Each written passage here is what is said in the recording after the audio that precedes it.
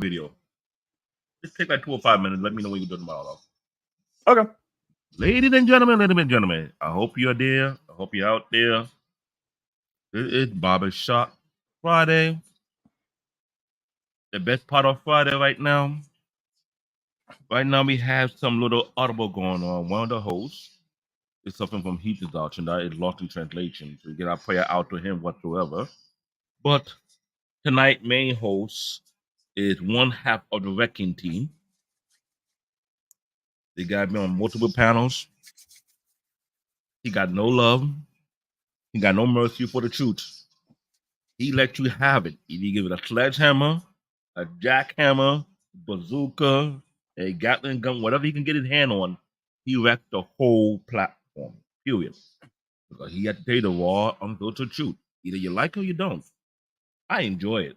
But I don't know about you guys. Tonight's host is no other one half of the wrecking team. It's Reckless Ray De Niro. What's going on, people? Are y'all ready for a fun show tonight? They told me I was co-hosting, then I got upgraded to hosting. This is what happens. I'll be in the background doing my engineer magic, all right? Absolutely.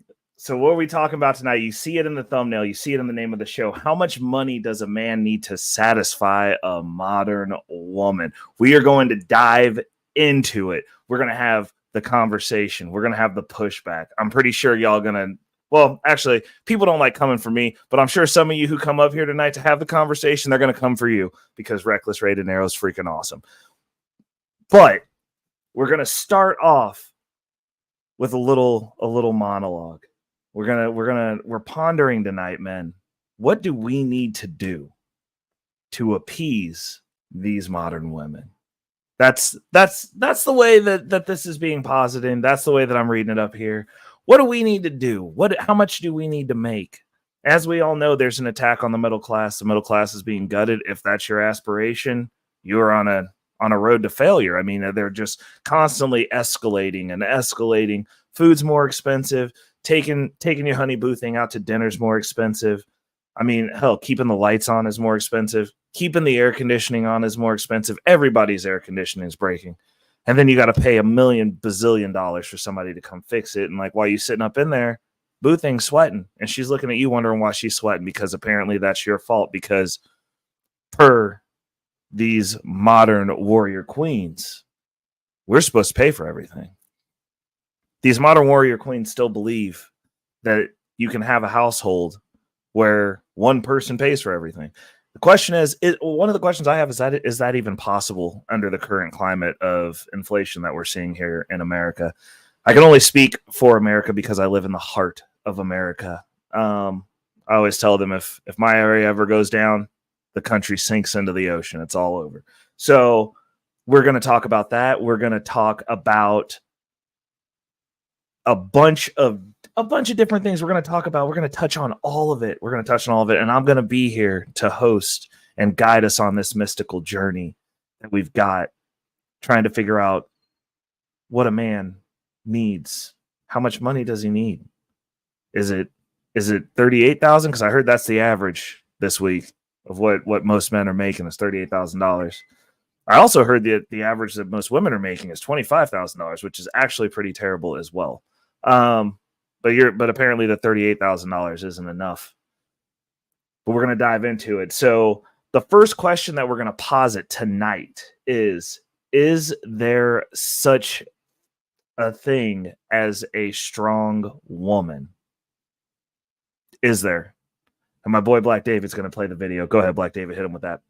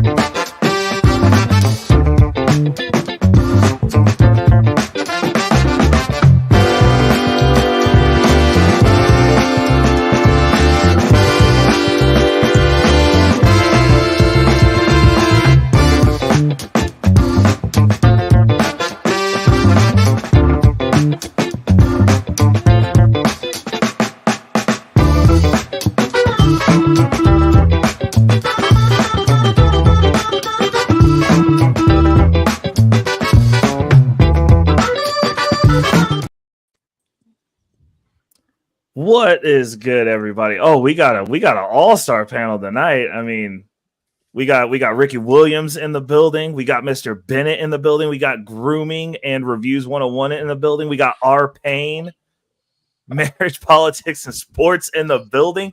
This is going to be good. I got a feeling that we're going to find out who the liars are tonight. I'm just saying. So how we doing today? Let's start with Ricky and work our way around. Ricky, how you doing, brother? Man, everything is everything. Peace to the gods and goddesses. Shout out to my brothers. I hope y'all and pray y'all had a great week. I pray y'all have a great weekend, man. Everything is everything. I got no complaints, bro. Nice. Mr. Bennett. Everything is going well. Like Brother Ricky said, got through another week. Excited for the weekend, and again, no drama. Most important. Nice. Grooming and Reviews. How we doing down there, brother? Going on, brother. Another day, another penny, 2 days in a row. Nice. I'm excited about it. R. Payne, how are you, sir? Hey, very good, man. Just coming back from a week hanging out with the wife on the anniversary this week. Then happy anniversary. Yes. Did you empty that bag out? Yeah, that's I can. Call the paramedics and everything. Yeah, it was cool. All right. Oh my goodness. Well, I hope you guys are ready tonight. This is gonna be an action-packed one, and this is gonna be a great panel for it. We gotta send prayers over to Lost in Translation, though. He ain't make it tonight. He getting them fluids. It's too hot out there. You guys got to be monitoring how long you're out there. I was out there this morning for probably about 2.5 hours, and it was awful. And I had to drive home sweaty. It was a terrible experience. I did not like it, but definitely, if you're out in these elements, especially during these last parts of the devil's fart known as summer, make sure you're constantly drinking fluids, people. Like it creeps up on you. It really does. And this, as somebody who's out there, and I feel myself, I'm in pretty good shape. You got to constantly remember to drink that water because the heat doesn't care. The heat does not care. Like, no offense, bro, but none of you guys little bitches can complain. I work in a kitchen. What the hell am I supposed to say? No. So I work, my company's part blue collar. Like, we build houses, bro. I mean, you at least got, like, the kitchens are hot. I did that too for a long time. But I mean, if you're doing anything outside, like indirect heat, man, unless you're in a kitchen with no heat. And with no AC, like that. No AC. It's no AC, no vents either. Y'all, what? Yes. I'd report that. I would report that. Must be some good food. That sounds like some good food then. It has to be some good food, but you got to report that. No ventilation, no nothing or whatever. That's some good eating right there. They trap in all the flavors, bro. Yeah. I can whip you out anything you want. Facts. That's what I'm saying, Ricky. I'm like, that's not legal, but the food's probably real good. It's awesome, yeah. All right. So the first question of the night, we're going to start off with the first question of the night. They got a video loaded up for us. Is there such thing as a strong woman? And okay, so David, you want to go ahead and throw that clip up for the guys so that we can. She's a strong woman, but she never had the option to not be strong. She always had to choose strength in every situation that she's been in. Sometimes being strong is a burden for her. She don't want to be strong all the time, but she got no choice. And sometimes she comes off strong, but guess what? If you offer that woman help and she don't take it personal, don't take it to heart. She's not the type to ask for help. Because in her life, she's been the only one, the only reliable one, the only responsible one, the only one that had to take charge. And when you've been that only one for your whole life, you ain't got a choice but to be strong. But if you prove that you are reliable, you are responsible, and you are strong, and you could take that load off of her shoulders, maybe she'll let go a little bit. Maybe she'll come down a little bit. But until then, a strong woman will never settle. She knows what the hell she had to put up with for a very long time. And sometimes she just want to give up that strength. But damn, she got to keep it no matter what. Because she's been through enough disappointments in life that prove to her that being strong is the only way to go. Thank you. Bruh. Okay. So there's so many angles that we could take this. But we're gonna start up top with Mr. Bennett and see what he thinks about this. Wow. I guess I may take issue with I guess the term or how we're defining strong, because just in general, whether it be in science or anything else, strength is measured in different ways. Your ability to change something or your ability to resist something. You know, for something Get your tensile strength and there's all types of ways we define strength. It's so relative now. It's almost like, I would rather use terms like resilient, or when people go into like a survivor's mentality, the desire to stay alive is certainly a motivation for a lot of people. So if a woman is able to be a survivor, simply just looking at her situation and being able to endure it, or doing things that she might not have been prepared to do, but she had to do it. She did the best that she had with the information and tools that she had. That's just being a survivor to me. But being strong, the ability to affect change, that's another. So for me, it would be better if we looked at or use different terms when it comes to these different dynamics. When it comes to men and women, obviously men are in general physically stronger than women. But women have had to endure a lot. So I come from a mom who, some would consider strong in certain aspects, but a lot of it's just about resilience, and a lot of it's just about surviving. But surviving is not the same thing as thriving. So when you talk about someone strong, someone who is able to impact and change the world around them, rather than just trying to live and endure in the world that is oppressing them. For me, I would say if you want to define it like that, then I could say, yes, women certainly have proven to be resilient, but unfortunately that resiliency oftentimes leads to a rigidity that does not work in relationships, because in relationships, you have to be flexible and you have to be able to join. And so for like the guy was saying, a lot of these women, they've been so independent and such survivors for such long periods of times, even if the right guy came around, they wouldn't know how to, they don't know how to cohabitate because they've had to do things on their own all that time.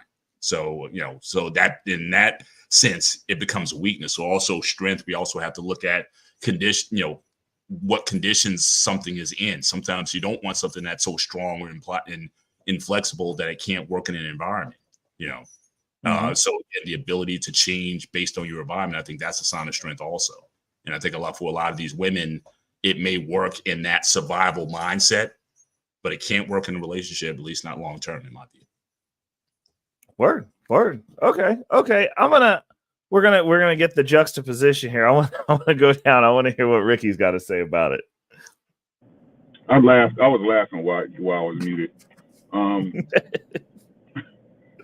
So again, my analysis of this video. What was the question again, please? Is there such thing as a strong woman? If you consider a strong woman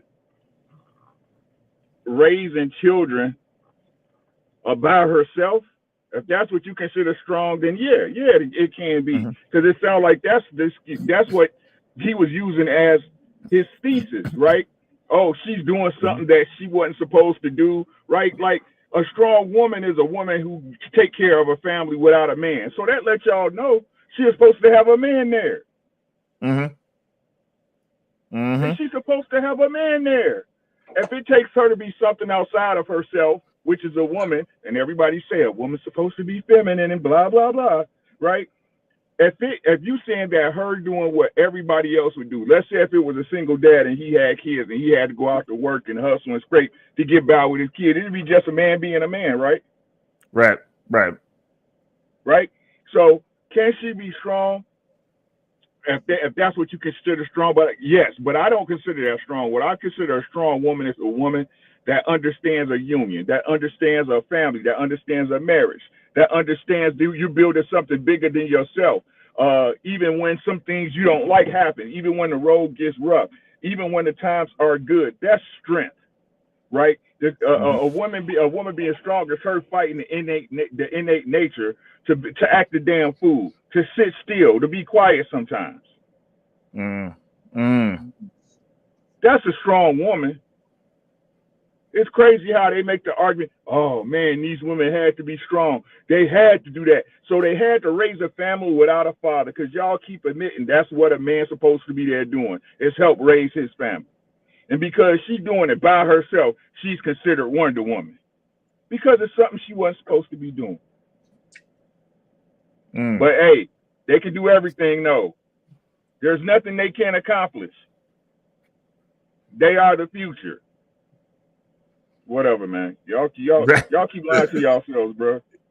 Oh, okay, Ricky. Okay. We go back up. We go back up to Arpain. Arpain, what are your thoughts? I mean, seeing a man parroting female talking points is cringeworthy to begin with. Just listening to this guy and that fake soft voice talking about a strong woman.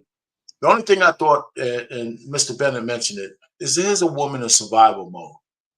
Right? She said, who the hell wants a woman in survival mode? Why? And then all I thought is, why is she in survival mode? Why?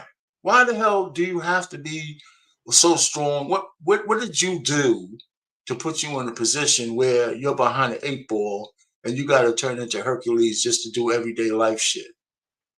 You know what I'm saying?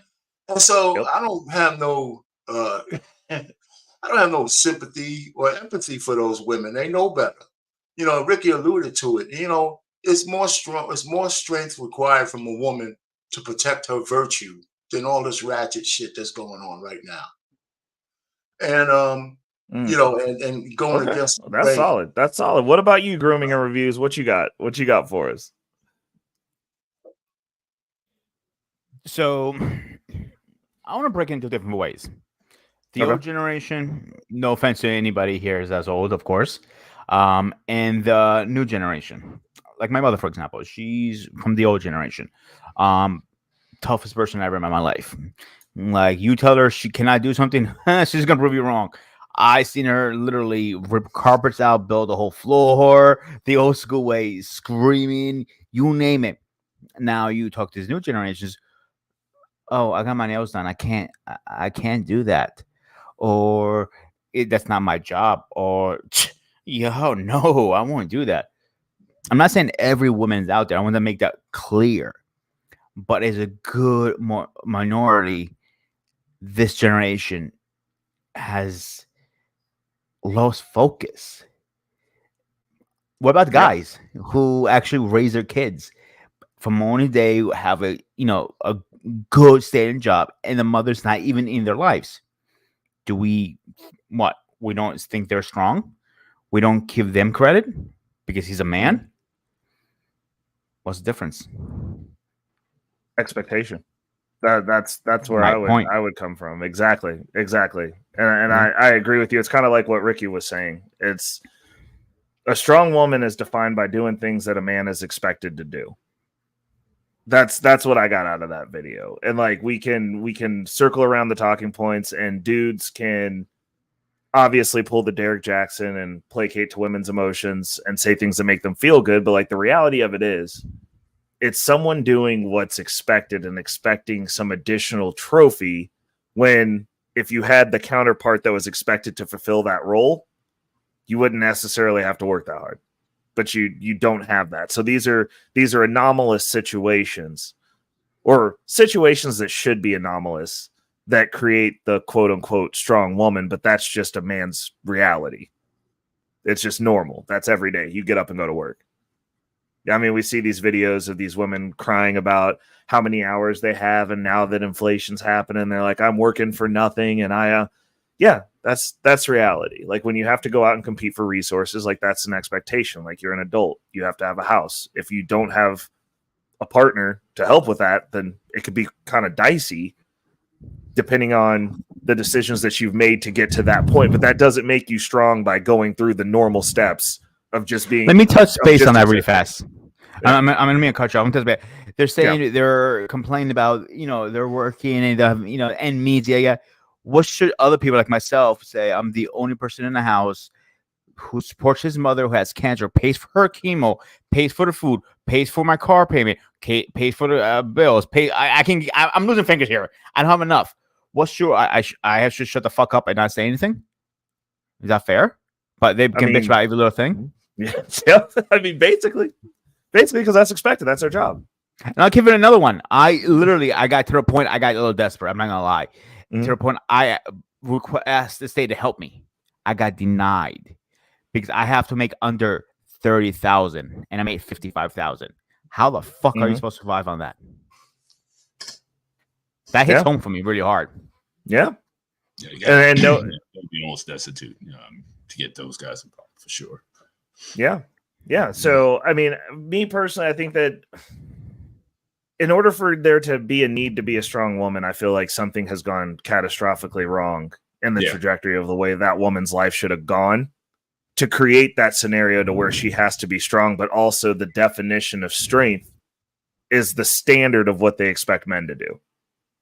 Because, I mean, and I understand that there's double standards, but I think that has to be pointed out. It's not that they're building companies and provide a bunch of jobs. It's just like, hey, I take care of these kids and I pay the bills. I'm a strong, independent woman. Like, we don't, but like, if you say that as a man, it just sounds really, really bad. Like, it's cringeworthy, as our pain would say. It'd be the most cringeworthy thing ever. I'll use another one for you. What would use that word if you go back to, like, you know, again, prior generations where, like, my grandparents, my grandmother had 13 kids. Oof. My grandmother had 9 on my mother's side. So again, they had these massive family. That was like the norm. And even to this day, those women are revered and honored as being strong women because they had these massive families that they were raising. So I know you were saying that, you know, if raising kids and having a family is like a stand, like that's what a woman does. Do you want to give extra credit if, you know, especially back then when they did have such large families and households that they had to manage and they didn't have, they had to cook for these folks. They did the laundry by hand and hang up the clothes on hangers and things of that nature, whatnot. Do you think women of the past should get more credit for being strong, even though they weren't necessarily doing man's role? They were still doing domestic things, but the breadth of what they were doing was larger simply because you just had larger families. Well, was your grandparents married? Were they married? Married. The whole thing. So that's the difference. That women back then looked at raising their kids as a divine duty.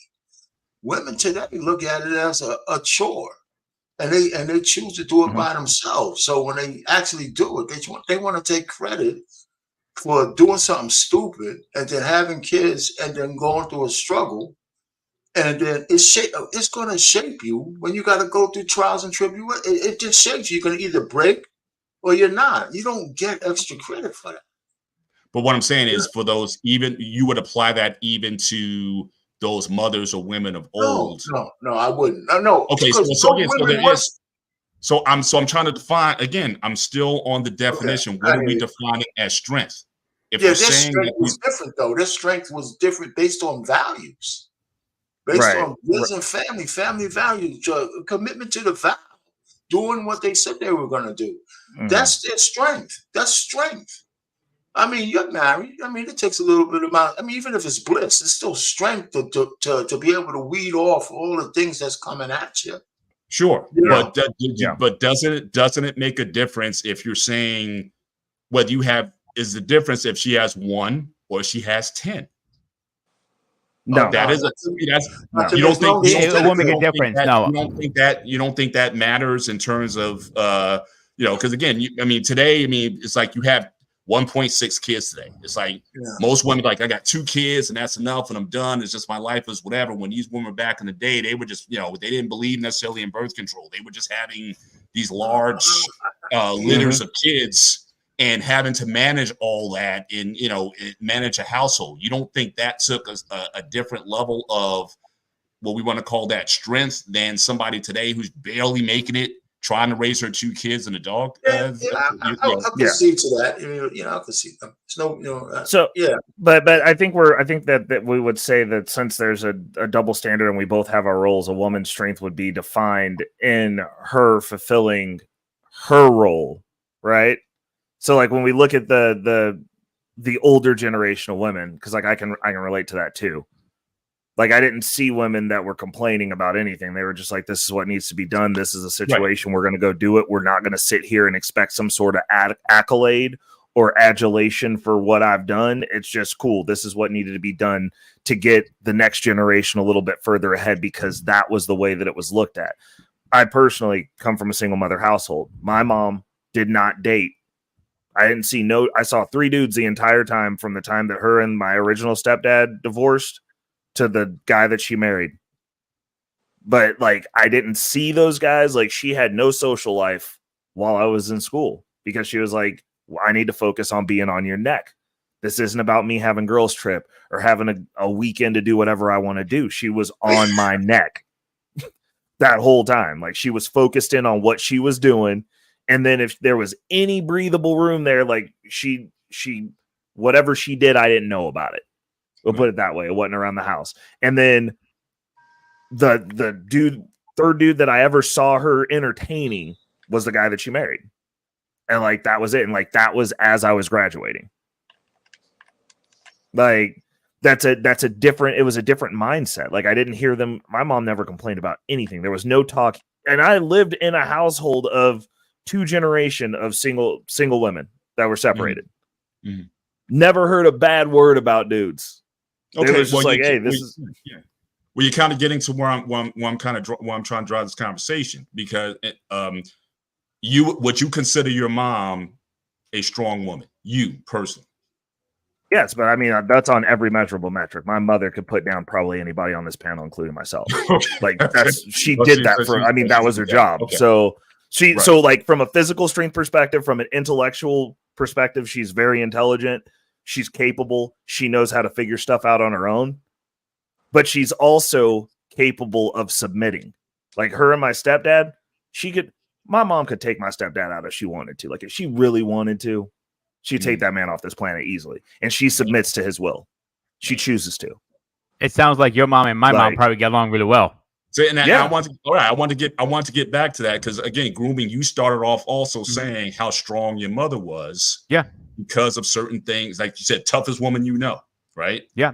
Because of be honest, she was able to, do the labor stuff, but also, speak up for herself and all those kind of things, but also be able to, I'm assuming, still coexist with your father, and keep a house. So maybe we need to look at, defining what do we consider a strong? We're asking the question, is there such thing as a strong woman? I just heard 2 guys talk about how strong their mothers were or are.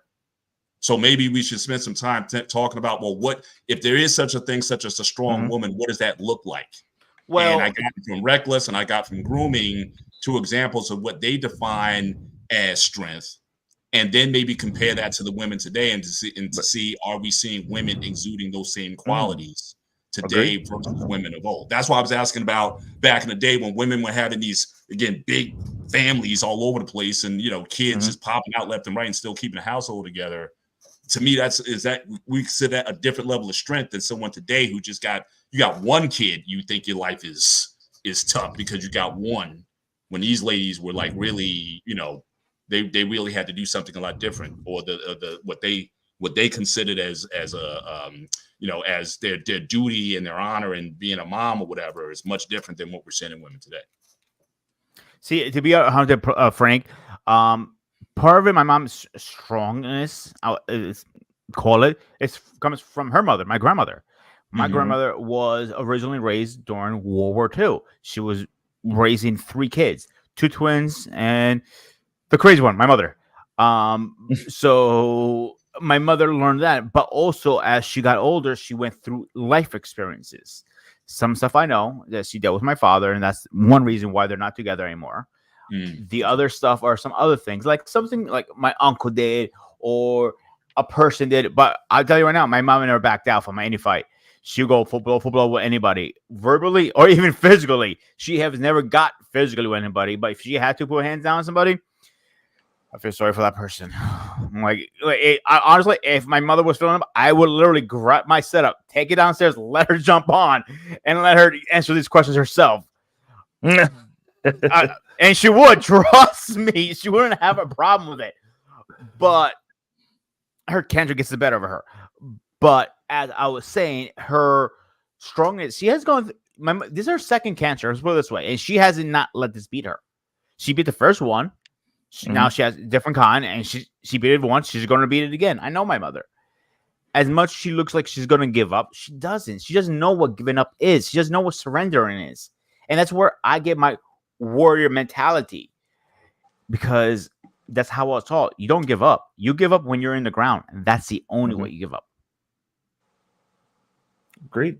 I mean, it's the same premise. I mean, when I look at the juxtaposition between modern women and the women that I saw growing up, they're night and day. Like I don't know who these women are. Like I don't understand the stuff that they're doing, because the thing that my mom never did was she never walked around saying that she was a strong woman and beating her chest every day about the stuff that she did and what she put herself through to make sure that I was straight. She never asked for a thank you. She never said, look at me. Granted, they also didn't have social media where everybody documented every stupid, insignificant thing that they do. But she never was walking around going, oh, look at me. Like I've got to do stuff. You know what? And I'm willing to bet you the reason why was because people were actually trying to kill her. Like, I mean, when you have actual problems, it's funny the stuff that you don't have time to entertain. These modern women do not have actual problems. They want accolades for doing regular stuff because there's so many of them, and it's become a standard that it's just like you're doing the exact same thing that every other single baby mama's doing by choice with a kid in tow that didn't ask to be here. Like I don't really feel like you're doing too much. And now that things are getting harder, we're seeing the social media outbursts, and not even the viral videos. Like I'm seeing it on my Facebook, like these chicks that got busted down and got all these kids. Oh, well, the dad's trying to get less in child support. Of course he is. Because every weekend you're at the club with another chick that's also getting busted down all the time with that dude's money. I wouldn't give you shit either. Like, no, if that's your existence and you always out at the club and you always got the highlight reel, then yeah, expect that man to go back and give you as little as he possibly can, because he should. Because he's funding your lifestyle and he should be taking care of his kid. Why isn't he involved? Why aren't you allowing him to be involved? Why isn't that part of the conversation? Like, it's funny the stuff that we believe.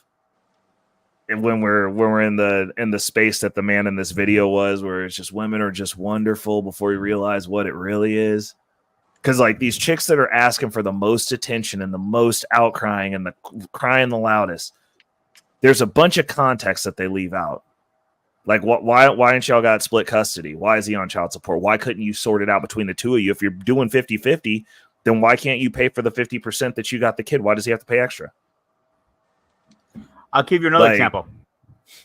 I'll give you guys another example. One of my exes, she had 5 kids, and she, one with one guy, 4 with another guy. And she looked at me and goes, "What did you expect me to do? I had 5 kids. I had to stay with him."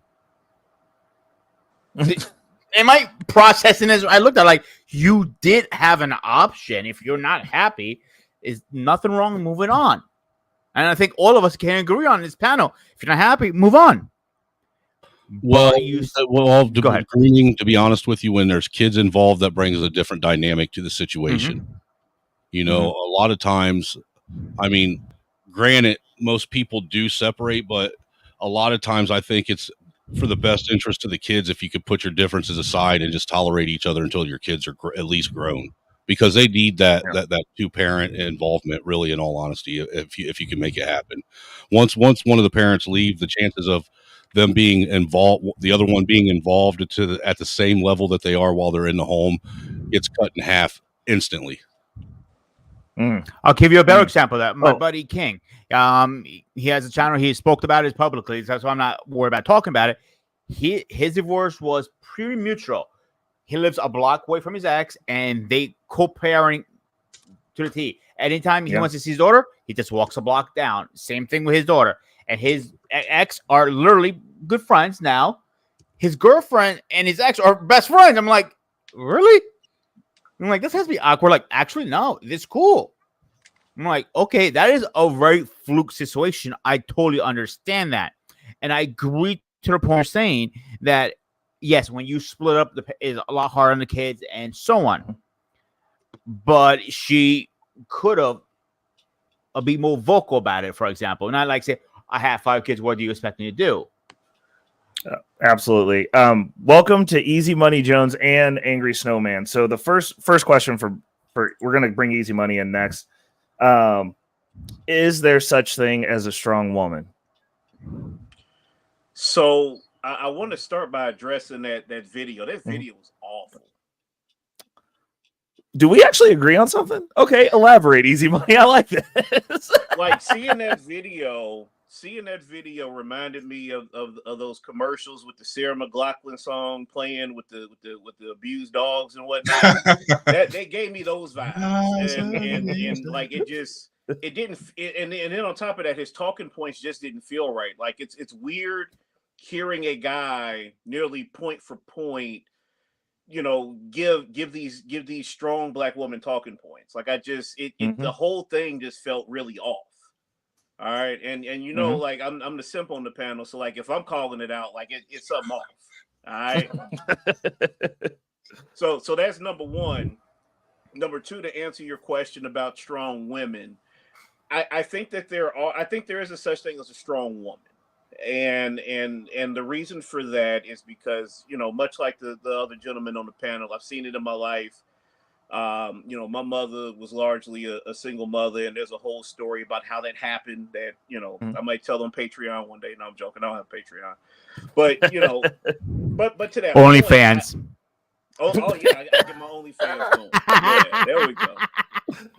So, but I think we're being a little unfair. And I think that in terms of our critique of the modern women, because what I'm noticing, and again, you $1 in my thoughts might get you a cup of coffee at McDonald's. What I have noticed is, over these last couple of generations of women, where they've been able to, they've given their daughters the game to a degree, to where they're like, hey, I had all these kids. I couldn't go to school. Your dad was abusive. He beat y'all. He beat me.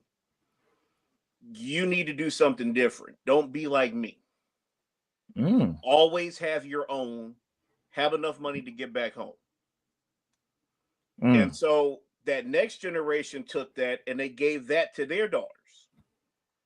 And I think what you're seeing is women not getting their identity from men and forming their own identity. And of course, over time, when we go back over the centuries of history, that has not been the case. And so what we're kind of seeing is this renormalization of these roles in society, which, there's some successes and there's some failures in that. But ultimately, that's kind of my take on it. So getting back to the original question, yes, there's strong women.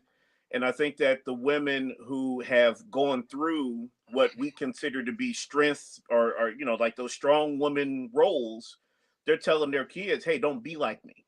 Well, let me, I got to push back on one thing you said. Yeah, go ahead. And one of the things, Easy Money, you got to really be careful.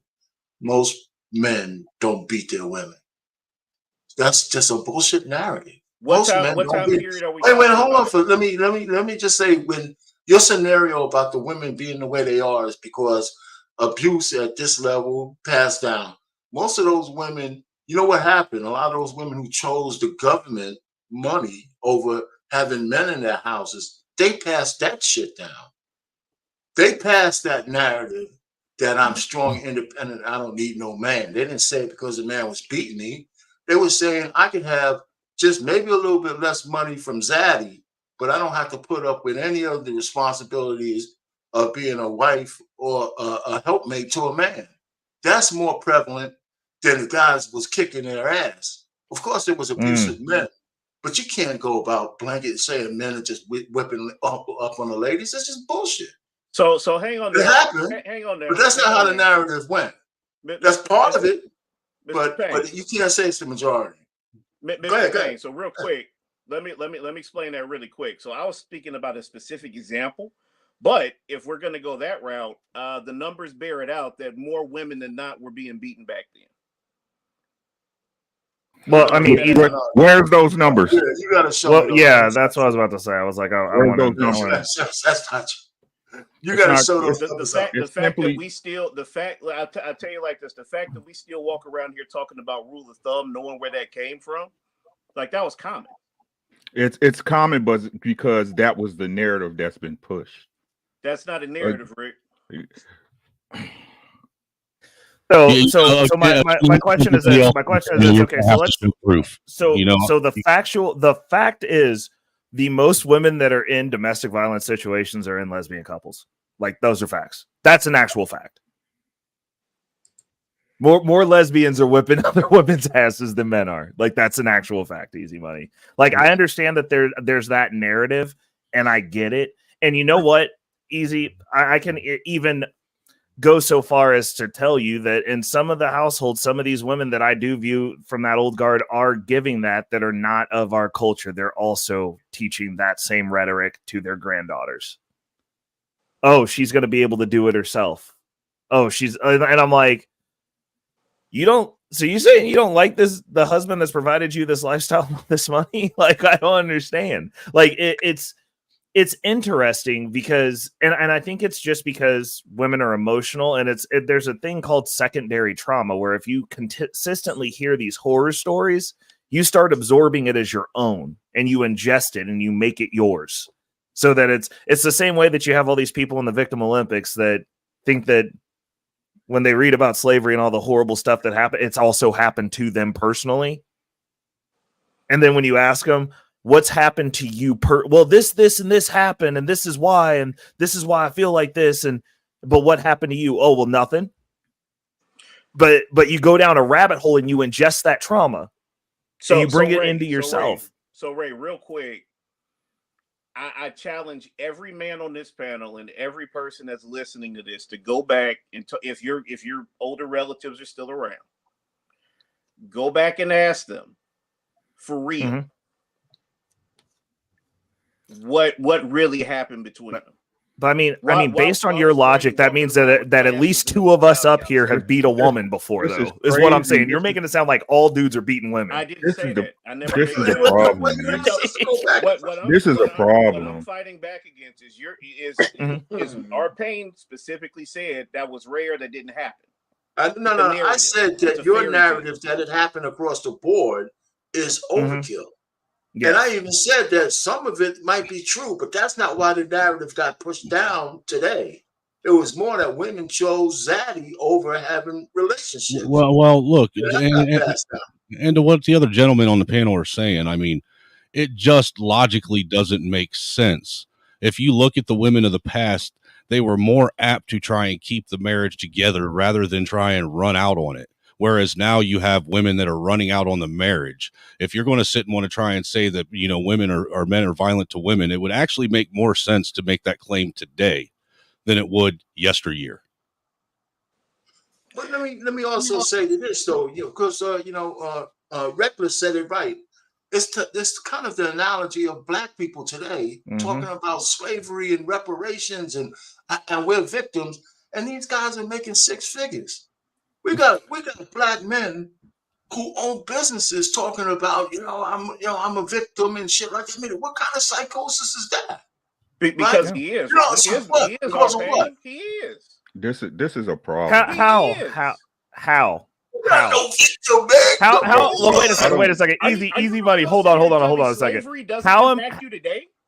No. Explain to me how it impacts me today when I'm doing better than the most average white people. Explain to me exactly how I am disparaged, how I am systemically oppressed. Let me know. I need to know. Like, I do need to know if maybe I'm off. But this is the deal, Easy. If I am off, if I'm completely wrong, are you telling me that it's better for them to have your mindset over my wrong mindset and have my quality of life versus consistently having a chip on your shoulder and thinking that every white person you look at your enemy or wants to do harm to you? Whoa, that's insane. That sounds like a bad life. even feeling that way every day. Like that sounds terrible. Well, Yeah, I'm gonna jump here for a second. I really don't think it's a black or white, green, orange, purple, whatever you want to call it. Well, I think it's more a mentality thing. Yeah. No, but I don't agree with that. I think one problem I think we're running into, and we're getting into two different tangents here, but it's the same thing. We're comparing anecdotal, but we don't necessarily have statistics to back it up. Like easy, you asked the question about ask your parents. You asked the question about ask your parents. I asked my dad, and yes, my grandfather did hit my grandmother. I got that. And my dad doesn't reveal anything, but he revealed that. And I also got my favorite aunt, who's also beat on by her ex-husband. So yeah, so I can point to anecdotal stories in my family where that stuff has happened.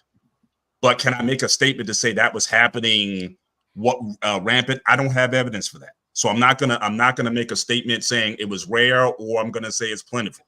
If you ask me personally, I can give it to you. But my anecdotal experience, I don't want that to fit. As far as the discrimination thing, look, we know statistically, Black people make about $10,000 less across the board than white people. We know that. But Reckless Ray, obviously you make more. I make more than average. I mean, most of the guys who are on this panel probably make more than average. Every one of you guys on here make more money than me. Let's keep it real. Okay, but I can't. But that and again, that's our anecdotal. But if the statistics across the board saying I think we're going off track. Less than white men, we're going off track. Then again, that's a. But that's where we're getting into these things, because we're getting into our positions. So, well, I make more. So how am I? But if you talk about something systemic, then we have to just why where's that disparity coming from? So it doesn't reflect negatively on us. It's certainly reckless. I certainly don't hold against you. Yeah. And I want your mentality all day, every day. So I rock with you on that. Yeah. Well, that's the thing. I don't hold it against anybody either. The big picture. There's some things that are. So bringing it back in, because the example that I was making was the secondary trauma, and like this is a good example of it, because like obviously that sparked a whole argument because people feel some type of way about it. But getting back to that, these women are getting told these stories. So a woman who constantly hears about all these women getting abused will take up the mantle of feminism and be like, we're all treated this way. And it's like, when did this happen? Oh, well, it didn't. Or, oh, let me think about a time where I think I felt some type of way about something, and now I'm going to run with that.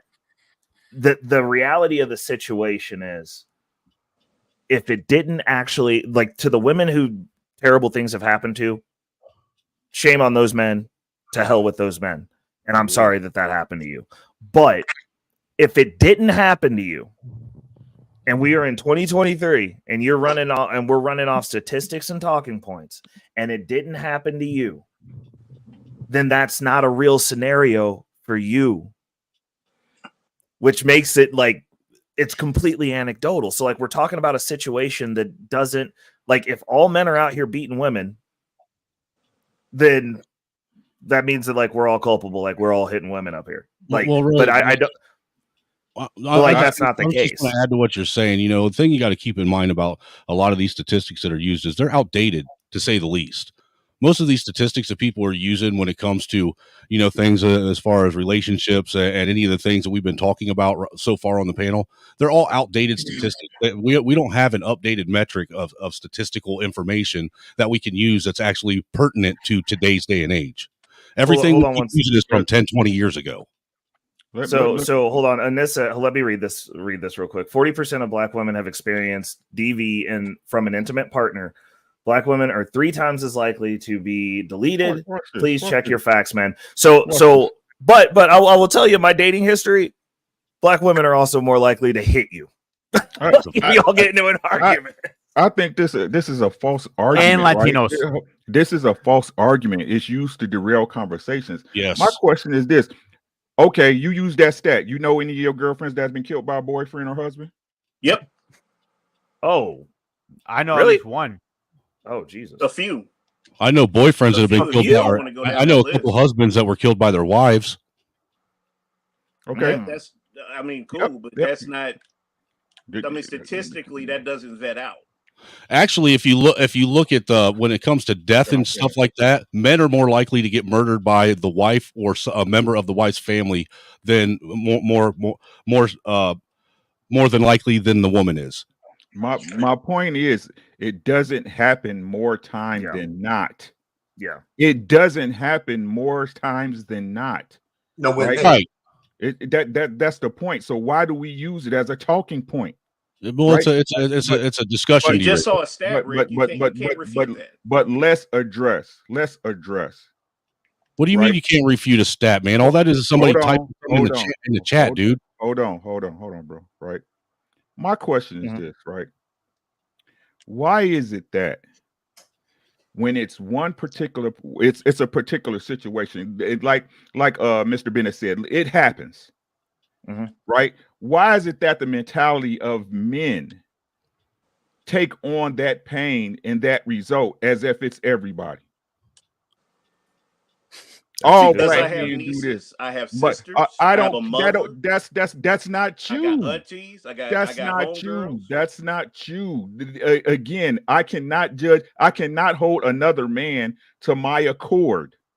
I don't know what y'all don't understand about this. Because you want something a certain way doesn't mean it's going to be that way. That's just what you want. So slow down now, because it sounds like you're saying you cool with women being beat on and killed. Did I say that? No. Wait a second. Hold on. Let Ricky address him. Let Ricky go. Again, why do you always make me circle back to this Easy Money Jones? I try to shut up and leave you alone every week, right? Y'all keep seeing, and I'm gonna keep pointing this out for all the men that do this. Y'all see how he goes into an argument just like a female. I said nothing about that, but you always want to revert to the worst case scenario, the worst case in thought. When I said nothing like that out of my mouth, nothing. It's no different than men crying about child support. No, that's factual. That's facts, though. What are you talking about? How do you make that statement as though that's not the child divorce court isn't an issue? Rick just said that's not you, so you shouldn't worry about that. Then why do I care what a rich man is paying in child support? Why do I? You shouldn't. Why do I didn't say you. Again, I didn't care what a rich man's paying. I care what I'm paying. Hold on, y'all. Again, you address me. When did I ever say that? When did I ever say a man shouldn't pay child support? I paid child support. That man ain't no special. That's more not special what I than said, me. Rick. Okay, I'm going to say men. Hold on. Wait. Let Rick cook. Let Ricky cook. Right. So again, if you want me to extend your ass the same grace, you better start doing it, or I'm gonna keep having a problem with you. Right? That's cool if you do. I know it is, because can't nobody do nothing about it. Right. But again, why do black men take on the negativity that's bestowed upon them by other people? Right, you will sit up there and take on an ideology that you just said you don't see fit. You know you ain't gonna do your females like that. You ain't gonna do your women like that. Your nieces, your cousins, your homegirls. But then you will judge every other black man by that standard. You ain't shit. That's not even what it's almost like it's become a part of your identity. That's your interpretation. That's what it is, because these are the arguments you keep having. All I have is the information, Easy Money, that you present to me. You open your mouth and I analyze it. Am I off, guys, or I'm just pulling shit out my ass? No, you're right. You're right. Gotta go to that. Hey, so wait a minute. So Easy, listen, man. You're going down to the lowest common denominator. You know that women are the #1 killers of babies. We don't make that a talking point about all women. They kill women's biggest crimes. They kill the people they love when they commit work. I mean, we can. Wait a second. Talk about postpartum, but we don't make that a talking. Wait a minute, man. We don't make that a talking point about women, right? The situation that we're in now is not because there's some plethora of black men beat the love out of women, so that's why they hate us now. That's just not true. They've made choices to listen to feminism, about being free with their love, about having sex without consequence, not protecting their virtue, having multiple baby daddies, living off the government. There's a lot of reasons why we're where we are too. And yeah, men had a part to play in some of them. But we can't sit here and take the lion's share of taking the responsibility and accountability away from women. I think that's a little bit more. I think when we do that, we disrespect more women more than telling them the truth. That's our pain. If black men are leaders, we've got to start somewhere with the accountability to fix the problem. If we're black not men willing, take accountability, black men take accountability. First of all, if we don't, the state makes us take accountability for our actions. Wait a minute. What's not going to what's? Hold on a second. Easy. What's not going to be tolerated? Whatever bad behavior that men are doing. If we say that, hey, we're not going to have that here. Okay. If we right. But my question, the issue is the conversation that we're having right now, is a circular conversation about a non-reality. Right. Like that's kind of the issue. We're going, hey, this thing that happened in the past, these women are carrying that trauma forward because they get passed down. You got to do you got to be on your own. You got to be independent. Then when they get to be on their own, they get to do them. They get to be independent. They then complain about it. Now that they're out there on their own, and then you're saying that also is our problem. No, it's not. It's not. If you make the choice that you want to compete with men for resources, you want to be the boss babe, and you want to be out here and you don't need no man, then I honestly, if you've ever posted that on your social media, you don't deserve one. Honestly, if you want to go do OnlyFans, guess what? You're probably going to be getting with the dude that's going to hit you, and you're going to be in that 40% because that's what you've earned. That's what you deserve. There are consequences for actions. Is it fair? No, but there's laws of the jungle. There are hierarchies for a reason. If you want to be independent, you are going to live the lifestyle of somebody who is independent. You are going to have the trials and tribulations of someone who is independent. You know who the original independent was? A man. So if you don't want to live a man's life, then don't be out here beating your chest about doing stuff and expecting us to herald you for doing exactly what we all do every day and don't care about. Like, we don't even think about the stuff that we as men have to go through. These men who have families, what they have to go through, they put their families first. They eat last. They make sure their households are in order. They make sure their stuff is taken care of. And so, like, I understand why Ricky wants to be on your neck when you go at somebody. I don't have a family. Ricky's more of a man than me. He's putting a bunch of other people before himself. I don't have that burden as of yet. But he does. Mr. Bennett does. Our Payne does. And these men have been doing it and showing up and putting out for these people. And when you talk about all the stuff that when you start going against men, it does get under the skin of men who are putting out for their families because it is dismissive to them in defense of women who are saying that A, these men don't exist, or B, they're not doing enough, even though these men have completed the mission and are standing on their square, or C, that they don't need them. And then they're out there and you're like wanting to defend those women. We're talking about a specific subgroup of women. We ain't talking about all women even. We're talking about modern women. We know what the classification of that is.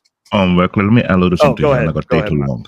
Go ahead, David. Easy Money, when you made that statement, the first thing that came to my mind is, oh, hell no. You cannot overlook and whitewash the 30, 40 years, almost 50 years of mainstream media having talk shows after talk shows after talk shows, like Jenny Jones, Ricky Lake, many others that have been doing one thing common, bashing men. And have not been not one mainstream media show to counteract it. Michael Baisden, Steve Harvey. No, Steve Harvey don't count. No. Easy. I can do this all day. Easy. I promise you don't want to mention Steve Harvey because right now, without there, his girl is doing him dirty. So let's not play that game right now.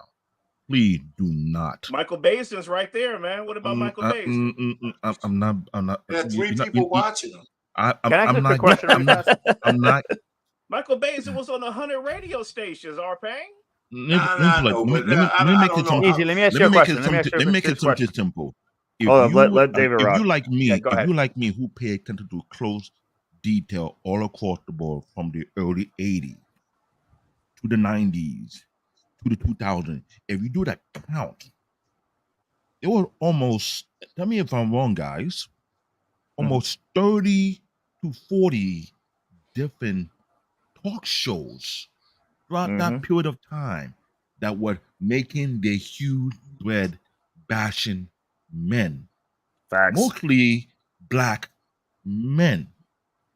It had gone so far, it became an actual program, and I see black men don't do shit.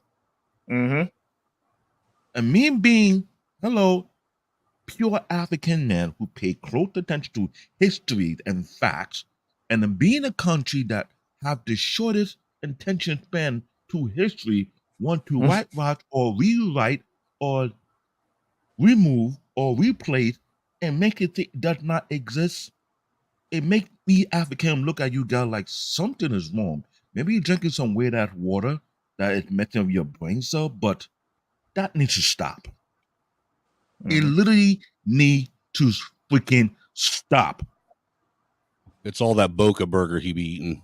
No, because it's when I hear such things, I'm cutting back on when I red hear meat. I don't such know what you're talking things, about. there's the African side of me don't like to be coming out more often.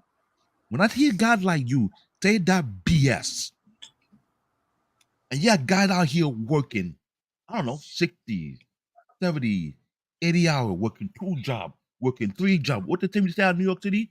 You work like you're Jamaican. Grinding. Literally grinding. Put their life on the line. Don't even take care of their health. I did a show on my platform last year. I'm talking about how we burn ourselves out. Literally, and we don't care 2 cents. Now I could go do a 4-week chiropractic treatment 3 times a week to make sure I fix the damage I did to my lower spine because I was being black hole carrying up almost 200 to 300 pounds and didn't care. So when you say such a thing like that is a blatant disrespect to me as well. I'm a father, a stepfather, and a grandfather. So I will say, be careful when I'm around here. Don't make such statement and the evidence say otherwise. So it's heavily documented. So let's kind of come back here. So first and foremost, I don't disagree with your statement that media has been unkind to the black man. And that goes back way more than Ricky Lake. That goes all the way back to the minstrel shows of the 1800s. All right. So I agree with you on that. So let's kind of come back a little bit. And if we want to talk some stats, let's talk some stats. 80% of black men are married to black women. It is a known fact that black men who are married live longer and have higher net worths than single men. All right. 80% of black men over the age of 40 are married. So as men age, black men age, we get married, we have families, we have children. Okay. The majority of black men, so 51, whatever's over 51% to whatever your cutoff point is, are working. They're in their kids' lives in some way, shape, or form, because that 70% number that we quote actually gets knocked down to about 50, a little bit about 50, once you add in co-parenting, people who get married after the birth, and then people who are together but then break up, but then that whole thing. So by no means am I saying that this is a majority of black men, because to your point, that means that nearly all the black men on this panel would fit that negative category. What I am simply trying to get across is that if we ignore that number of us that aren't doing what they're supposed to do, if we aren't trying to move all of our people in one way to not one way, to move us in a positive direction, then we are essentially, by not trying to stop it, turning a blind eye to it and allowing it to continue. And so to that point, Brother David and Brother Ray, I would actually argue that there's less domestic violence today than there was yesterday. Because the children who grew up seeing that stuff and the grandchildren of the folk, who saw that stuff. I think that we have learned from what we have seen to be different and be better. Mm-hmm. Now, to that point, are there people who continue to cycle? Yes. But I think that there are more people who saw horrendous things happen mm-hmm. and have done the work through therapy, through medication, through prayer, yoga, whatever, who have put it on themselves to do better and be better. My question is, the narrative that's being passed down to these women mm-hmm. and the state of our society now as Black Americans, mm-hmm. is it better or worse? Like, are we better as a society right now doing this experiment of independent single motherhood? We don't need no men. Men are bad. Men should be weak. Men should placate to women. Men should put on their white knight suit and go defend women at all costs, including their lives. But also, those women are still allowed to shit on them, disrespect them, and disregard them. Is our society more stable now than what it was in the days of old, when apparently all the women were just getting beat? So real quick, Ray, like, not all women were being beat to that point. Okay. That's the narrative that you're leading with. I'm just saying it the way that it sounded. Dude, you always contradict yourself. Argument based on women being a victim. You shaping your argument on where we are today because they were getting their ass kicked, man. You can't have it both ways. Y'all don't. So easy. I got a serious question. Hold up. No. Wait a second, Grooving. Easy. You know, I respect you to a certain. I respect you, bro. I'm just giving you back what you said, the way it sounded, and the way it was received. This is a learning opportunity. I'm just saying it the way that it was received by everyone who just heard you. Yeah. Like, I understand you might not have thought you said it that way, but the way that I just gave you your talking point back, it definitely was exactly the way that it sounded to literally everyone who had pushback for you. And so, like, my question is, said that no one's doing that. That's not happening. No, we never said. Everyone literally acknowledged, like, hey, this happened. This happens. I literally said to the women who have actually had to experience or go through this, to hell with those guys. Those guys are trash. Shame on those men. Ray. I didn't say you said. But multiple other people on this panel acknowledged what happened. We're talking about the women who were ingesting this message because this spurred a narrative, right? So what I'm saying is, okay, so say you had 10% of the women that got beat. Okay. This is hypothetical. I'm not saying this is fact. These are not stats. But say you had 10%, and those 10%, they told their daughters, right? And they go, hey, you got to have your stuff together because I went through this really traumatic experience and I don't want that for you. Matter of fact, I've got a bad view and attitude towards men, period. And I'm going to give you that as a defense mechanism for the next generation because I've went through this horribly traumatic experience, which would be normal, right? Because you don't want to touch the burning stove again. Now, those women talk about her experience to other women who had mothers who didn't have that experience now, right? So now there's a chain effect. They're telling their daughters this. They're talking to other women who never went through this. Their family lines never went through this, but they're interjecting that trauma into that line. So now they're going, oh, well, I mean, I know that's not happening to me, but geez, like, maybe it's going to happen to her because apparently this is happening a lot. So now you have two women, one who's a direct descendant of the trauma, another one who was told that believed it. Boom. Now this line, she's telling the same thing. Now you have generations of women as this spreads. It permeates a narrative that only happened to a certain group of women. Not all of them. That's all we're trying to get you to understand is, like, that's how a narrative spreads. Why do you think that for the longest time, Black people were portrayed the way that they were on TV? It was a narrative.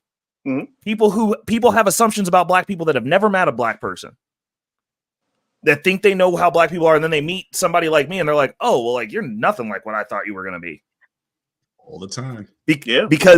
Because they were fed a narrative. Does it make it true? That's what we're asking you. Like, this happens across the board in multiple different fields of any, you can have it with anything. That's how stereotypes happen. Yeah. Are stereotypes real? I mean, we like all love that's fried that's chicken, what we right? want you to think about. Like, right? Yeah, That exactly. might be the Right. wrong way to phrase it, Reckless. I'm with you on anything you're saying, but that's the problem with a stereotype. You say, are stereotypes real? You can say yes. The question is, Do they apply how to much does it everybody? permeate in the Exactly. group or in the fits I'm Do talking they about? apply to Yeah, I everybody? mean, the stereotypes are based on some observances, some anecdotal, some type of things that you may see, but does that apply to everybody? What if your field of view for setting up the stereotype was your observation of a small subset of the group? Is everyone's kids going? Because the stereotype right now that we could, that's why they're dangerous. Yeah, I agree. Yeah. I'm with you. Yeah. I'm with you on that. But when you ask the question, are stereotypes true? I don't know if that's necessarily the right question to ask.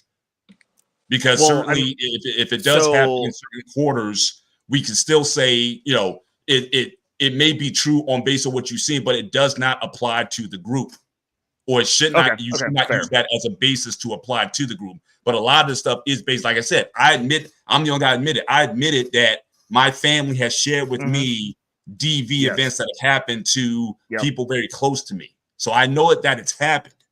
I'm not going to use that as a stereotype, though, to brand all the men of that generation, or certainly of men today. And I think when we talk about strength, what a strong person does, man or woman, is that you do not allow that stereotype or even that anecdotal experience. You don't allow that to be passed on to the generation that comes after you. So yes, you might have been the one that was abused, but you don't set up your kids, or you don't set up your legacy with that mindset that says avoid all, or put yourself in a position which in the long term is going to be bad for you and bad for the communities that come after you. Right. Certainly say choose better, choose wiser, but don't cut off the whole segment of your life that you're going to need. You may not think you need it now, but again, down the line, you're going to need that at some point in your life. So again, a strong person is not going to allow that experience, that trauma, to be passed on. But unfortunately, too many people allow that to happen. Now, Mr. Bennett, I want you to respond to this comment, because that's also the other side of the argument. Mrs. Snowman of Angry Snowman say this. Women are. I don't understand that first sentence. Women are so entitled anymore. What is that? Doesn't make sense to me. I'm sorry. I don't understand. She was saying that women are so entitled now, right? They think they can beat down and dog on a man all day long, and he is just going to take it. But men are letting the behavior slide too much also. Do you think that we also responsible for that narrative to prolong itself for so long, since throughout the past 40, 50 years of being beat down by mainstream media, we allow that to foster? Because the way I look at it, I'm a stepdad, right? So that means I'm saving another woman who made a mistake. It's not so. Am I right, Ricky? My stepdaughter, she's my blood, and she brought me 3 great grandkids that I love dearly. And if anyone who has saw me on my platform or their platform, you tell me about my kid or my grandkids, the type of love I give from them, it's contagious. But according to what she's saying, we allow women to push that narrative along the timeline for so long. We never put a stop on it. We never said that is not the case. We never pop up and raid the talk shows like Donahoe, like the Ricky Lake, the Jenny Jones, the Oprah, the many more. We didn't go on these shows and say that is not true. That's not how it is. But we kept quiet. Well, you don't have a choice in that. You don't have a choice in those matters, because they dictate the narrative. I think certainly if there was one thing that we obviously didn't have, we didn't necessarily have a unified platform in order to express. Like if YouTube existed 30, 40 years ago, we might have had a shot to certainly. It would be the same. It would be the same, right? The problem is that people don't judge people off actions; they judge people off expectations and hopes. Right? That's the problems, right? Like I don't have to prove nothing to none of y'all. My work shows for me. Yeah. right? I don't have to Yeah. prove nothing to nobody. And I don't care. I don't care if somebody on YouTube or Donahue don't like it. It's the life I built. You know what I mean? And the difference between us, and I say modern women because all women not modern and don't have this modern mindset, right? But the modern women is that, and dudes, yeah, right, and men, is that y'all don't want to live with y'all choices, right? That's really what it's about. Nobody has to live to their choices. You know, I mean, look, I mean, from down to everything. Y'all don't want to live with y'all choices, right? Nobody understands what sacrifice is. No one understands what selflessness is, right? It's just that's why I said it before. I ain't gonna even go on no rant. It's just people are selfish, and that's all it is that we live. This is 1980s, the 1980s on steroids, and human growth hormones. Me. It's all about me. The me generations. That I don't feel you right for me, even though I can show you everything. I can be doing everything within my power, showing you that that I'm there for you, right? If you don't feel this way about it, it's simply what it is, and you're gonna make the judgment call you're gonna make. So I keep trying to tell y'all it's the last of a dying breed. It ain't gonna never be like this no more. From Color Club to so that kind of segues over into to why we here, right? Can women ever be satisfied? Right? It's kind of some of the original question, right? So we asked about money, but that's just one thing, whether they could ever be satisfied. Right? So they got themselves through repetition whipped up into a narrative. Now, some of the things that Easy said were true, but that's not the main reason, if you ask me. So there's a lot of different things that led us to where we are now. The narrative that was repeated, the talk shows, and everything. You know, so I'm married. So my situation today might be different than a guy who's looking for a wife, right? And it's different. But the basic essence, here's my thing. I'm gonna say this, and nobody has to agree. The basic biology of a woman is still the same. They're just on steroids. They're just unleashed, right? Because men have been the same since the beginning of man. We're a constant. Whether you're a saint or a sinner, men have a pretty much of an imperative on what we want from women from a sexual standpoint, right? So some guys misuse it, and some guys want to marry a woman before they have sex. I mean, it's a spectrum, but when you take the whole male part of the species, it's a constant. We haven't changed to put us in this marketplace the way we are today. I believe the sexual marketplace is defined by the promiscuity of the women in that marketplace. That's why the East is different than the West. Right. Or Payne, I had a question. I agree with that, what you're saying, 100%. Go ahead, man. Let's go, Scam Likely. What you got? Good seeing you, If in 1976, kids were eating at the table. Single file line, eating at the table, everything is cool, so, allegedly. In 2023, the kids are doing backflips, jumping off the couch. And it's the same family, same last name. What does that tell you was really going on in 1976?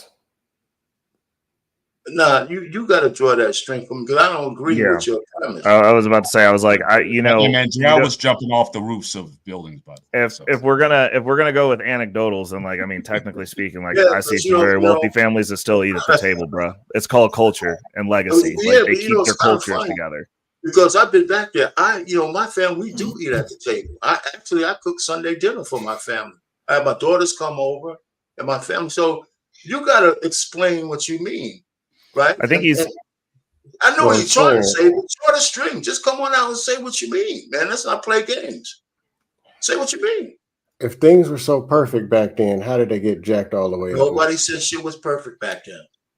The genesis of a lot of things. We had a whole generation of people who said, I'm not going to raise my kids the way my parents raised me. I'm going to be my kid's friend. That's how things got jacked up. But the fact of the matter is, You don't? Okay. Grooming. Let's go. I'm gonna tell you, and I said this last night to you: is kids, we're having kids, so the mental thing, like they get fucked up because kids were having kids. They were not ready to raise a goddamn fucking kid. I'm sorry to anybody who had kids. What does that tell you about the parents? What about him? I would have shot the goddamn motherfucker who knocked out my daughter. First of all, but again, now the kid has no father. So that helps. Welcome, Mandrell. Mandrell was I'm not going to activated this trap. There's no need to divert. There's no need to divert. It says that the parents were inept. They were incapable. It's simply what it is. But that does not alleviate a child from making the corrections once they become independent and on their own. Mm-hmm. So what do we need the parents for? Then? Oh no, I got kids can just be 18 and figure it out on their own. What do we need the parents for? It's not about figuring it out on your own. It's just life, right? It's just life. Like then why are we complaining about why the things already are there? What are you talking about? What are you talking about? Okay. Clarify that. Okay. When you go from a generation beating up on the new generation, I don't know what's wrong with these new people. Look at the old people and you'll find out what's wrong with the new people. That's who created them. And if you'll look deeper into those older people, you'll see what was wrong with them. And if you go deeper to the generation behind it, you'll find what was wrong with them. It's the same thing. And they say, oh, I don't know what was wrong. And then when it's the blame game, here comes the system from 1826. Here comes everything else, but hey, somebody who was responsible did not manage the responsibility. That's what it's going to come down to. I agree. But now that you're an adult, who's responsible for you? As an adult, responsible? Okay, I'll separate responsibility and fault. Responsible? Yeah, you're responsible for yourself. You got to survive. Mm-hmm. Yeah, you're responsible. If you got ragdolled, beat, dragged, dusted, and crusted, you still got to survive. It is what it is. But I'm just saying, for the older people not going and looking at the younger people, oh man, look at you. Look at you. I don't know who you ain't got no home training. And they're looking at you like, yeah, you're right. I don't. And the person who didn't train me looks just like you. What do you expect? Now you can work from there and get from a 1 to a 2 or a 2 to a 3. Yeah, you're correct. And they're responsible because they have to survive or to get better because ain't nobody giving nobody nothing.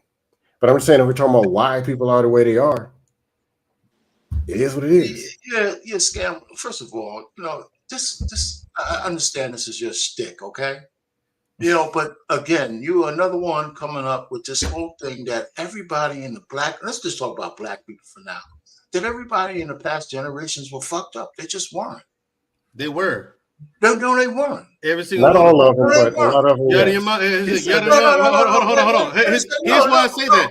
Here's why I say that, Arpain. Hold on. Let's let Mandro cook. Let Mandro cook for a second. Arpain, I want to you hear can try to make me on this all day long, but you would be wrong. You're telling me that we are so young away from integration, Jim Crow, civil rights. You're telling me all these. You're telling me we're not still to this day fucked up over all that. You're out of your mind or delusional. No. See, or you're not thinking about it. No, wait a minute. That's nothing different about it. That's why we're messed up. You're conflating issues. But that's why we're messed up. Families during Jim Crow. Hold on. We had stronger families. Wait a second. No, we didn't. No, we didn't. Yes, we did. So no, you didn't. You had hold on. You had pseudo slavery. Let me explain why.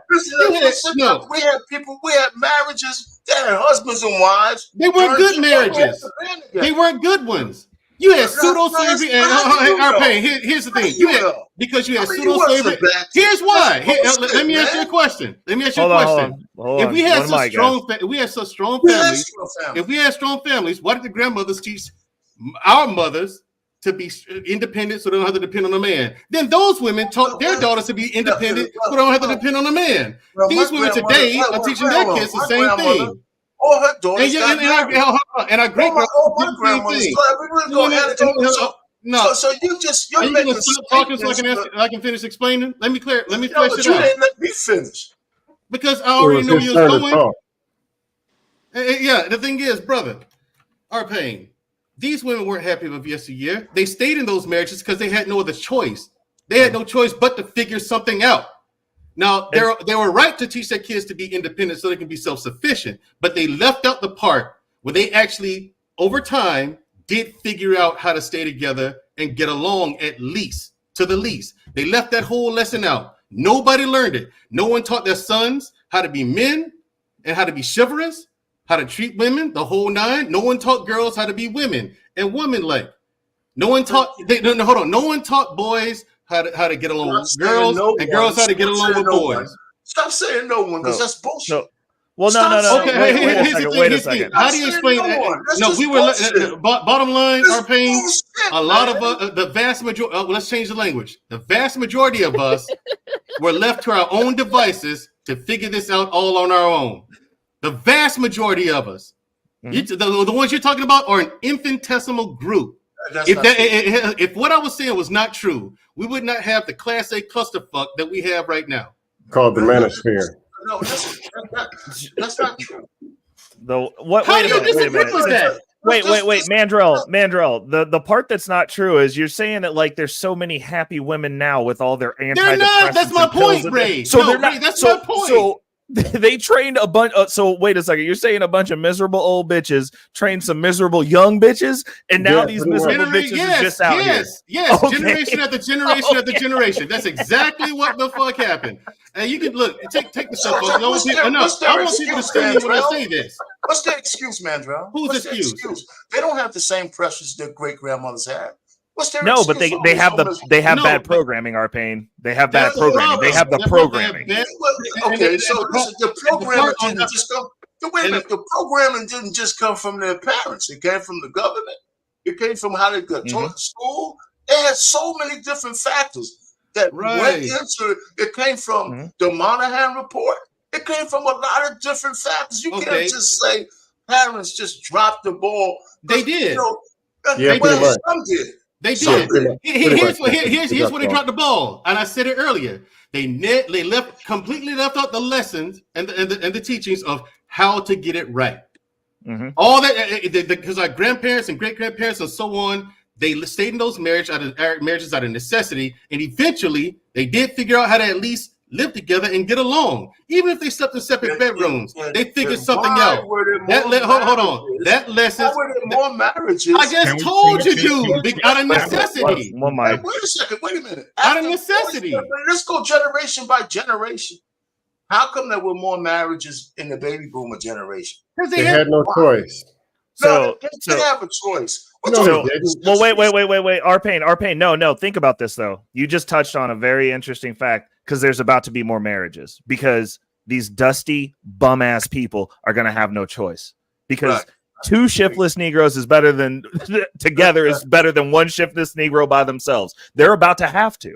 So we're going to see the marriages come back, and what's going to happen is we're going to have this whole cycle repeat itself because these people are going to have to start shacking up. They're going to have to get married because there's only going to be women hate being around each other. So the spinster hovels that they think they're going to have, their little woman utopias, those are going to fail because women actually hate each other. And they're going to. No, Rick, I got to push back. Why? I mean, Ray, it's not going to happen. I'll explain later. Okay. Yeah, no. Two quick things. If I can interject real quick.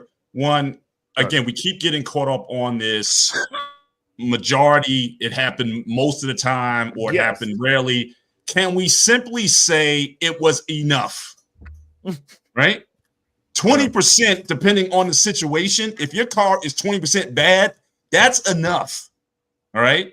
So rather than it affected enough of us to where we're in this situation, regardless if the majority wasn't doing it or whatever. So can we just change? Because we just keep getting up on these numbers. We have to say it's not the sole reason. But it doesn't. But it's significant. But again, it's significant. It's noticeable. It's a cancer. It's still a toxic in the body. Cancer doesn't hit the whole body, but still it's enough to affect us. Hey, you want me to make it simple? Hold on, let's let Scam make it simple. Make it simple for us. The marriage rate supposedly was 80-something%, and they had strong families, as somebody said. Why did it not go to 85, 90, or 95? Them families weren't so strong. Just like a house on a foundation. If the foundation is strong, you can build on it. But if it's built with aluminum and barbecue sauce, it's gonna collapse. 10, 20 years, they collapsed. And people keep telling you, if you go and ask, they're telling you why. They said it 500 times. The laws and everything is documented. There were no sexual harassment laws. There was no, you call the R word a woman, a male police officer is doing it. There's no protection. There's no nothing. You can't even get a bank account as a woman. Oh, you can go get a job with a degree in a male-dominated world. And if he says, you're working Thursday tonight, yeah. You get fired. Not Thursday. And you can get bent over by the boss, or you can go back to your husband. But the parents back then said, no, you 18, you grown. Get the hell out because you was an adult. That's what it was. So it was based on opportunity. It's based on survival. It wasn't based on survival, because if the opportunities and the leeways for them to get taken care of, leaving those men, or however you want to hash that out, wasn't there, they would have never left. Right. Is what you're saying. Because they had to be there. So as the opportunities became afforded to them, they left. For them to go have their own house, to be a consumer, 100%. But at what cost? They didn't care about that. They didn't think about it. It's another I mean, I don't think you guys understand how unsustainable. We can't take care of these bitches forever. The system can't take care of them. That's not going to work.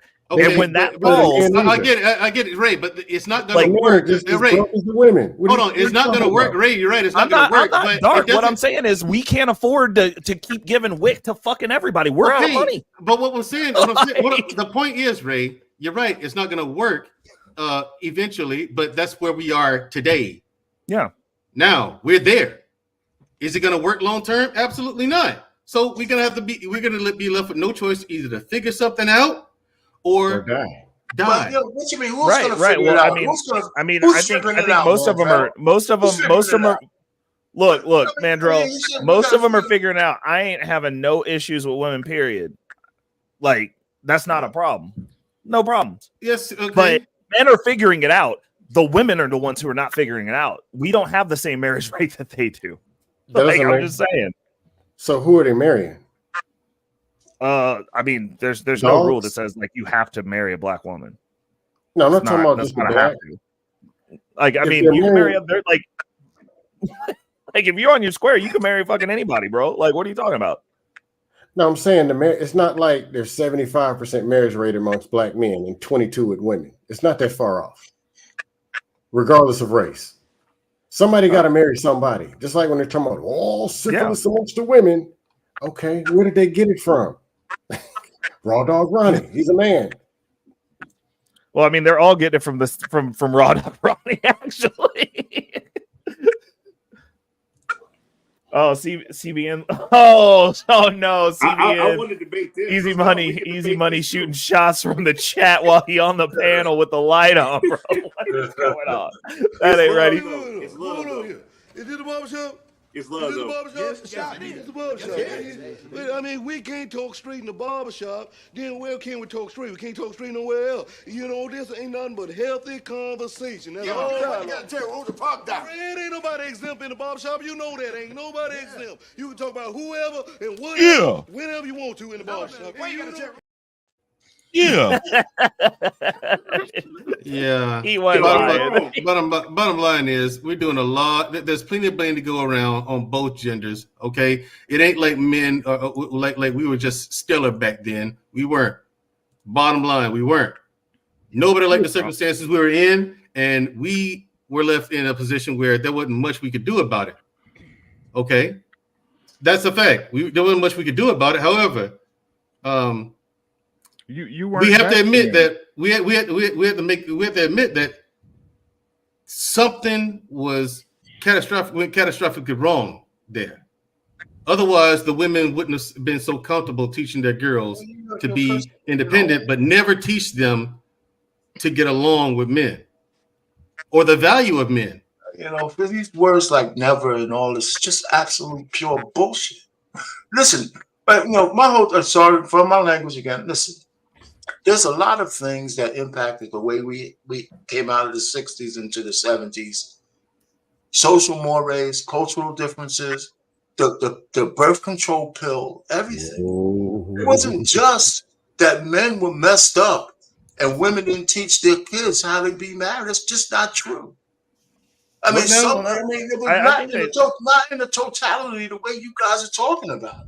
Okay, Well, let me finish this. We are all subject to social influences. Men their way and women their other way. Nobody told black men to become drug addicts when they flooded our neighborhoods with drugs or sell them to our own people. We made choices. Nobody told women to kick men out of the house because they got a little bit less money from Zaddy, so they didn't need the guy there, but they did. This is fact. This is what we're doing. It's fact. You know, so just to say that men were pieces of shit, so women were in desperation being with them, and that's why they told their daughters not. Well, you know, there was an influx of black people going to college in the 60s and 70s, both men and women. They learned stuff from the liberal colleges too. I mean, it's just not, you can't just pin it on one thing. Those things impacted generations. The music impacted the generations. The degeneracy of both male and black rapper music impacts the way people think. I mean, this whole notion. So I'm not blaming rap music. Isn't that men? No. Yeah, both. Hold up a second.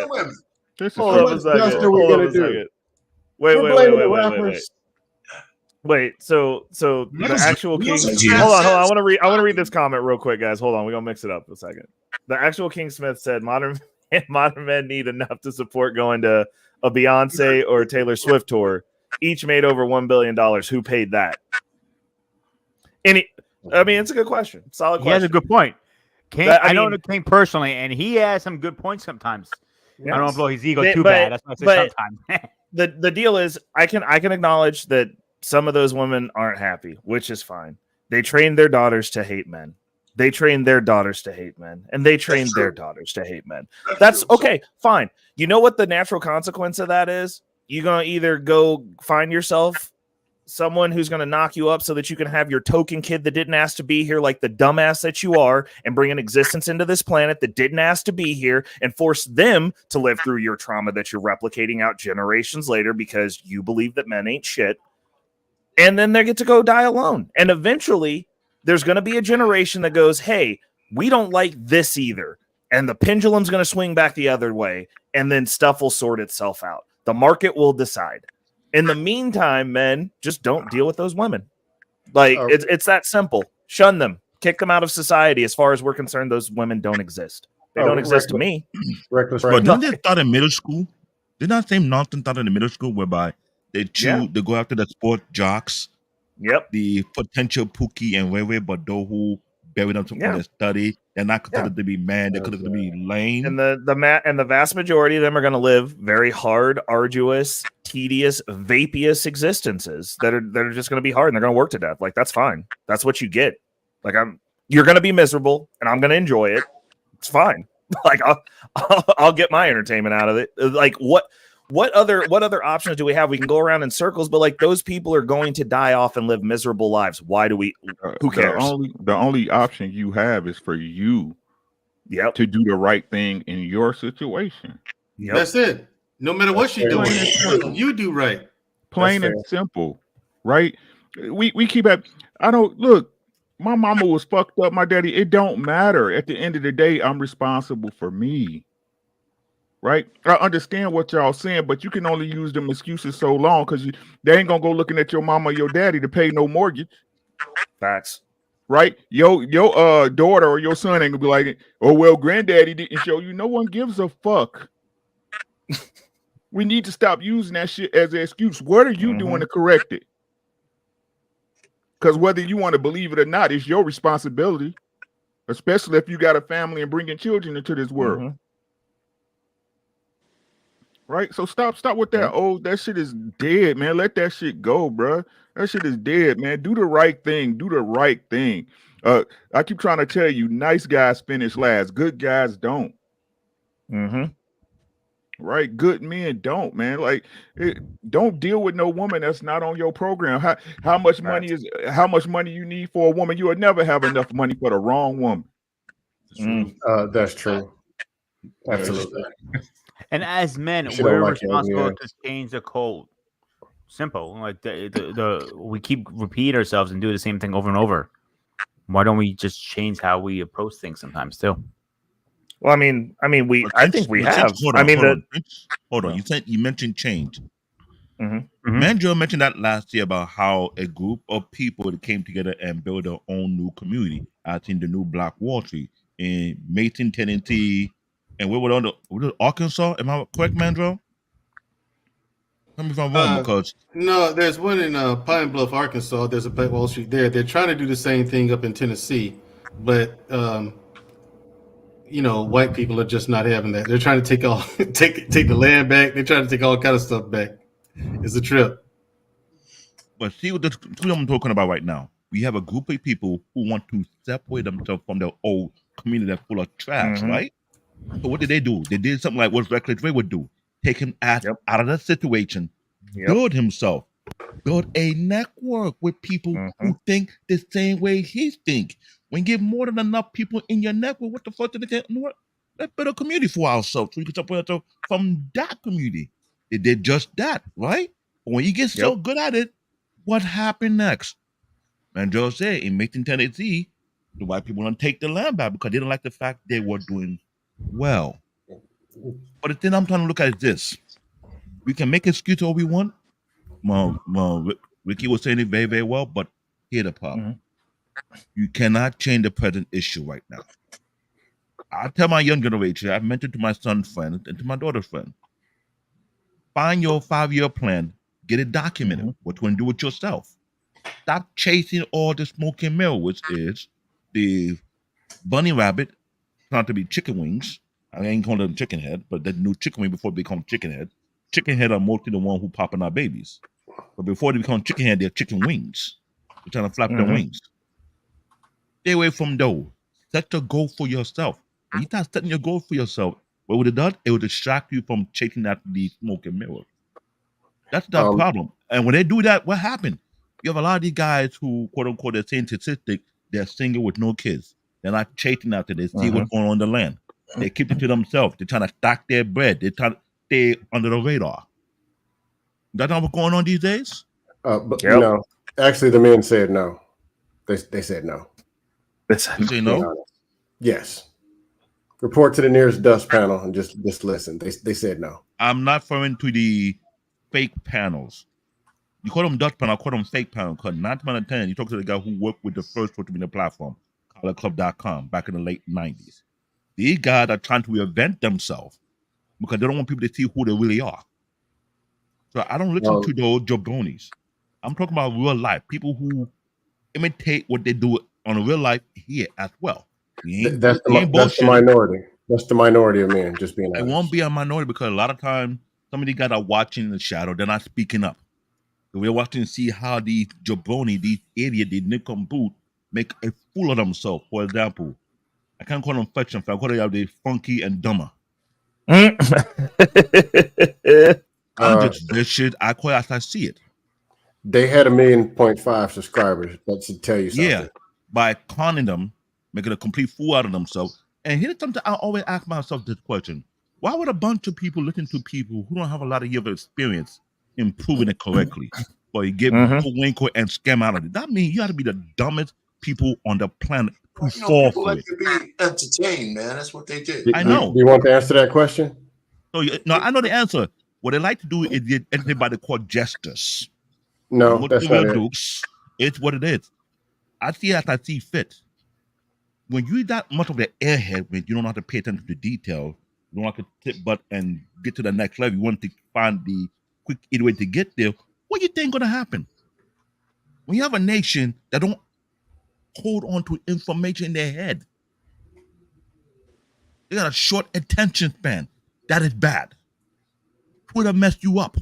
That is bad. Oh, I want to hear no long speech. Keep it short and simple. No wonder you're short and stupid. Yeah, You want the answer of why so many people? The answer is you want things so easy, you're not willing to put in the work and the effort to get there. That is what it is. Because I had to outwork not only the white counterpart, not only the black counterpart, not only the Caribbean counterpart.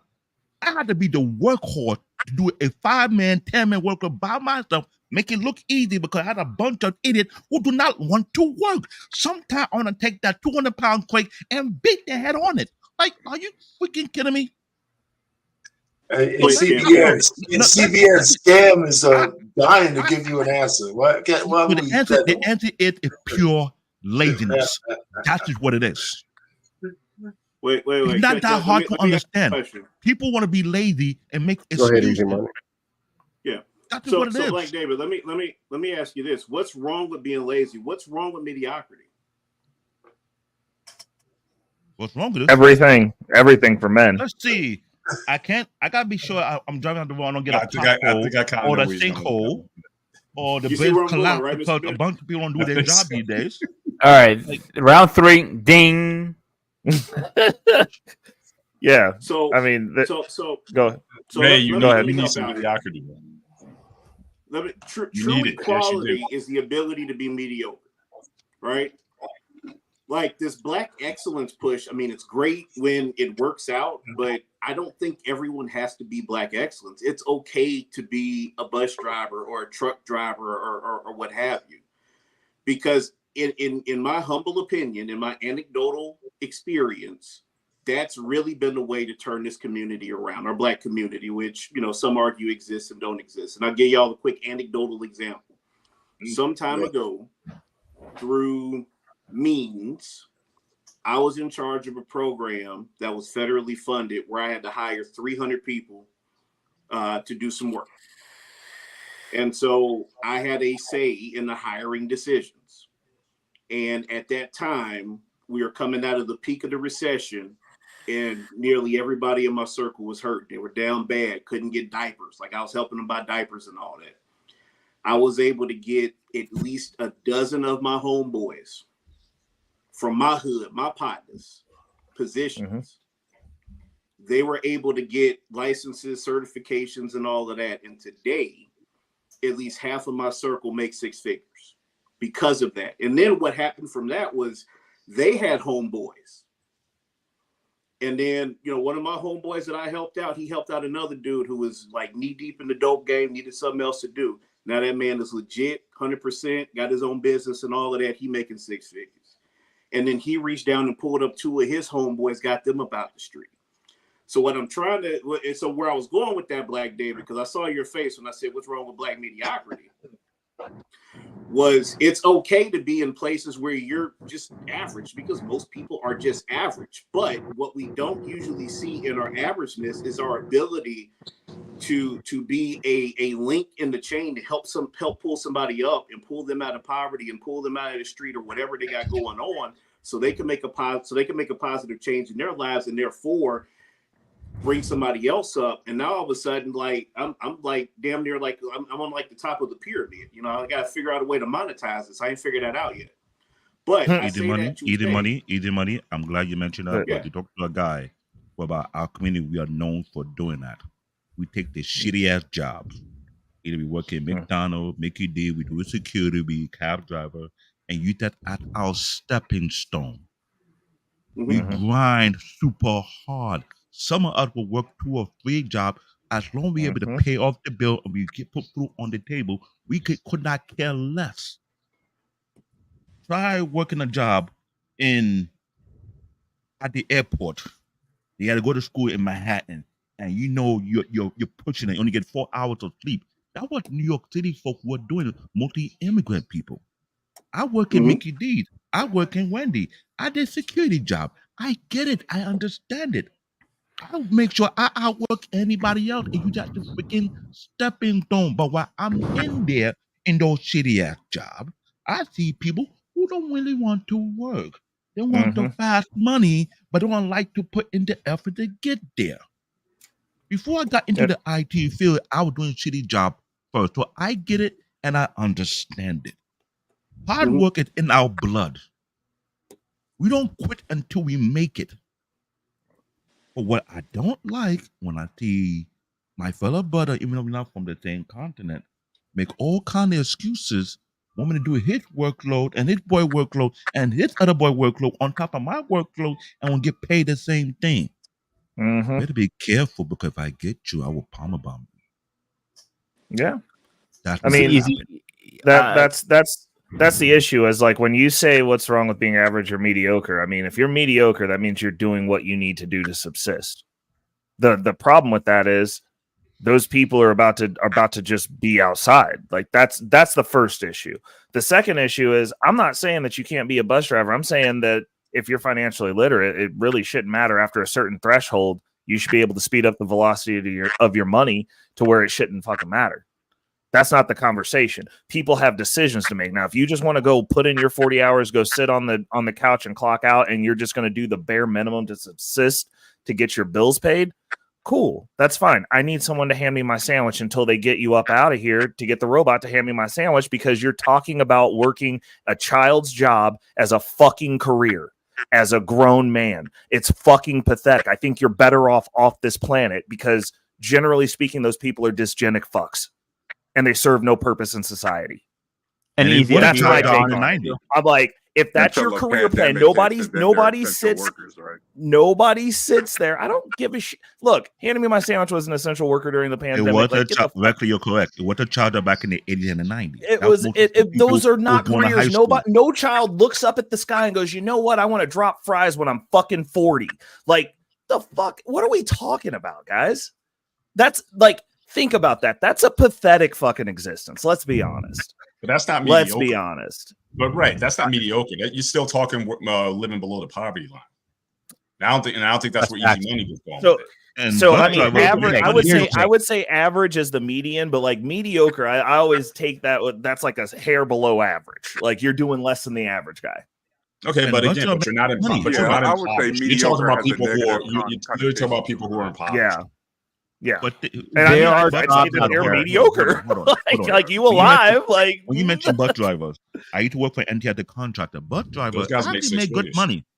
They make good money. I'm not knocking bus drivers. Like I don't understand why people shit on these jobs that make good money, bro. Yeah, my bad. That's where I'm trying to go. Remember, there are jobs out there. We're obsessed with labels. Remember, there are jobs out there. Yeah, absolutely right. We're obsessed with job titles. Because and remember, we come out of the generation. Real quick, Bruce. I'm coming out the generation where that whole thing about going to school and getting educated. I remember the Cosby Show, right? Where Cliff had the conversation with Cleo about he wanted to be a janitor versus going to school. And at the end of all of that, at the end of the series, he became a teacher. But if you're in New York City, the janitors usually make more money than the teachers do. Starting salary going out. Yep. So I think there's a turnaround here, because to Drew's point, you're saying there was a stigma associated with guys who, for example, you went to Votech, you were considered stupid, you were considered, you weren't smart enough because you didn't want to read Shakespeare to go to regular school. But if you look around now, trust me, I've had to live this the last couple of years because my house is needed maintenance. Electricians, plumbers, those blue collar jobs, what they charge per hour now for the rates. But we used to crap on those jobs back in the day because we thought that was average. So I think we also need to change this conversation about what is average, what is mediocre versus being an IT guy or having some teacher professorship somewhere or something, but we neglected the blue collar. And again, going after they don't use average for that word, Paul. They use that. Let me add to that. A construction worker in New York City who get into New York, minimum pay rate is what? $33 an hour. Yeah, I'm just saying. So the next 4 to 5 years, you almost making what, $200,000-$300,000 after 10 that's what I'm saying. Years, so we had a whole generation, but we taught a generation. You think the women were taught something, the guys were taught something different also.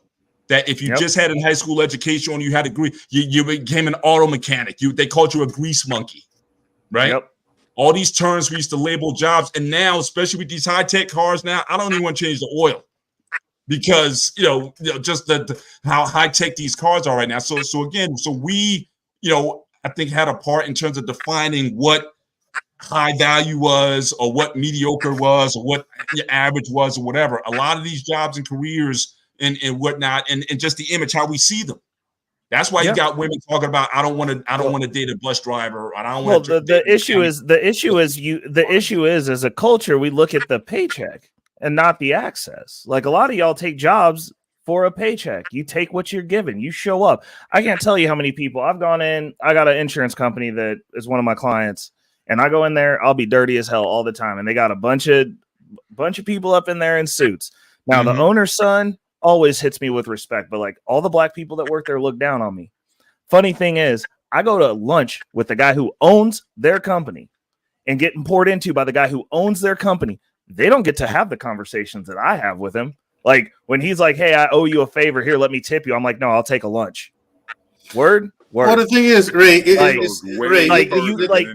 it's such a low level of looking at things, and it's like they're like, "Oh, well, you're doing this." I'm like, "Okay, you've got an expensive suit and you rent, and I'm looking to buy my next property, and Ray, we're working on different levels. Like it's a surface level. Like when we talk about these jobs, it's like, what are you doing? Because we have people who make six figures, they're living paycheck to paycheck and broke as hell with no net worth. Yep. Because we don't as a culture know how to assess value. Yes, I was about to say that we were never taught to assess value. We were never taught what to value. You know what I mean? Yep. Like women were asked. I was watching this one panel. Women were asked, "Would you take a guy who's making $80,000 a year, or a guy who just got out of the military, has a TSSCI security clearance, but he's only making $50,000 a year right now?" Right. Most of every woman up there said $80,000 guy. Yep. No, I think one woman said she'd take the guy with the clearance. I said that's a smart one. Right, but how educated is the general audience, the general population to be about? Not educated. You know what I mean? I'll put it this way. This is why, guys. This is why, if I could jump in real quick.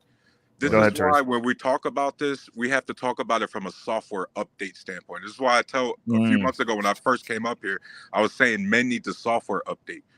The best way to go about this is that women need the software update too, because unfortunately, we created a society where your labels equaled how successful you were.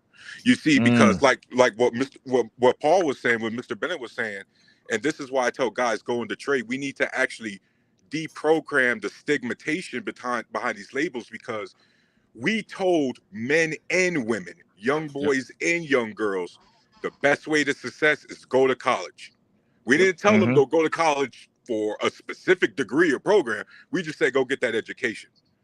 So meanwhile, you got a guy who's maybe a branch manager at a bank or some IT professional drowning in debt. Meanwhile, those garbage truck guys, they make it 65K a year. No debt. The only debt they got is their mortgage and their car note that they driving around. But because their job title is what? Garbage truck driver. Or I'll give you a better one, dude. I'll give you a better one. As a chef, right? Hold on. In my kitchen. Upgrade the software. Tell me upgrade the software. A garbage truck driver in New York City don't make 65K anymore. They thought about almost 80 to 95. Under 2 years, they're making almost $200,000 a year. That's garbage truck driver in New York City. But that's nothing in New York City. That's not a lot of money.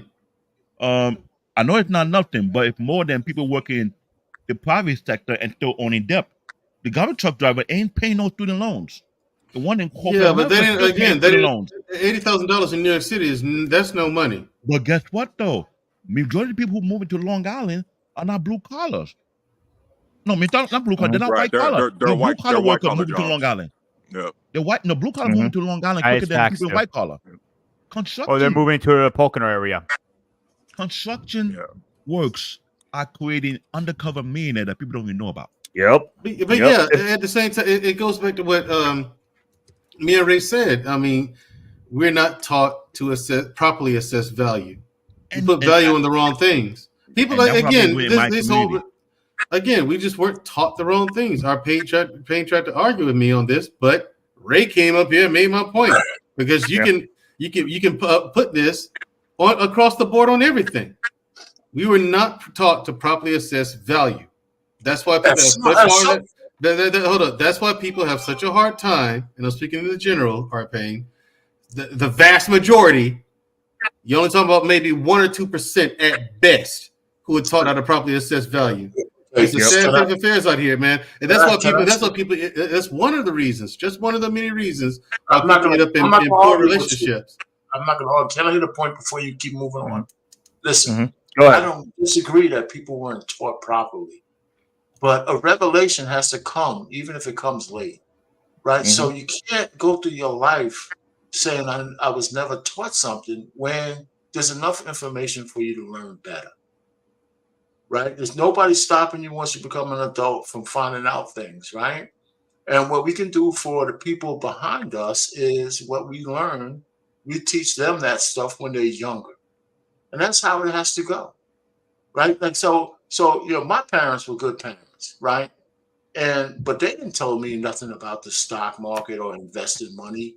My father played the numbers. He worked 16 hours a day. He was a head dietitian and he played the numbers. That was the way he thought he was going to make money. But he didn't teach me about it. But I had to learn about it. A Japanese guy pulled my coat when I was 30 years old, pretty much, about how to invest some money. And so I stopped using that excuse. So when my daughter started working, day one, I put them into investments, especially when they came back home. You know, and not everything at risk too. But I'm just saying. So I hear you, man, Joe. So I can't argue the point that it'd be better, but at some point it has to start where you can't use the excuse that your parents or anybody else was deficient. Well, here's the thing. So much information out there. Yeah, but here's the thing. The issue is the people said no. No, that's a both men and women, they said no. I'll give you guys a good example here right now. Hang on a second. Hang on. I'll give you guys a perfect example. But all right, what you just mentioned is legacy. You were building legacy. Problem is, what create legacy? Tradition. Well, people want to hear tradition. So how will you create a legacy you want to pass down to your daughter? What you doing? You start it where you can. Tradition was a lie. It was a lie. It was more scam likely than my name. What was tradition? Burn it. Oh my goodness. All right, hear me out, guys, for a second. I'll give you guys two scenarios that actually happened. I had one of my employees come to me, hey, chef. He goes, meaning like, I'm going to school to be a chef. Yeah. I go, you're wasting your money, dude. You need actual practice. Start from the ground and move yourself up like I did. Became one of my best cooks. The other one I hired was a woman. She says, I have 20 years experience. I cook 3 days in. I go, you say you have 20 years experience? Yeah, at home. I looked at her like, at home, it does not count as experience, number one. He goes, but it's cooking. Like, it's not professional in cooking. Actual experience. That goes back from like, oh, but I'm going to school. Like, drop out and sue them. It's simple because you're not learning anything. You need actual experience. Get your hands dirty and do it. That's the only way you learn in some fields. And in my field, I don't care the papers you have. That's toilet paper, in my opinion. You actually need to get in there and actually get your hands dirty. Put your hands in the meat. Gut turkeys, whatever. That makes you a good chef versus a bad chef. Yeah. I mean, but that's the software update, right, guys? Because again, that's, hey, look, there's certain degree or there's certain careers that you don't need a degree in. Right, you could go a trade, or you could, or like Grooming was just talking about, chef. That's really just about hands down what your experience level is. Yep. At best, the culinary arts is going to teach you how to cross your how to dot your I's and cross your T's, but it's not going to teach you how to actually be a good cook. Culinary school teaches you the paperwork. I'm sorry, Coach. It teaches you the paperwork, how to order your products, how to manage your kitchen, yada. But you can learn that in experience. A good chef. When you said, oh, I want to be a chef. Okay, you start as a prep cook. You start as a cook. Then you become a sous chef.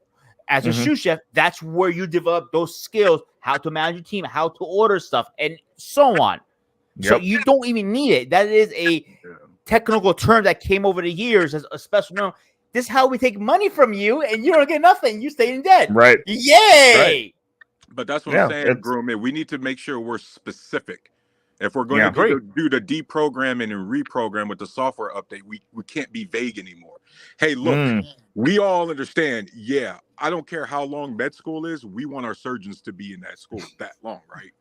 That's I don't need people. I don't need you to have an MBA for a marketing or communications job. You see what I mean? Yeah. Like working as a teller or a bank manager, that's actually on the job experience, like learning finances and stuff. Now, if you want to be a technical analyst, then yeah, maybe you got to go to school for that. But see, that's what happened is my generation, I'm a millennial. My generation was told just go to school. Well, for what? And then what ends up happening is, Paul, and I think you'll probably you probably see this at a better vision. Some of these assholes who got these super high-tech jobs, like the IT guys, they literally just put themselves out of a job, and Chat GPT done replace their asses. Yep. So now you don't learn the Frankenstein monster, right? Yeah, you don't learn the skill set only to put yourself out the house. We created Skynet, Black David. We created Skynet. Right. You made yourself obsolete. Please don't remind me, because I heard the story. They'll tell you back then they were making 6-figure, 7-figure. They were chilling. Then when they want to start to change their mind, they're like, "Nah, we quit." Then it got to a point whereby they're combining different titles. They're making hybrid titles. Like that's going to work. And I told Mr. Bennett several times over, I could kill it anybody. I've been in place whereby I told what's going to happen, and they think I was wrong. I said, okay, bet. I made sure the people heard it before I left that place. The thing that happened back to back to back to back to back. This manager sweating by the peel in his pants. He's like, what we're gonna do? This one is wondering how you go something from one job to another job. But yet they all knew I said that was going to happen. They just brushed me off. Just like Gumi say, yeah, be hands-on. I've been hands-on for freaking 22 years and counting. And I've seen people who say, oh, I got a degree, I got this. I say, in what? They cannot tell me. But we come getting the job done, not only they effed it up. My other nickname was the janitor. I had to go back and clean after of the good for nothing, waste of God earth time, so-called bullshit tech who can't do their freaking job, in my job, and do another manager's job who's too full of shit. He's so damn thirsty, chasing as a young woman in the store or in the job. And I'm like, really, if pimp slapping people is not a crime, I'll put baby powder in a house and pimp slap every single one of them and say, get the hell out. Guys, if y'all want a perfect example of why we need a software update as far as the labor market as it relates to this panel or the panel's discussion, take a look at Florida. Y'all remember all the jobs we used to say those are unskilled jobs. Those are for the lower class. Yep. Y'all see how many houses and corporate skyscrapers are not being built right now because of all those unskilled labor positions. All of a sudden they're pretty skilled now, right? You know what? Well, it's the issue is they were never non-skilled jobs. Like that was a misnomer at best, especially. Right? But no, you're 100% right. But that's because within the Black community they had that "don't come home dirty." You ain't got it if you coming home with dirt on you at all. You got to come home clean. You got to put on a suit because we're constantly chasing. And like the issue is, back to the not being able to assess value, we also don't know where money or opportunities are. Like the whole way that I got my partnership in a business was I got into a job that was half IT, half trade with no skill. Within 10 years, I'm a part owner of the company. But wait, what you just said just now, those Black brothers who were told not to come home dirty, right? They actually don't take any type of construction job. Why did I see them all over the world, in Japan, in Singapore, whatever, building multi-billion-dollar structure, and they walking around with a huge paycheck in their pocket? And who their wife is? Oh, non-Black. Well, hang a second. I do think the labor workforce is underpaid.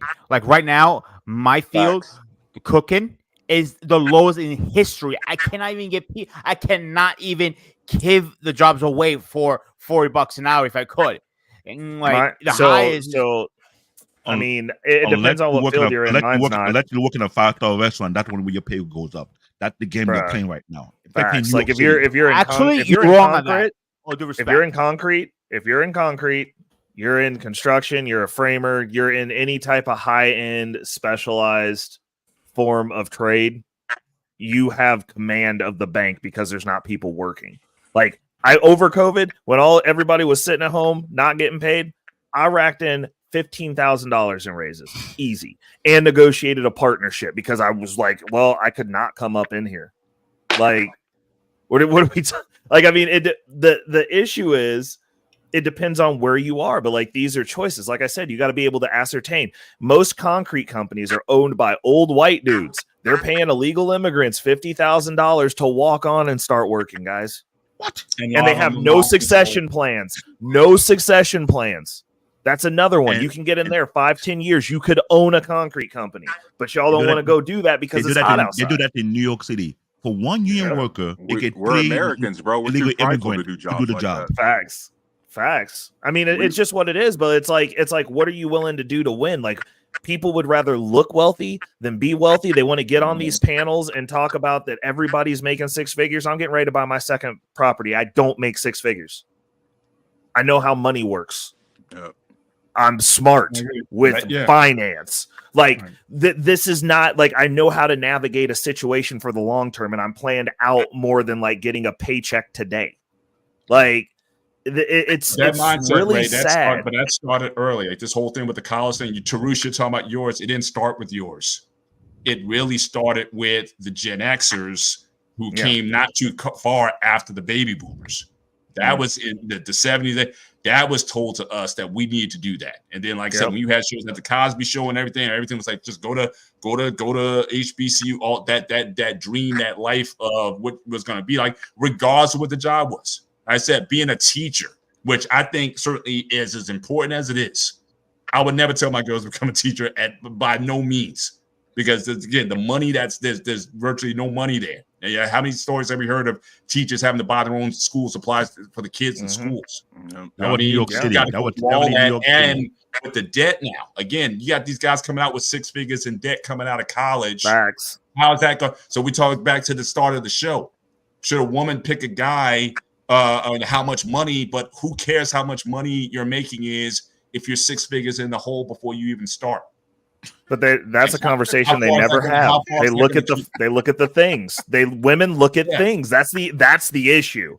Is they're out here getting busted down and impregnated by dudes that are renting Ferraris for the night because they think they got money and a Gucci belt. They given up the goal to a Gucci belt and a rented for the night car off Turo. And yet these dudes are wasting their money on all that stuff because it's I agree. See, that's where I would. So this is where I would agree that men are responsible for actually acquiescing to that bullshit about leading with their money, or even if it's fake, right? That's one of the things I would say men are responsible for. That part of the scenario, because they want some box. And they think they got to leave for box. But you know what? Here it really is. You got to make a distinction on whether you're looking for a woman just to smash or you're looking for a woman to be your wife. And when you make those distinctions, that's you would deal with your money in a different kind of way, right? Because I just think there's a mindset of some guys that if I had to go out and buy some trim, I'm going to pay $500, okay? But I don't want to do something criminal. So they said, well, maybe I can cultivate a woman before I spend that $500 to go to bed with me if I'm not just a select guy, right? So they might do that. But if there's a woman you like, you probably don't have a real kind of limit depending on how far you can go down the courting's tree, right? Because you're not worried about the money. You're looking for a wife, you know? So that's the way I look at it. So when I'm married, so when I found my wife, I wasn't thinking about money. Right? Can she fit into my plan, and can I take care of a family? That's all I was thinking about. We've been married 36 years, and I can't imagine how much money I poured into that. So but you don't look at it that way. So it depends on what you're looking for. If you're looking for just a smash, then money matters, and you shouldn't just spend it haphazardly. You should have some kind of budget, and whatever it is. And I told men they should have a budget for dating. You should have a budget. You have a budget for paying the light bill, the mortgage and shit. If you're a single man, you should have a budget for dating. You really should. You should put it into your mix and how much money you're willing to spend to be in the market, and you should be able to measure it. Right. The big thing is women need to get over the salary thing. It's just not relevant in today's society. Now, well, it's relevant to them. There's plenty of dudes out here that are perfectly fine with they women going and having a career and everything. But this idea of a specific salary number, especially in a country like America, like again, pick a state, that salary might not even matter. It might not even do it. Right. And what we're talking about is supposed to, by the way, supposed to transcend finances, right? We're talking about lifetime bonds here, right? And so my thing is the women need the software update too to deprogram out of this goddamn label stuff and also get out of this idea that you need a certain income. Because if we all agree that in America today, you kind of need a two-person income household. It's been that way for a while. You're at least starting out there. You're at least starting there. So, but because you have a two-person income, because lady, you're now making a bag, that man is no longer required to just die at work all day every day, because guess what, you're both bringing in income. That's supposed to make the management of the household easier, not more stressful. So Tarus, who let that narrative continue? See, this is again, I the think narrative came from men. I was going to say that. It comes from men. Women aren't talking this junk. So scam. One woman said it in Arizona one day, and all the men blew it up and put it on the internet. Man. Listen, I was going to say that comes from men. The fact that your men have let that narrative keep going. If I had a wife and she was working and I was working, there's no way it would be my money is my money and her money is her money. We wouldn't get married. Because we would have a financial discussion before we, how are we going to deal with the bills? How it's going to get split? And it's not like 50-50. I hate that term. That's a stupid term. And it's become, again, society made it a bad word to say that. I mean, even this conversation in of itself, like it's so off the mark because like wealthy people move as family units. Like I've got two families. I got one family that's richer than the other family, and that family mentors the family that's mentoring me. They're as families, not like within their own household. I'm talking like the brothers are working on commercial projects. They owned neighborhoods in this city, and they got the family that's over them turned down buying the Royals because they didn't want a baseball team because they move as a family. We are so broken that we're talking about moving. We moving as individuals. People talk about 50-50. We can't even get it together in a household. How are we going to compete on the globe? Because outside of this country, people are moving as continental units. Like we're not fit to compete. That's what pain is saying. Hold on. Let me update on that, because when I mentioned construction, shout out to Ekene because he knows about it more than anybody. He has a construction company in this country, also in Nigeria. You know, they're recruiting people out here who have at least 10 years of being in construction for these multi-billion-dollar, almost $1 trillion construction projects over there in Africa and other places as well, where have been going on for the past who knows when, and it being sold out quicker than you think. These are what they call low-hanging fruit jobs that people don't look down on or it's not worth thinking about. But like I said, construction produced a bunch of undercover millionaires with nobody know nothing about, and all because they look dirty, they look dingy. I don't like how he look, but you didn't realize that big ass house, 4 or 5 bedroom house that out there that he built by himself is really his. He owned the land, everything. Then they have multiple houses in other countries. So you think that he's a chitty act? These people are traveling, doing multi-billion dollar bids. MTA was doing that. You know how many people got wealthy in less than 2 years? Black David, unfortunately, that's because our community, and Ray will understand this, we don't teach our fellow black men and women enough about what purchasing power means. We're so obsessed with numbers later, Mandrell. Good night, man. Get some rest, brother. Take it easy. Right, man. Instead of understanding how far your dollar goes, we're just obsessed with the quantity. And and that's why also Ray, I wanted to push back, and Black David, you had mentioned this a while back.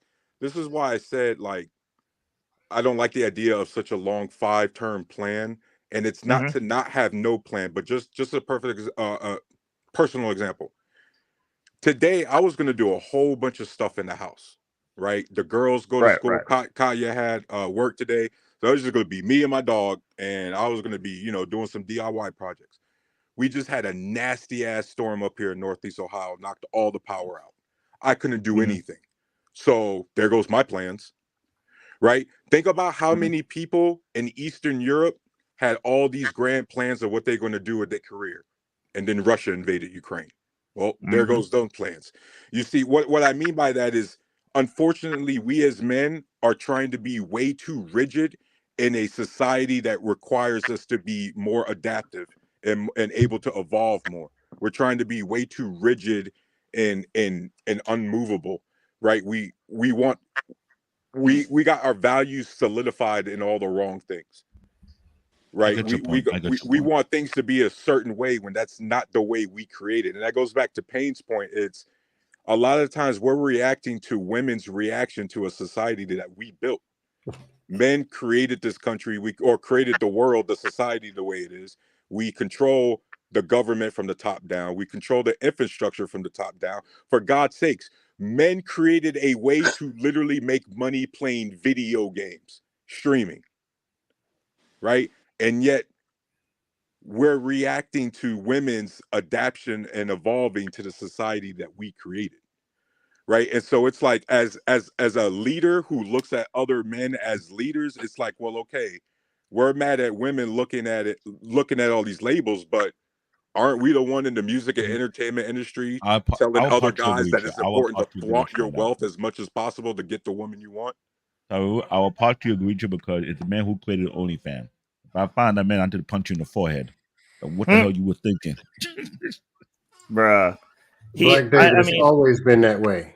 Yep. The strip I get it. club I get has it. like 8 strippers and 500 rolling dusties. That's all the way back to the 70s. I mean, it was men who told porn you. as a man. Yeah.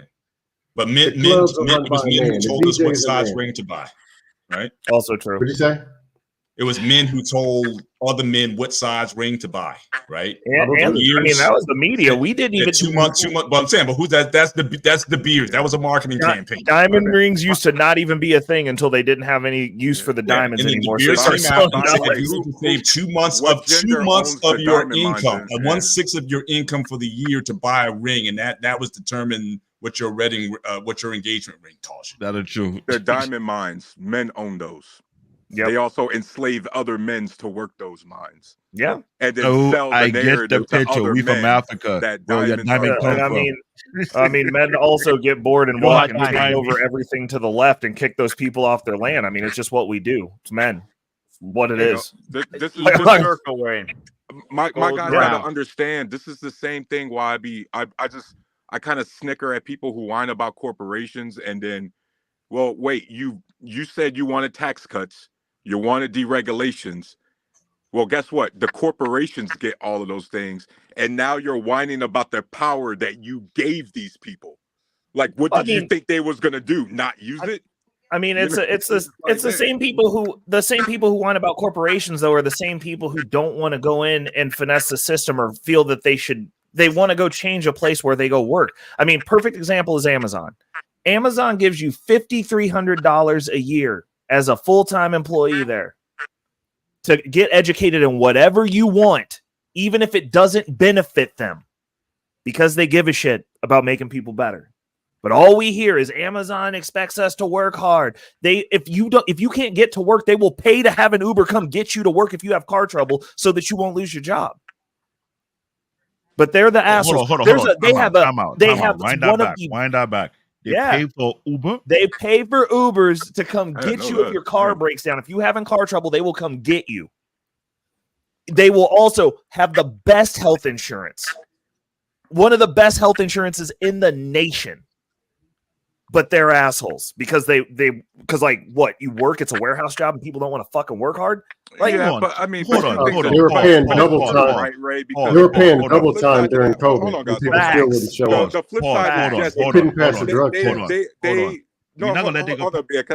Black David, I got to respond to this because corporations are assholes. But here's the thing. Yeah. at some point, you got to stop giving corporations excuses for why they won't have the federal wages rise with inflation. Because at the end of the day, you got to work hard at a corporation. I'll answer that one, but go ahead. When you realize that our purchasing power for the dollar is down about 25%, because those same 100%. corporations refuse to raise wages. Like, you got to make sure you're not using narratives that gives them that excuse, because that's the excuse that they use. That's not an excuse. You get what you negotiate for. You look. If you walk in, and you know this, I know you know this, Sarus, but for everybody else, you don't have to take what's given to you. You have a choice in where you work. True. And if a corporation doesn't want to do right by its employees, then by all means, everyone quit. Everyone go work somewhere else. But these are the realities of the situation. People feel that they're entitled to live in cities that they can't afford to exist in. Agreed. Because they're not able to compete. They feel that they're entitled to walk into a business, and it's that business's job to take care of you. It is not. It is your job to take care of you. It is your job to be your own advocate for what you need. It is your job to be the best version of yourself. After you move out of your parents' house, that baby shit is over. You are an adult human on this planet competing with other adult humans for resources. You have to advocate for what you want. A corporation's job is to take care of me, the shareholder. That's their job. That doesn't mean that if you go in and you're good at what you do and you say, hey, this is what I need, they're not going to work with you. The issue is most Black people do not negotiate wages or anything. You walk in, you take what you're handed, and then you go and turn around and bitch and not even ask what you need. You bitch about the job because you're like, oh, well, they're not raising my wages. It's like, well, they're probably raising the wages of the people who are going, hey, my living situation's changed. Can we talk about this? I enjoy working here. Can we set something up? What do I need to get from here to where I want to be to here? We have to start negotiating. We have to start doing the exact same things that everyone else on this planet does, which is being a good advocate for yourself. If you need something, put together a plan. This is what I'm giving you. This is what I want. And this is what I'm willing to give you to get it. Everything's a negotiation, folks. You do not have to take the offers they're giving you. You can negotiate them if they're not enough. Yeah, the only offer you need to take out the gate is your entry-level job because you got no experience. After that, you better be negotiating your salary. Tarus, the problem is the status of the employees of today. 20 years ago, let's say Target or somewhere, or car sales or anything. If you work at Target, retail manager will tell you, walk the store. So you know what's in the store, where everything is. That's common sense. Today, if you go into Target or you go into Walmart and ask somebody a basic question, especially the youngsters, excuse me, what time does the store close? Huh? So bad. No, this is how bad it is, that they're getting them from Venezuela that can barely speak the language. And they can tell you in Spanish, yo no sé, pero yo pienso que estoy por allá. They can at least walk around the store and point you to it. But your youngsters are so garbage, they can't staff the military. They're too fat. They won't pass a drug test, and they're too lazy. And they think that the Army owes them something. Scam. No, this is Justo, I agree with you, but if you don't believe me, go to any retail store tomorrow. Those people that those Target jobs don't matter. Remember? Scam. They don't matter. I didn't say that. So why? But no, Ray said that. That wasn't me. Oh, I did. If we could switch them all out with robots, I'd be 100. As soon as they get them bots ready, I'm for it. Because if it's not going to be some happy kids that are getting work experience there, technically speaking, all the jobs that are useless, get them gone. Like, no, they're switching them out with illegal legal immigrants that were once illegal immigrants. That's what they're going to do. Hold on. I take that too. They'll show up to work on time and they'll know something. Hey, and they'll be happy to be there. Hold on. Reckless Ray, the host. You heard what Scam just said just now, right? Mm-hmm. What did I say a while ago about laziness? Yep. He just proved my point, what I've been trying to say for the freaking longest. When you mentioned Amazon warehouse, I worked in Walmart warehouse in Westbury, Long Island. There was no such perk like that. But like you just said, people were bitching. Black David, I got a question because you're the person who actually probably has the most insight to this. Do you think the laziness is always going to be a byproduct in a first world country like America? Do you think that's an inherent given that we're going to have that problem? Depends on. It depends. Yes. 2008. In 2008, they wasn't lazy. They wouldn't. Yes. They didn't have a choice. That ass was on work with a suit on. I hate to say that it yet, but let me tell you why I say that. Because it's free money out here. Forget the African immigrant. You have every other immigrant from other nation who want to take whatever shitty job you give them. They take that job, work. This is why I say I had so much high respect. You would have to say high respect for the Mexicans who will come here. I know that you understand history. Take the job that the original black people used to do with working in the farm. Am I correct? But part of that's education and access, though. Hang on, part of that you can't compare like the Mexican guy to like the Asian Indian guy who's coming over here for IT or engineering or whatever. He's not going to take that one was set up. Not Mr. today. Bennett, Mr. Bennett, you and I both know this well. Though the guy who created this stupid ass system with the scam artist Bill Gates, he created this mess in the first place because he makes sure he was making money in India tax free. There's a whole game plan that was going on. But what I'm referring to, those who came here and take the job that most people don't want. And how many hours I get that because that's the only thing that they're skilled for. I'm saying you got the immigrants who are coming out of Asia, for example. Most of those guys, they're not coming over here necessarily looking for those jobs. Yeah. Well, wait, hold up. I know for a fact, I know 2 doctors that are here that are Iranian that don't read English well enough to pass the medical exams here, so they can't be doctors, so they work at the gas station. They'll take jobs. They'll take any job. And these people they don't take because they don't speak English. I said it's not that they're not skilled though. They don't read English well.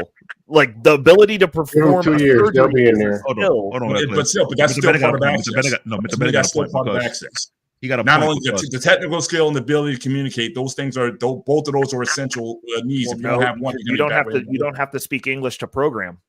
You don't have to speak English to code. I get code is code. Hey Ray, they'll be doctors in 2 years. They will. Hold on. Mr. Bennett is speaking on fact because we both work in corporate America. A lot of corporations abuse the H-1B1, whatever they call it, visa to get these folks from India to come over here. Now, here's what you guys don't know about the IT arena. A lot of these guys come here to lowball the IT job so they can get more of those folks to come over here to replace. But hang on, but that's changing too, though, because now with the outsourcing that's going on now with the remote, especially when C-19 came, and now like all these companies they're doing hybrid or remote now, so they don't even have to come here anymore. They're hiring, they're setting up shops. But this is the thing, though. As Americans, like, are we talking about this because every administration heavily utilizes that? Everyone, Republican and Democrat. Nobody says anything about it when they're talking about all these jobs that they're going to give to Americans. They're flooding those jobs with legal immigrants, and they're going, oh well, they're legal as their way of like sidestepping the fact that they're not giving Americans the jobs that they promised to give Americans. And I've been a part of several would you hire these Americans? Companies laying off massive people. Their severance was tied to that they had to train their offshore counterparts before they left. I was in that same predicament too. So me and Mr. Bennett, we in the same field. We see it. We see it. And it was shocking about it is that we can't do nothing about it because here's the thing. The only way people like me and Bennett can stay relevant, we had to be a cut above the rest. That's what the bad part about it right now. You have to show the reason why they really need to keep you here. If you're not putting the effort, you got simple excuse, you're not working hard enough and find someone to replace you. Am I wrong with the Bennett? Tell me if I'm wrong or not. Guys, this is the barbershop. Even if we can feel the same thing. We need to stay based here. Black David, you had already mentioned it, and let's be clear. Yes, there are these corporations who are screwing people over, but there's also corporations getting these immigrants because there's not qualified Americans to work. You see, the reality is we got an entitlement problem in America with American men because we over here whining about what the Mexicans are doing with jobs we have no intentions on ever doing. We're complaining about them, and then on the other end, we're complaining about jobs going to immigrants. We're never going to be qualified to go. We're complaining about jobs despite the fact we got people who have no intentions of going to school for engineering. No intentions of going to school for a medical field. No guys, intentions it could be of going to school multiple for things can be true at the same time. About somebody else getting that job. But saying multiple things can be true at the same time. You're right about the Mexicans. You're right about the jobs that people don't want. You're right, and you're right about in part where some don't have the technical skills. But the fact that for me and CBN, we had guys, we knew how to do the jobs. Yeah. But again, it was a cost-cutting measure, so they outsourced them to India or China, wherever it was. It wasn't like we didn't have the technical skill. It was all about saving money. I work for a factory company that you're not gonna believe it. They obliterate 2 departments. Oh, totally. The last 2 major jobs I've had, the entire development, we had a whole IT department. It got eliminated. Except, guys, if you were a business analyst, but you guys hear the conversation, right? We're talking about a bunch of guys who have literally owned these corporations. We're asking them to make us more competitive against them. No. Wait a second, Teresa. I do have pushback for that specifically. We're not asking them. We're not asking them. Listen, if you're set up in this country, you get to have the liberties of this country. And I understand that corporations are their own entity, but they do have a responsibility just the same way all of the citizens of this country have a responsibility to this country. So if your interests are not in the country that you're based in, then like maybe you shouldn't be based in this country. Maybe go be over there and see how that works out for you. I go agree, be in but India. guess what? But, when it's time for us to put our money where our mouth is, Ray, we vote the exact opposite. That's the truth. You see, for example, in Germany, where my wife is from, right? If BMW wants to open up a factory in America, fun fact, guys, the largest factory of BMW is in South Carolina. Yep. Oh wow. Yeah. Same thing, Toyota too. So right? if they want to open up another factory in say China or somewhere else, they can. Here's what they can't do in Germany. They can't close a factory in Germany and reopen one in another country. Here in America, that's perfectly legal. You can close down a factory and go relocate it and get a tax cut. Men wrote that law. Right. Well, no, we didn't. And we're idiots. Bruce, do you feel? No, this actually, is a good. I blame the women. He's right. I We blame did write single the moms law. for that one. But the question that I have for you is: does anyone on this panel believe that our current administration, our current government, the way that it has been, actually represents the will of the people of this country that are here legally? Hell no. Okay. So even though men wrote that, if we have what I would say is a tyrannical government at this point that's imposing its will upon us, and we're getting to choose between Coke and Pepsi in regards of how this perpetuates forward, then that's, again, it goes back to that's not the will of the people, and that's not in the best interest of this country. That is something that is actually harming us collectively. What makes you think they care? Go back to the 60s and the 70s when the steel mills started to close and all those jobs started. That started generations ago. It's not a new phenomenon. Right? No, 100%. That's what I'm saying. But I mean, when Scam says what makes me think they care, I know that they don't care. They don't represent us. They put on the dog and pony show, but they don't care. We're the ones who are supposed to care. You know who actually cared? 1776. They cared then. That's what happens when we start caring. Like I don't understand what's so hard to understand about 1776. We were part of the Great War 2/3. You're talking about us. I'm talking about as a country. They did care. They said, "Hey, we're not. You don't represent us. We're not dealing with this shit." Right, but you're talking about still, we're I get what you're saying. You're talking about collective bargaining, even all the way up into the golden era. Remember how like some like the boomers always talk about the golden years of the 50s and 60s, just economically speaking. I don't want to get into all the other crap. Just economically speaking. Yep. Here's the part that the boomers never mentioned. The corporate tax rate was the highest in history back then. When we talk about corporate, and this goes to Ray's point, corporations absolutely had a responsibility to the country. They had a responsibility to pay into that Social Security, right? That healthcare. And God helped that corporation that screwed over those people. They was coming for their necks. Even listen to those debates. Even those racist politicians of the 50s and 60s was like, yo, you corporations, you got to do this, and this, because we need affordable access to everything. But guess what? That's been slowly eroded because we keep voting in people who are rigging the competition in their favor.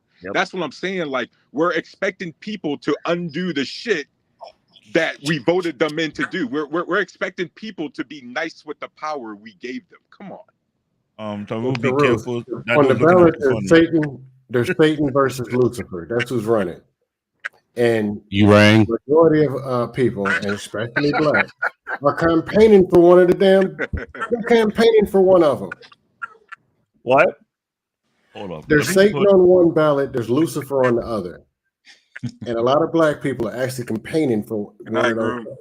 Because so we have to work. We have to work from where we're at, dude. Like, unless wait a second, Scam Likely. Unless you're ready to go outside and start wrecking shit, then we have to deal with what we got. We got options that we got. That doesn't mean that you can't go do your civic duty and vote and still say, hey, we've got this, and this, and we're going to dial in on these key issues that we need to get fixed for the collective of all of us. Just and if you're not going to fix it, then there's going to be a problem. I just want to remind all you brothers. Hold on. Go ahead. The person talking. No, I was going to say, I just want to remind all you brothers that keep in mind the election's coming up, and you are not black, and you will lose your black card if you don't vote for me. Well,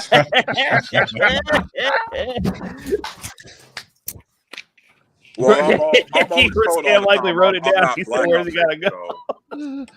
Hey, stop trying to sell out right now. I thought you were black like us, all of us. Why are you selling out right now? But you burning out? I'm sorry. That's what I do. I sell out. The angry snowman. The angry snowman. I never bought into. I'm gonna put the right back to the guy because since you want to abandon us, he need to be next door to him. Oh my god! You can't sell out of something you never bought into. I never bought it. Guys, since we all agreed with my thing about the software update, I think we can all start with this. We need to be telling our people, especially our men, rule number one: there's absolutely such thing as too big to fail. We need to acknowledge that. There are certain ways, and it's perfectly legal. And guess what? I don't even know if there should be a law against it. But there are certain ways where you are literally too big to fail. There are companies out here that were running long before we were swimming around in our daddy's nutsack, and they're going to be around long after we're food for the worms. Right? I tell my guys all the time, I vote. Yes, I'm progressive. I'm liberal. But when I invest in the stock market, Vanguard, BlackRock, FANG, the REITs, you want to know why? Because all them guys operate like Mr. Burns from The Simpsons, and I know they're going to make sure that my portfolio. So you're investing in your own demise. That makes sense. Bro, there's a such thing as too big to fail, and before I can even change or whine about the rules, I have to get to a level that evil is going to make sure you fail before they fail. But unfortunately, that's the way our country's set up. So if I don't play by the rules, I'm destined to be well, Snowman. I mean, the reality of it is it's really not set up that way. I mean, it could be changed. I mean, look at what was it?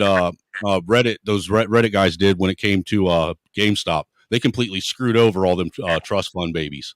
Yeah, and how many times do they get to do that? Twice. Yeah, the thing is, what I'm pointing out is, though, is the thing is, if you stop investing in all this corporate sellout greed bullshit that's doing nothing but destroying the country, rather than voting with your money, actually take your money and put it where it matters instead of adding your money to their wealth. That's where you're going to actually have some control, some legitimate control over what's going on in this nation. Question. Snowman, that doesn't make that literally doesn't make sense. Amazon by itself hires. Look what happened to Budweiser, dude. People they're still running, investing their money in that company, and it's almost out of business. Are they out of business? They're still making a profit. They're just not making as much. They're not gone. They're just not making as much. They're not making as much. Not even one iota of as much, dude. Budweiser will not be going away. Actually, the losses, just real quick, the losses that they took on Bud Light, they made up on their other brands. They're good. Thank you. Like they're not going nowhere. Dude, most of them other brands didn't even really sell that well anyhow. Yeah, and everybody knows the Bush financial. Real quick, guys, we have to understand the way the quarterly markets go. And Ray, I think you could back me up on this. Yeah. The way the corporate world works is not the way we look at it from the individual level. So at the individual level, let's say I kept 5% of my paycheck after all the bills are paid. Wow. And then the next quarter, I ended up keeping 4%. Well, I still kept 4% of my money, but in the corporate world, they're going to look at that from quarter to quarter and go, "Oh, we lost the growth by -1%, right? We went down -1%. We're losing money." No, you still made money. You just didn't make as much. But in the corporate world, they consider that as a loss. If you're not constantly going up, if you're stagnant or you go lower, no matter if it's a profit or revenue or not, it's still considered a loss. Facts. The point that I'm trying to make is there used to be a day and time when, people actually controlled the market.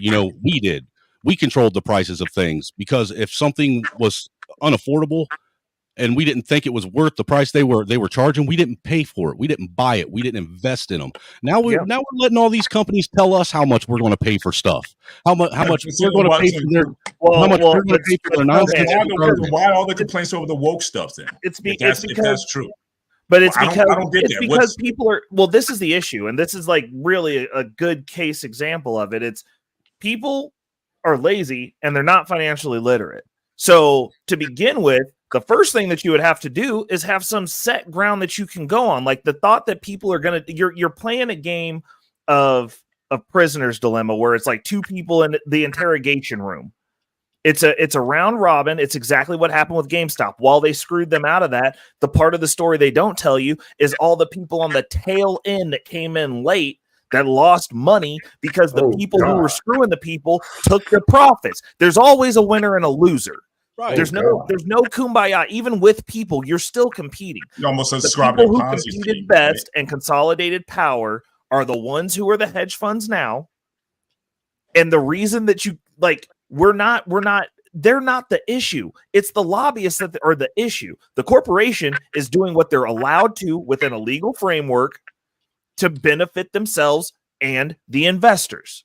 And by the way, now, we have to remember, why isn't there a lobby for the American people that we put our money into? Because that's something that everybody could collectively do. We all put $1 into that lobby, all the legal Americans. Now we have a fat ass lobby that can go in and throw that money around and be like, this is what the people want. Do it.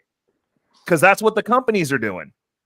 But the thing is that sometimes we get caught up in the narratives where we end up rebelling against the government because we're Americans, but then end up letting the corporations do this very thing. And I'll give you a perfect example. Angry Man, I think you'll remember this too. Paul, you remember this. Y'all remember after 9/11 and with the Patriot Act and everything. And remember the whole thing where everybody was worried about the government wanting to put microchips in people to track them? Yeah. Right. Fast forward to 2023, and everybody's cheerleading the corporation Neuralink, led by Elon Musk, who just got FDA approval to put microchips in people's brains. Because they want their legs to work again. It's a corporation, and we're choosing to do it. Well, that's different. You see what I mean? Like it's like the government wasn't going to make your legs work, Tarus. But as long as the people want to walk, like, why are you mad that people want to walk? Price though. It ain't even so much about walking. But that's the thing. Like I actually support that. There's nothing illegal about that. It's just the fact that our people, we don't get the right information. So, for example, I'm going to tell people this. Yes, that microchip that's going to allow you to walk, that's absolutely necessary. That trial needs to happen. I just need you to understand that if you're one of those people who are worried about the government constantly tracking you, having a microchip in your brain that you can't remove is probably not a good idea, especially if you buy that shit off of a firm and you miss a payment. Then what happens if they turn that microchip off? Because what's the microchip in your brain matter? You walk around with this. They can also all day long. Your body. This right here is a tracker. It tracks you all day long, dude. So what's a microchip matter? Yeah, but see, that's what I'm talking about. Right? But that's what do you think a microchip in your brain is really for? Let's be real. The microchip in your brain, according to Elon Musk, is to slow down the latency between you and your device, and so you can actually, hook to the cloud via your brain. And the get Call your of legs Duty to work. Warriors won't allow That's that. the way he We need describes that it. latency time, bro. Let me ask this question again. What do you think the microchip in your brain is really for? To shut you down when they want to turn you off. Thank you. Let's keep it real. But that's what I'm saying. Regardless, if people, that's a voluntary contract, right? We talk about, like, when it comes to contract law, if a person wants to voluntarily do that, that's their damn right as an American. Yeah, but the real thing is when they try to go to digital currency. They go to digital currency. That boat sailed. But I'm talking about Taco Bell. It's one of the first stores. Hold on for a second. Let me just finish. But they can't. Let me just finish. I'm talking about digital currency where they could track what you buy everywhere, right? So they got like. Say what? FedNow's live. FedNow is live, Arcane. That's happened. Not just that. Everybody. Let's be real. How many people on this panel actually use cash? Most. I don't. So every time you swipe your card, they're already tracking what you're doing anyhow. No. See, but you're missing my point. I'm talking about where they have the ability to restrict what you buy. They said, "Well, you bought too much beef this week." Or this month. They're not going to do that. Look how fed people are. What I'm saying is a lot of banks already do that. There's a lot of like, for instance, they need to stop this is anecdotal, okay, but like I was banking with a bank that I had to change from because every time I would go out of state and I would try and use my card, they would turn it off. They freeze it. Or they call you and say, "Hey, validate these transactions for you." And it happened all the time. Yeah, that's a little different than what I'm talking about. It really isn't. What he's talking about is the CBDCs, which is going to be programmable money, where they can literally do that. Which, I mean, for as much as we complain about child support, y'all should be looking forward to that. Because a bunch of these chicks' games is about to get all the way jacked up. That'll be good. I always said that they should be able to. They should child care expenses should be auditable, or just like you have to itemize your tax. It'll be programmed every year. You need to be able to itemize what your child expenses are, and it should line up what was given to you. And all these baby mamas that be in the bar using their child support card to buy alcohol. They all need to be put in jail, be charged with child abuse, extortion, fraud, all kinds of crap. Men are selling them those drinks. Men are funding baby mamas. Every time you blame women for something. No. See, most women don't. There's women bartenders now, Scam. I don't know if you know. Not only that, most of the girls I've ever seen that use their child support card, what they do is they go to the ATM and pull money out and actually use money. They don't give. You also forget one more thing, Angry Man. Men are buying their women drinks. Come on. Hold on. You forget the Chippendale where Scam worked at and make a huge profit dancing with baby oil on them. We got to. Hey man, me personally, I think it's absolutely insane that in America we actually give kids to people that need someone else to help take care of. Not only the kids, but the person that's taking care of the kids. That is absurd. That is the most ridiculous, retarded thing I've ever heard of in my life. That's the American way, though. Nothing says, "Hey, we got the best kids' interest in mind" by saying we're going to give them to the person that can't actually financially or physically support them on their own. They need help from someone else. But to Rus's point, well, really Scam's point, talk about Satan and Lucifer. I think this is the same thing when we talk about government and corporate. Because again, I mean, the corporations there was a part of the debate the other night. They buy the politicians, and then they're the ones who are fronting the monies up and whatnot. So who cares if it's coming from the government or if it's coming from the corporation? If all of the laws are favoring corporate interest, then whatever. Mr. Bennett, most of the men that are complaining can't control their penis. They can't control that.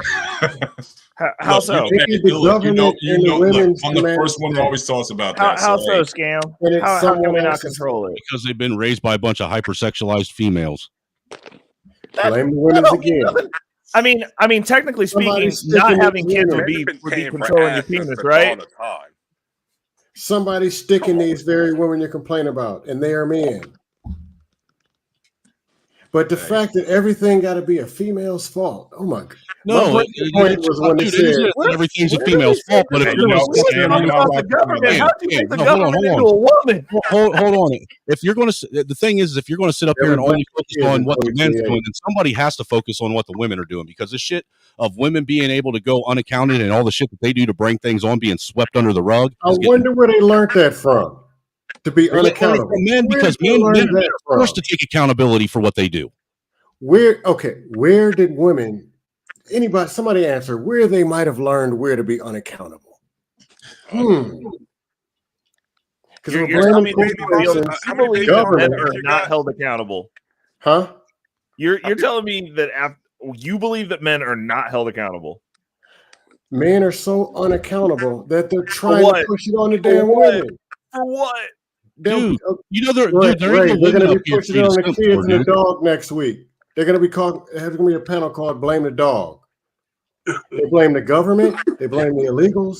They blame the damn women. When are men told that they're not, okay? So you're saying that men aren't held accountable? Men live their entire existence being told that they're not shit. They're ugly. They're dusty. You get up here and tell dudes that they're dusty. Mandrell be telling them they're dusty. I tell them they're dysgenic and stupid and God hates them. Like, what are you talking about? Men constantly know exactly where they sit in society at all times. Whether they acknowledge it or not is a different thing. But you know, hold on. Women not wanting to be mothers and be accountable for their own kids. That's considered woman's health. But men not wanting to be accountable for their kids is called criminal and a crime and a deadbeat and being a loser and not wanting to take care of your responsibilities. But women, it's not just that. At what point do men get to do anything and not get told what they've done wrong? They said they wanted to be leaders. Now they're blaming it running to the women. Women literally are a leader in their big alpha. Hey, you didn't see Congress pass no hair act for men. Oh my God! Yo. This shit is wild. Shout out to my beautiful bald brothers of the Black Man's Network. I respect that comment. Man. Oh my guy. Appreciate it. Oh my God. Take it easy. There you go. That's right. Don't be mad at me, Mr. Bennett, because I got that good hair. 2025 to be blaming the This kids. is the BMU announcement. The bald-headed community is now recruiting all bald-headed brothers. Your white ball, your black ball, your orange ball, your Japanese ball, it doesn't matter who you are. As long as you are bald, we are recruiting you. It's a movement. Recap your head looks like this bald-headed movement. Ladies, for all of you victims who blame white supremacy, here's your guy. He's blaming it on the women's. I just want to know who the leader is. I thought it was a white man. Now it's the women. No, sir. The women are blaming it on the kids, and they're blaming it on the dog. I don't have no problem pointing out when men's problem or issues with this too, but there's no need to, because you're doing that for everybody. Somebody needs to point out the opposition, because this isn't a fair argument.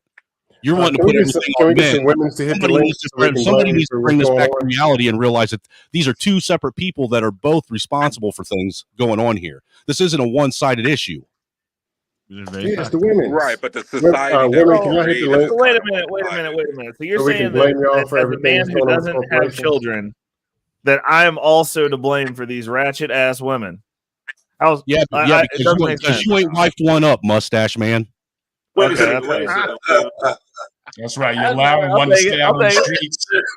One's still out on the streets, Ray. You can be bringing her in. So yeah. No, I'm good with that, bro. She can stay there and die. I want to watch. Oh my God. I'm sorry, but my breaking point was when the police officers stomped that dude out in Memphis. And social media wouldn't blame Ray alone. Hold on. Time out. You can't blame Ray alone. Hold on. What the hell is that? Alone. Cam Blanket don't got a woman either. You gotta blame him also too. Yeah. You hear me blaming the women's? What? No, you take the man. So you marry a wife and then talking about the government, and now I'm married. Like, I don't understand. I'm married and got 7 kids, dude, and I still blame women when they're at fault. Oh my God. All right, so real quick. Oh God. Real quick, because I'm about to drop. So let me just ask some questions. So who built the world? Who built the world? Women's. According to Scam Likely, the women's did. Women's built the world. No. The women So did. men built the world After right? they asexually reproduced. Men built society, right? Men built all this stuff, right? Right. So so if that's the case, why do we spend all this time talking about what women are doing wrong? We were literally talking about what the government was doing wrong, bro. Like, I don't know what I don't know what to tell you, man. I don't even know how we got here, bro. Like, I feel like I got kidnapped. It's the barbershop. Angry Snowman you did mentioned it. the barbershop, man. Oh, don't blame that shit on the white man. I get enough shit blamed on me. Look, listen, if these modern women had made us make this show title, we could have had a good, healthy conversation. So you're right, it is a women's fault. All right, fellas, I got to drop. Hey, Easy, you have a good night, brother. All right, have a good night. You too. What Bab said, if it's backward, it's America. Oh my God. Yeah. Beautifully animated speak said it perfectly. So, gentlemen, exactly how much money does a man need to satisfy women's time. They need an unlimited supply from a never-ending bag that has no bottom.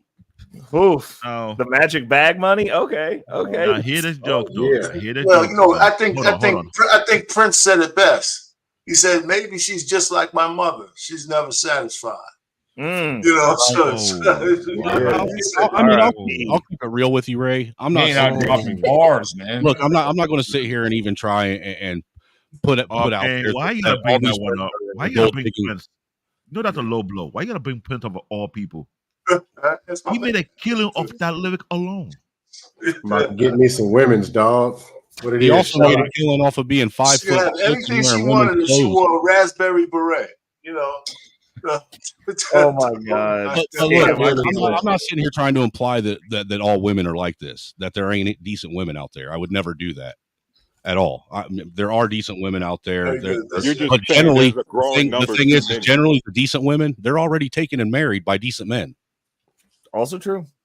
You know, you're just saying really, in all honesty, for young men today, if I was to give them advice, and I think that all the other older men like R. Payne, Mr. Bennett, you know, you guys could agree with this. If you want to get a decent woman as a young man, really, you need to get them fresh right out the gate, out of high school, going into college, and you need to start building a life and a career together right there before life has a chance to turn them into a Angry Snowman.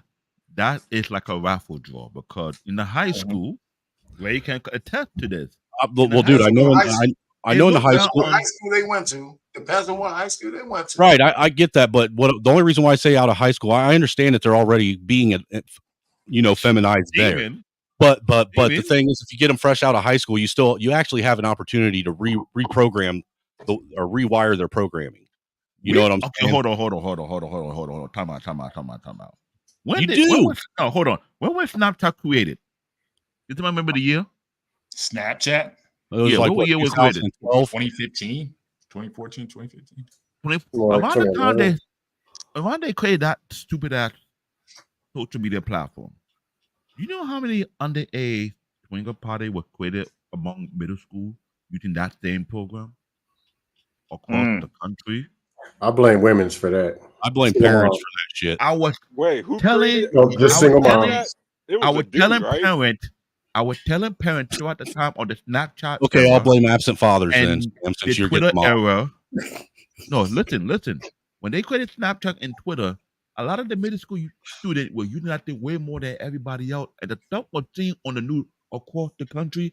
I'll tell a lot of young parents, don't allow your kid on no damn internet without no.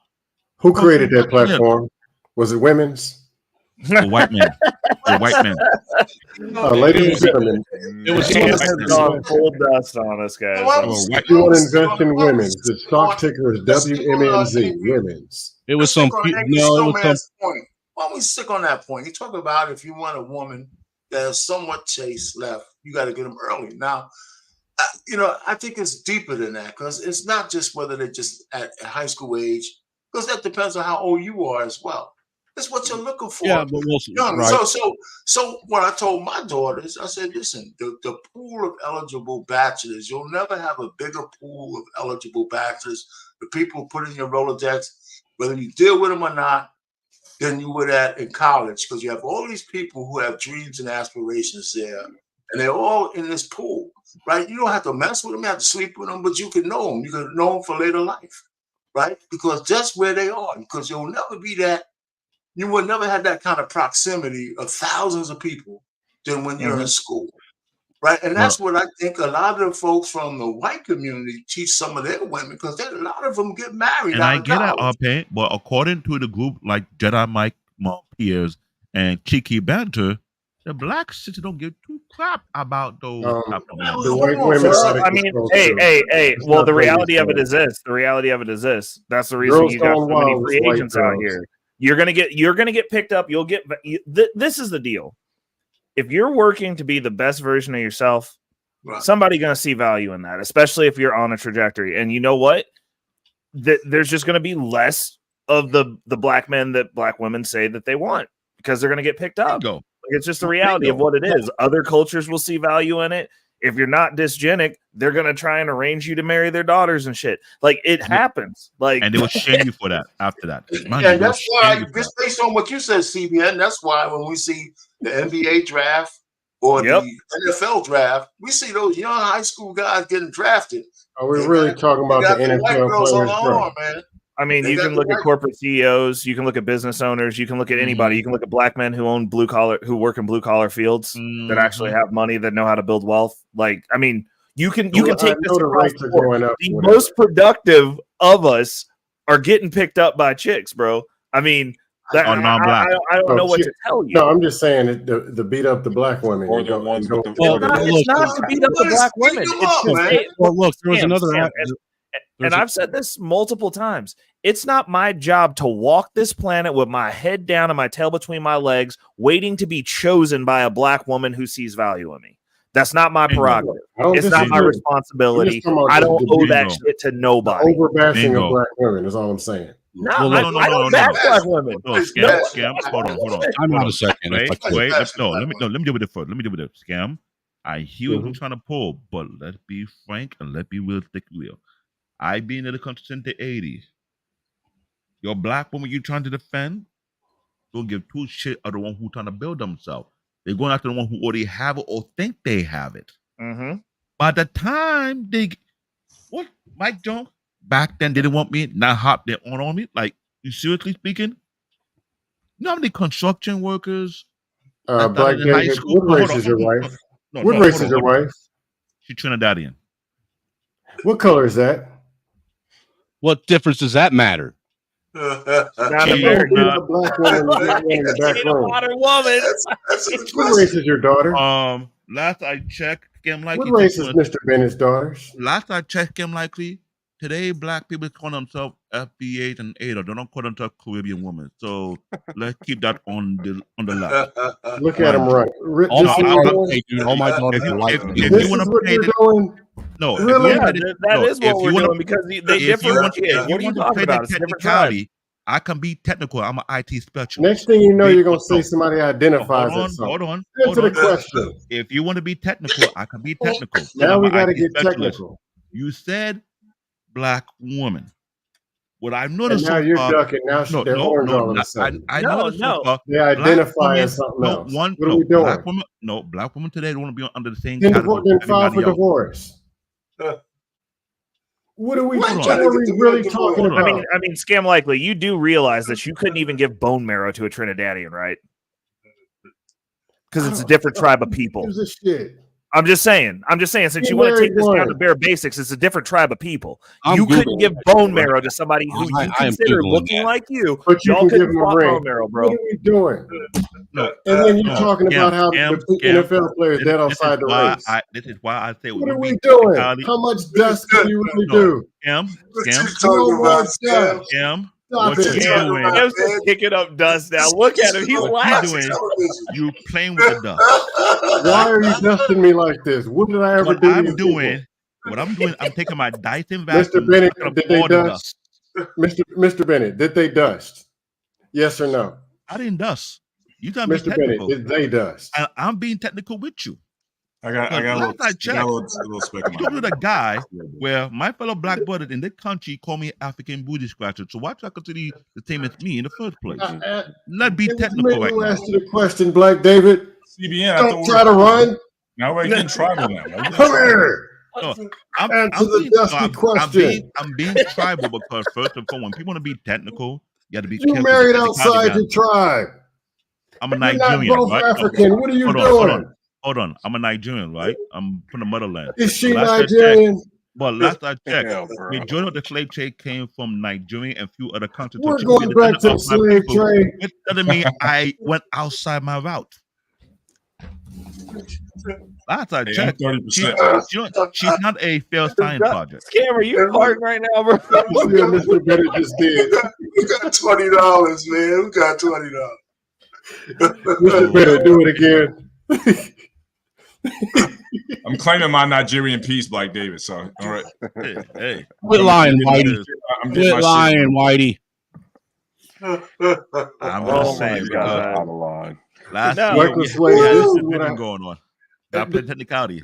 This is why I have to be a troll. This is what they do to me. And that's why I give you the yellow card. This is what they do to me. This. No. Yellow card.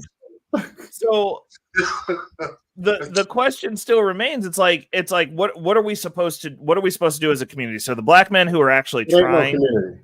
Okay, No, I'm not facts. saying- Okay, no. I can agree with you there. No, But Reckless for the Ray, I'm black not men who saying are there's something trying- wrong with dating out. I'm just saying raw black women, bigoted black women, you're black. No, because it's actually black women that do that. They go, "We don't want you," and then as soon as you date out, your mama black. Which is it? Right. We don't value you Well, the until thing we is see you- you as a resource for us. Stop caring what But they say. if you don't come full circle and be that useful resource for them, then it's your mama black. You can't handle a black woman. You can't. I don't do this. have those conversations. I don't. I think it's don't? crazy that I understand that. I understand that you don't scam, but like as somebody who dates out, I do. Why are you having Like, a it happens. conversation? Why are you I've had letting- black why you letting women women who were control the strangers conversation come from up the to me and barbershop? say bullshit when I was out with a white chick, Yeah, dude. sometimes it's Run not a from those conversation. people. Sometimes they come out the woodwork Just just to trash. Insults. Like, Yeah. what are Who you talking cares? about?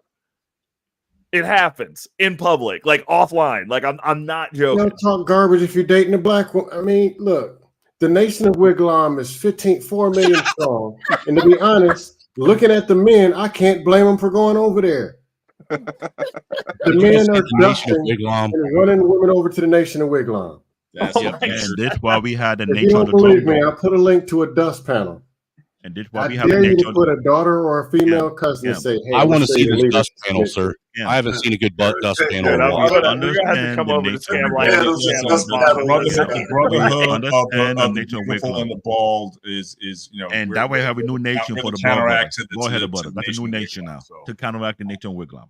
We didn't hear Yes. nothing you said, Mr. Bennett. So the brotherhood of beautiful bald men, we're the antidote to the nation of Wigwam. You know what? I don't even know why I even gave you the opportunity to have the platform. They said they're gonna go into the next Listen, nation guys, of I need Wigwam to and Mr. run. Clean it up. I need to run. Hey, Ray, great job tonight. Great combo on this. Again, there'll never be an answer. Although when Ricky was on earlier, I think he nailed it. He says, for the wrong woman, you'll never have enough money. That is true. That's true. And when I tell my daughters specifically, I said, don't look at the money. Again, look at the character, how he treats you, and his work ethic. And all that stuff you can work out, you can build with a guy like that. I'm literally in that situation right now where I'm actually, I think my middle daughter, I think she may have her dude. And I'm more concerned about her. But she made a comment to me earlier talking about she didn't necessarily want to get married until she was at what she would consider my level, like where my wife and I are now, where we've been building 27 year trying to build. She's like trying to start there. So sometimes I think to the extent that, we kind of create this is all they've known, you know what I'm saying? Yeah. So for them, it's like they think this is where we're at now is the bottom, it's the basement.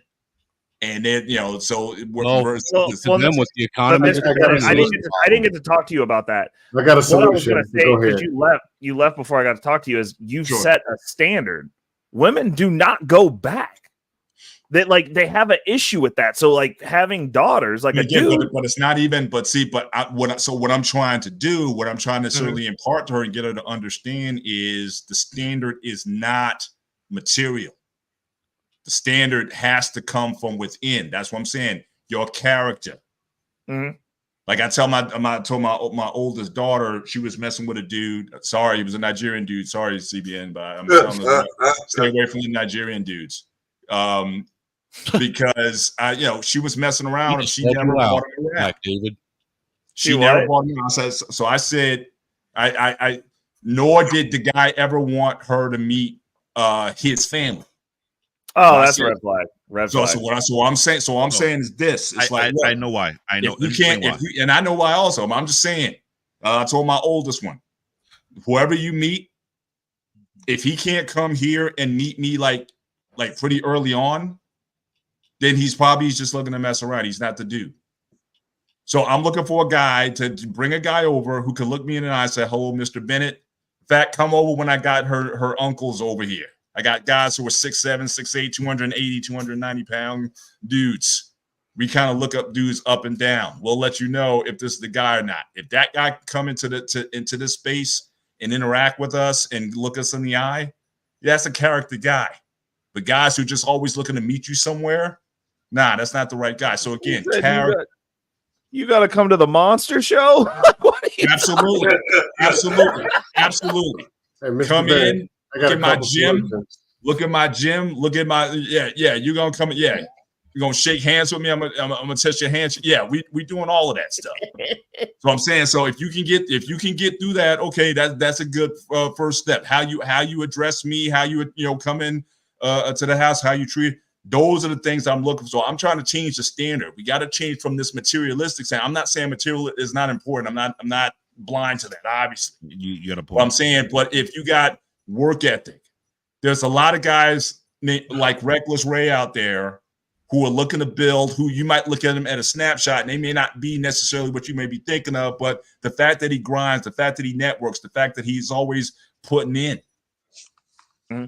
I'd say you could have married Reckless 10 years ago. Facts. You know what I'm saying? And I know where you're going to work out. So again, we need to be talking about what is the values you need to be looking for in a mate. If you get the person with the right values, then the money will take care of itself and all that stuff will come later.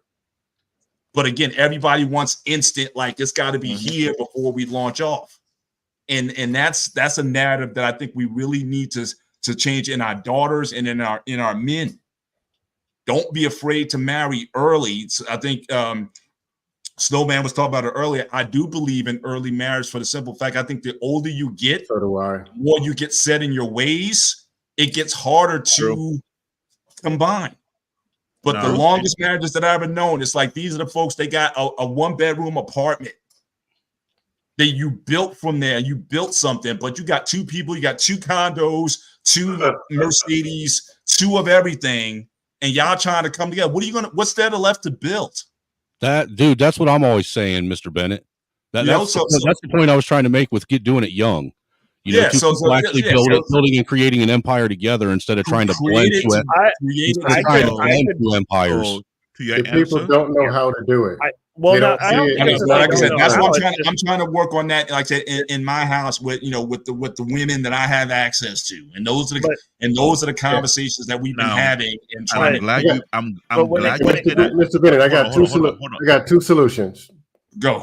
One of them, show them what it looks like because they're seeing the finished product, but they didn't see the start. Jedi Mike is at that starting phase right now. One out of this whole crust old dusty space. One. Yeah. That's how bad this space is. Yeah. It's the other solution. 3 o'clock in the morning, have her log on to these dust panels and see what's really out there. Say, do you want this? What do you want? If you want to come back out here, thinking you can get anything you want. I mean, they're all going to want some Reckless Ray. What are you talking about? Come on here at 3 a.m. I'm out here. Hey, True, how was that dust panel? with old Reckless Ray, Mr. Bennett up here looking like the freaking See now, Reckless. See now, what see are you now, talking Reckless. about, bro? Now, see, Toro's down there, got his listen, little look, I like Ray. Ray. It's gonna be Now, gone. listen. See, Reckless Ray. That Reckless Ray. That's an image, and I know it is because one thing, and I want to tell you this in the last show also. I really like being on with you because every time when Black Man starts the show, and you ask how everyone's doing, first thing you always say is that I'm better than I deserve. So hustle, grind, humility, though.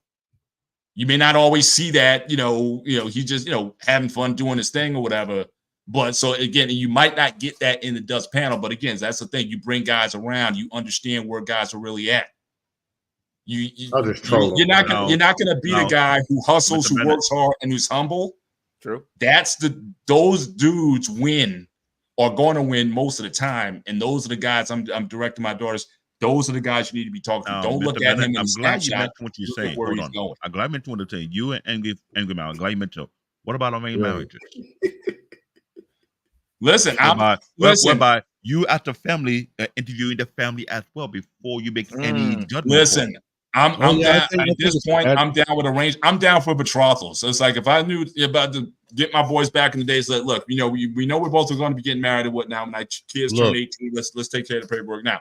To me, it all works. And in fact, the Asian Indians, they got me on that. I mean, again, Black Man, CBN being in the IT industry, that was like a culture shock for me. One of my groomsmen in my wedding, he's Indian, and he told me he was getting married. And I was a little offended because I was like, I didn't even know you were dating anybody. Now, the thing was, he was going to India to get married. It wasn't even finalized yet who he was going to marry. It was like down to like 4 women that he was about to decide on the one when he got there who he was going to marry. And it's going on in my community right now today. So that whole thing was like a culture shock for me. It's like how that work, what's that thing like? But the one thing that it taught me though is, again, these guys put commitment, love, and all that romantic stuff that may come later, but commitment and dedication, those things are important also. So again, I didn't take all of it, but certainly those are things that I value. Okay. And so salute to if the arranged thing is still working for most people, hey, more power to them. Hey, old man, can I jump in now? Yeah, I'm about to sign off, guys. But again, great panel tonight, Ray. I'll chat you guys next week. Y'all have a great weekend. You too. All right. Good night. Peace out, man. Hey, later, brother. Me personally, dude. If my opinion on it is, if I can choose my daughter's husbands, I will, because I don't want them coming back home. There you go. I would never choose my daughter's husband. When my daughters leave, I want it to be permanent. So they should be making the choice. No, they don't know how to make proper choices. That's why they end up going back home to their parents. If they don't know how to make proper choices, how can you make that choice for them? If they're making proper choices. Because, sir, I'd best know what they need in order to be successful. They don't. But Scam, then how they gonna marry somebody else? Hold on, Scam. What do you think? What does America look like right now? Huh? They're making that choice. What do you think happened? Yeah, they came back home and went back out again and tried again. They'll come back home. Simple, I think fathers should.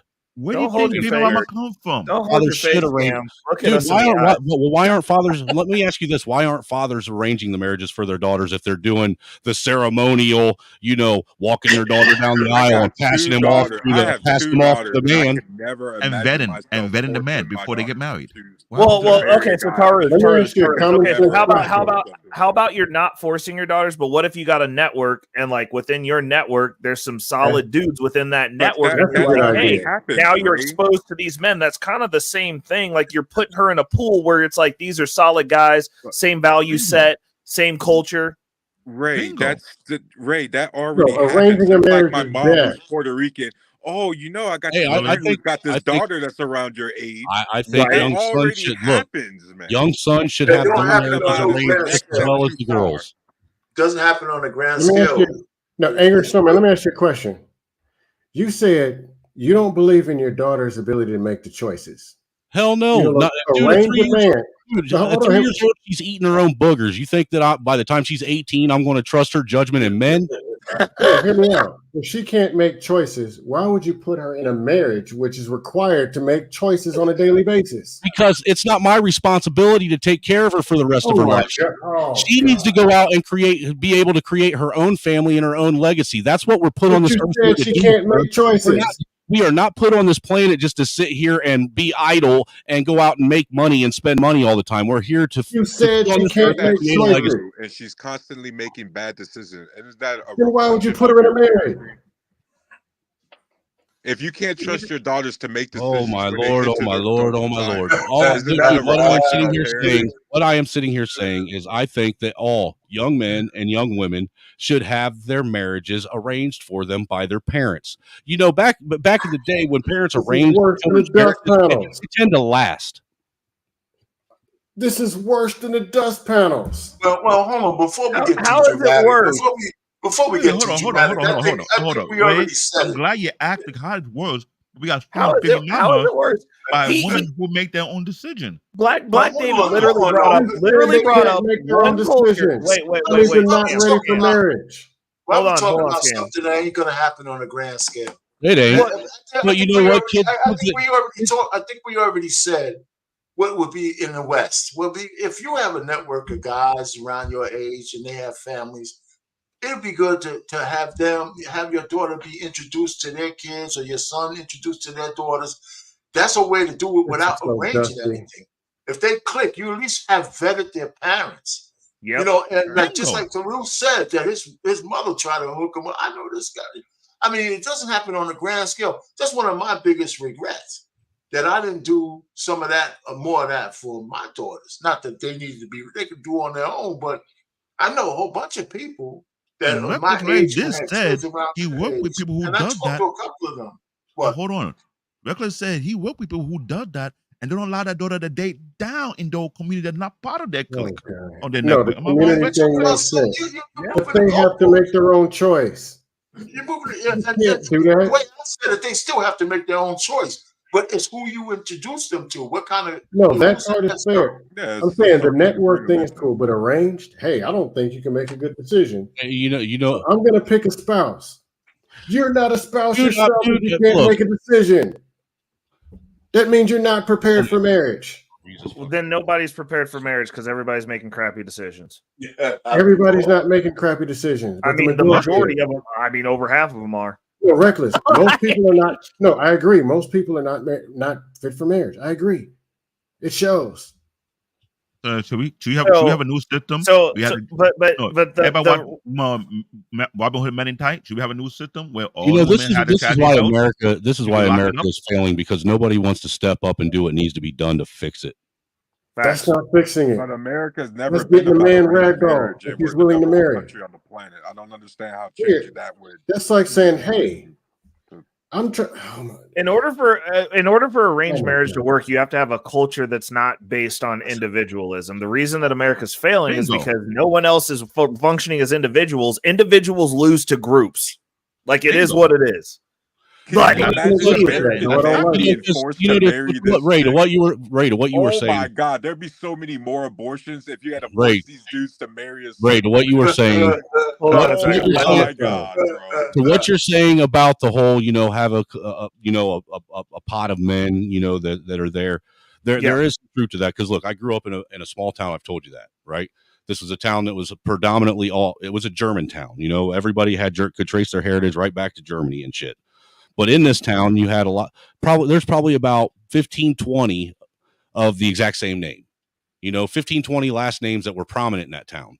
Yep. And it was a town of about, it was about a mile and a half by a mile and a half, probably had about a population of 15, 20,000 people at best, to give or take. But what they did in that town is everybody married people that were part of that town that exuded certain characteristics and certain phenotypes, because that's what they wanted. So you know what I'm saying? So basically, in a sense, it was a arranged marriage situation, to where this is the pool of people you have to choose from.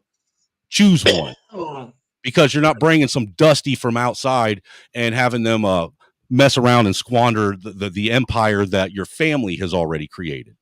See, this is something that other nations I got already. a question, but go ahead. Well, let me finish, and then you can answer your question. Cool. This is something that other nations already do. You know, they are when somebody goes to marry, specifically a daughter or a son, the person that they're marrying doesn't just have to be approved by the person that wants to marry him. They have to be approved by the rest of the family, because the family has family legacy, family wealth, and a family name that this person being brought into the family has to live up to and be able to hold, you know, be respectful and mindful of. They have to be able to exude the qualities and characteristics to be associated with this name and this family. And nowadays, nobody gives a shit about the legacy that they're leaving behind or the family name or anything like that. That's all weird. the generational You wealth. guys make this complain about you claim don't build. about legacy and arranged marriage, and yet countries is that pretty do that, like dusty. India, That's also not lead dusty, the dude. entire planet Pretty to bad. sexual assault and rape. So apparently, arranged marriages ain't Capital working bad. all that Oh, well Jesus. over there. You Because know, they lead the world it's in funny when you countries try to where talk No. But Taurus, hold on a second. Hold on a second. Hold on a second. You always Hold on got a to go second. to the farthest thing to the extreme to try and prove a point, man. Well, That's the ridiculous. Wait a extreme second. is arranged No, I was marriage in asking basic America. questions. He's talking. I You can know ask why a basic though? question. They have a. Are you saying countrywide? Or are you talking about within certain castes? Because they have a caste system. I'm talking there, about so I'm within 100% sure. within certain castes. But see, that's the problem. We can go down that rabbit hole and be specific about Are what they other having the same communities are outcomes coming here? Are they having the same outcomes here? Because last I No, checked, they because do they don't pretty have this, well across the but board. because They're they the also wealthiest don't in the have the U.S. same mentality here. Reckless, that's rigging the argument. But You That's see, not they rigging also the don't argument have the because I'll they're same explain doing it. Go arranged ahead. marriages But here Ray, too. you would also admit that they I'll explain don't it. have the same mentality here because the culture is not the same here. Part of that That's culture because is the we choose arranged not to marriage. change the culture, dude. You No, know, what I'm saying is arranged marriages works in some cases, but trying Right. to legislate that is one of the who's dumbest legislating things you can It's do. anything, not dude? Nobody said legislated anything there. about legislating It's not shit. legislated Bro, anywhere. They come just on, do guys. it. Come on, guys. We right. Come on. Okay, We but know to, right to now we Bruce, got people trying to Tarus. I do the crazy. understand where you're coming from. What I'm saying is if we're pontificating on things from cultures that are doing much better than ours, that are doing much better than the average American culture, period. We're pontificating about it. I posited, within your network, because that's what I see wealthy people doing. They're not having their daughters marry some dust ass white dude from a trailer park. They're within the network. They're That's gonna within blow the all same their class of generations off people. on some But Ray, meth. someone is because we got plenty of trailer parks out here that keep growing. 100%. But people ain't going from the trailer Like, park come to the on, mansion. man. That's not actually a true thing.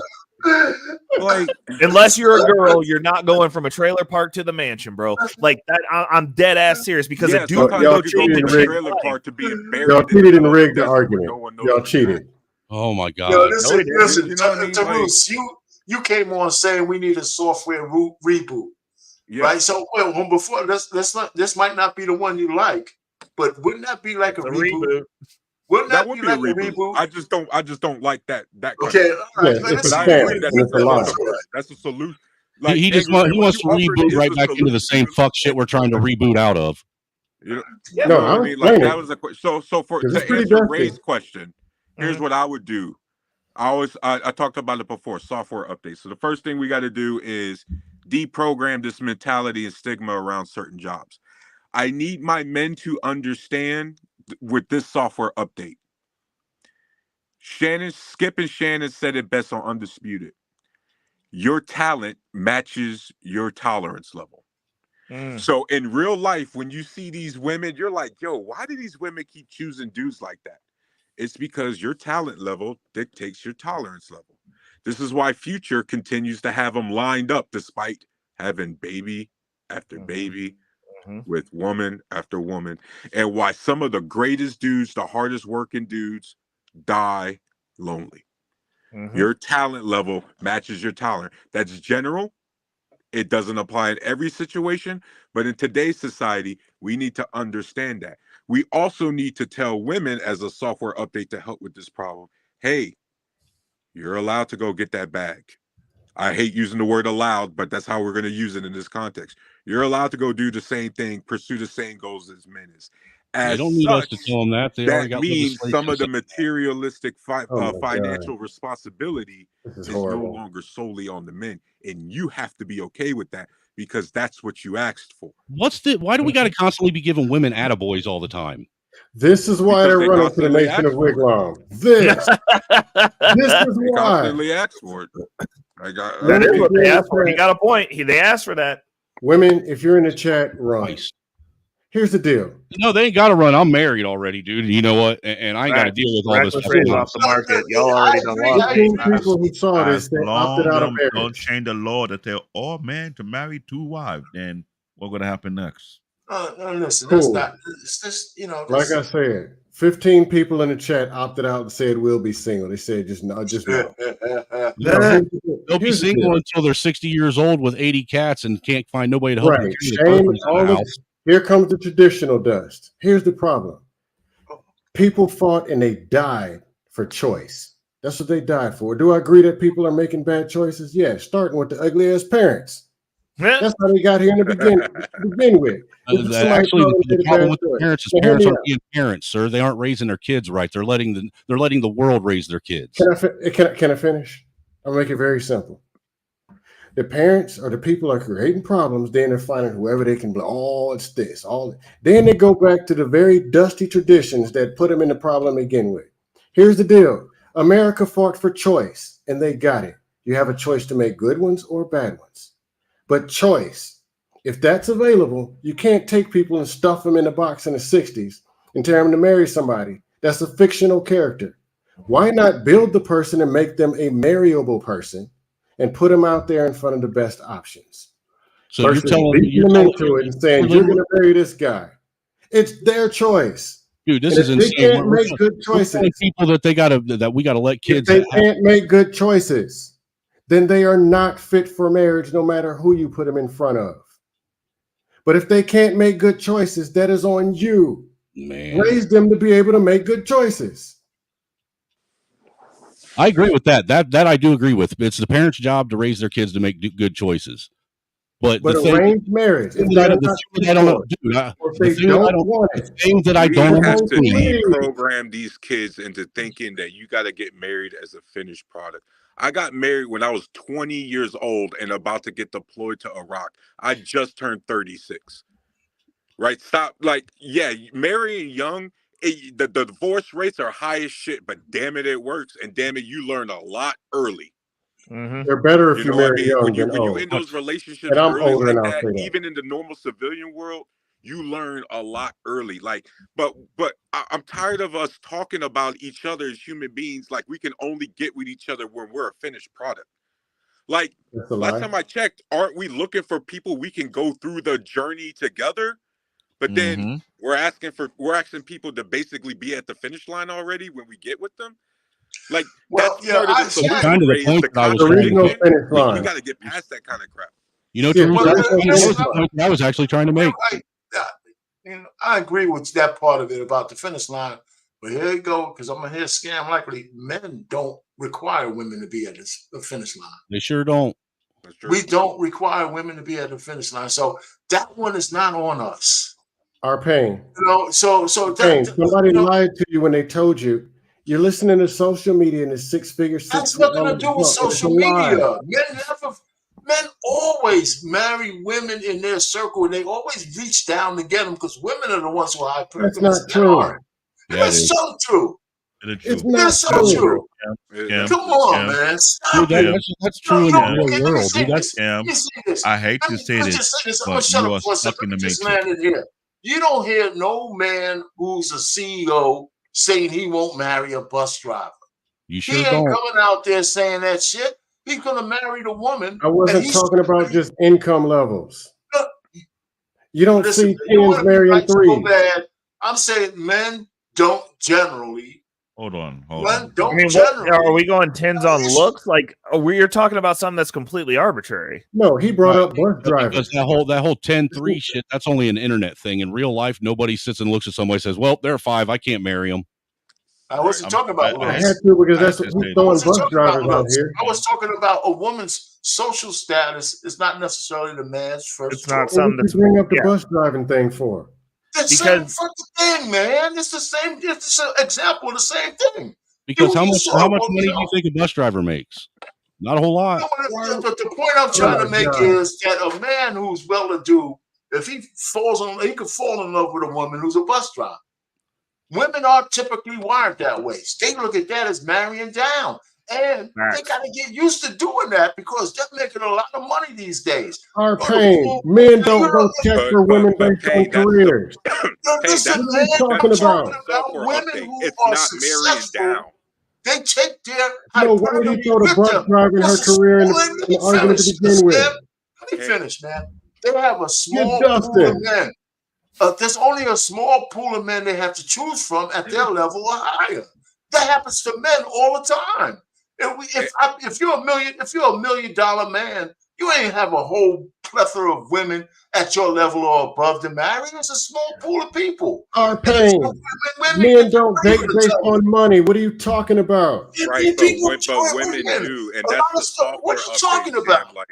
Like women need, but Pain, that's what I'm saying. They can't be provisions. We can't. It's not marrying Men want down. pretty women. Why are we talking about a woman's career?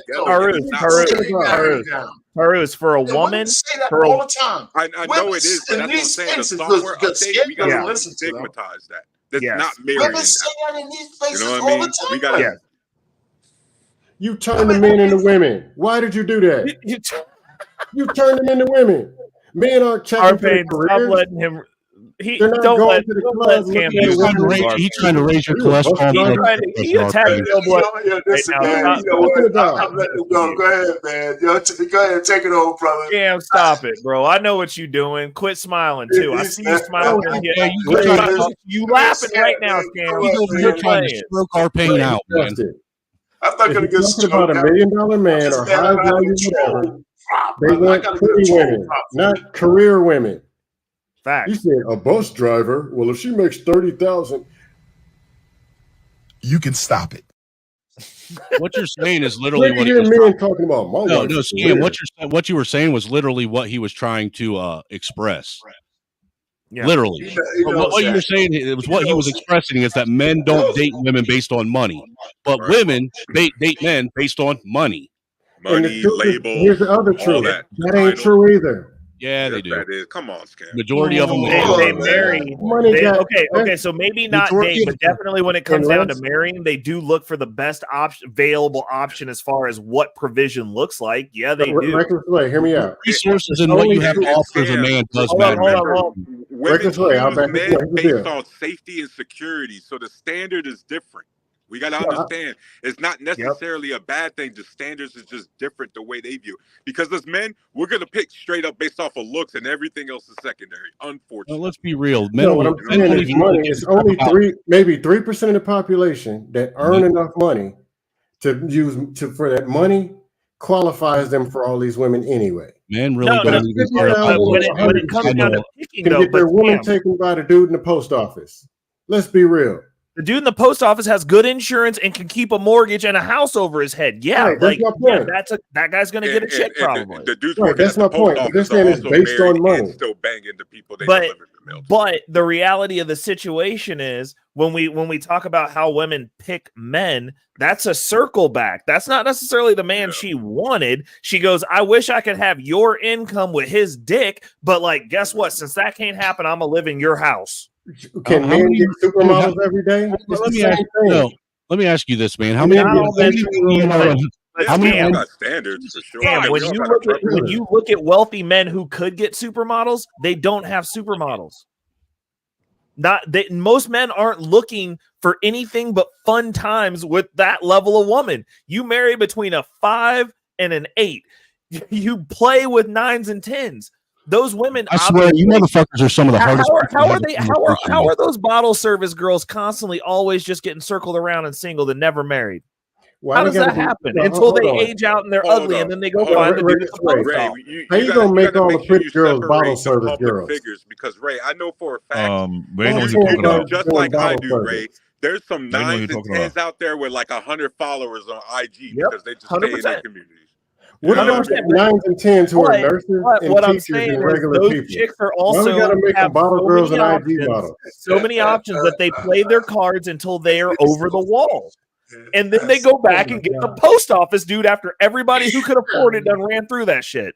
So and he gets to pay for it the rest of his life. But that's not the man she wanted. Ray, all I'm saying cheated. is, what? How are all the good-looking women? If you once you get to 9 and 10, you go straight to IG and bottle service. They can't be nurses. They can't be working in the factory. No, I'm not saying that they can't. But what I am saying is this. What I am saying is this. Dishonest right now. What I am saying is this. I'm around a bunch of wealthy men all the time, and they're not going out here looking for the 9s and 10s at the nursing place either. They don't want those. Most men want peace in their home, and once you can afford to have peace in your home, you can go buy a 10. You pay these bitches to fucking leave.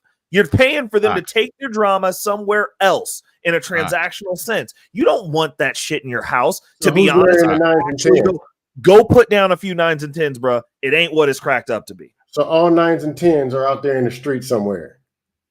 I'm just saying all I'm saying is the likelihood of you finding a vapious husk of a woman because of the privilege that she's been afforded her entire existence because she's been hot since 18 is much higher than somebody who has to have some semblance of a personality because they're in the middle, they're average, upper end of average. Like it's two different worlds. Yes. No, and I can understand a lot of what you're saying is true because pretty privilege is, and especially nowadays, is freaking insane. Yeah. Like I've dated some. I mean, are you trying to marry somebody that you can't have experience anything because she's been flued out and done everything and caught a dick in the process? Reckless Ray. The dudes are flying out. Reckless Ray. They're flying out in raw dog in the threes right now. Or she ate some poop for money. There are. That's called a bad night. What's she talking plane about? tickets. Sometimes a bad night got to be a good night. What are you talking about, Scam? Getting gutter tots pregnant. 3s and 4s, bro. They buying whole plane tickets. Yep. And let's be clear here. Somebody subscribe to them OnlyFans accounts. We making fun of these women doing it. There's plenty of these dudes out here paying these women literally. Oh, 100%. $20. Most people are scared of the 9s and 10s anyway. They don't even get approached like that. Most dudes are scared. Women will tell you that. Yeah. Or most dudes know what they qualify for. Or 9s and 10s are insecure too. You know, some guys know they ain't qualified for a 9 and 10. Unfortunately, Payne, I think there's too many men who undervalue what they qualify for. Facts. That's why I like I'm not talking about trying to talk that's to a different conversation. I need my guys to really like think of themselves better. Like, guys, y'all got this shit, man. Come on. Now I hear what you're saying, but that's a general conversation. But I disagree with that. Hey, shout out to Angry Snowman, as ruthless as some of us Dusties can be. As we were Dustin talking about the building up the parent, you just admitted, hey man, it's making sense. Cool. Just like I partially dusted earlier. Appreciate it. No, if I'm wrong, I'll say I'm wrong. If I'm off, I'll say I'm off. You ain't shit, man, but you're right. Pretty much. You're right. I agree with you on that. Salute to you too, sir. Here's the big problem, but I will say from experience. Those who don't spend time on social media, right? Mm-hmm. What Reckless Ray was mentioned, it's very, very factually true. But what I'm seeing in my community, as I mentor to the young generation coming up, some of these boys are coming from single parent home, multi mom. Oh, that's all right. No, Hold on. I'm not trying to start something. What I'm trying to point out is the obvious. If we catch these young boys early while you're out there in the community, either that's your son classmate or that's your son friend from another school, we can stop that beforehand. I'm not saying be their father. I'll talk about mentorship. I've done mentorship since out in junior high. Now, we know there's one thing about it. You may say that's not going to work. But who is stopping these men? We got people like Information Man. What program he's a part of? And I think get all the boys. There's some you can change. There's some you can change their ideology. Reckless the perfect example. He came from a single parent household. How he came where he is? Who was his mentor? Who got him where he at? We're blaming single moms. I'm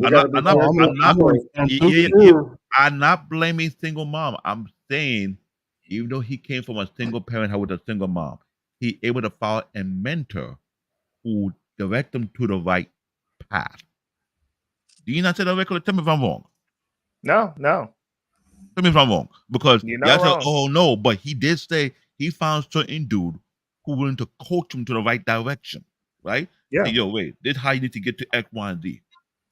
Yeah. So let's not act like that does not exist.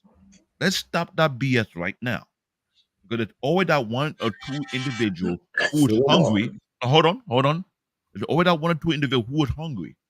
And when someone from a distance see that hunger in their eye, they say, you know what? I can coach this person. I can lead him to the right direction. Anton said the same exact thing how he got where he is, you know, he too egotistic. He said someone saw the hunger in his eye, willing to coach him. Wade was no different. Somebody coach him. He didn't learn it on his own. So let's stop the BS right now. Because I do that with my son's friends. They pull me to the side, ask questions, and I get them the game. And I got them thinking. When I was coaching one, I see one leaking in the background, trying to come behind and trying to take note. I'm like, yeah, I'm watching you. I'm giving the guy the game. He's like, okay, if you don't take the game, I take the game right behind his back. I write it down and go on top of it. Young boys are always looking for direction, either like it or not. You have BMU. He's a football coach. What you think he's doing? Mm-hmm. So when you say that's not going to work, then you're not bringing no solution. I'm not saying say the whole freaking community. I'm saying find the diamond in the rough. Find those who can be coachable. Not everybody coachable. You can find a good number who are coachable and retrain their mind and bring them to something else. Okay, if you want to find a solution, let's talk about solution right now. Real talk. Because I'm solution based and I've been doing that from day one. There are many guys who are with the supervisor and they call me to this day and still call me both ways. I don't like the word boss. I was a leader and they thank me for what I gave them, the game I gave them, the wisdom I gave them, and they were doing better. There were guys who didn't think they get into the IT and those security guard, and I coached them to it, and they're making more money. Mm-hmm. 3 times what they're making because I'm willing to take the time out to coach people. If you look at my resume, I was a technical trainer. I like to train people and coach them the game how to be better and more effective, more efficient. Ray got a team. The people that he coaching and training, what did they do try to build an empire under him and bring people under their umbrella. Ray made a huge impact. So let's not beat around the bush and act like there are solutions. The problem is, are you willing to make the effort to do it? If you're not willing to make the effort, do me a favor.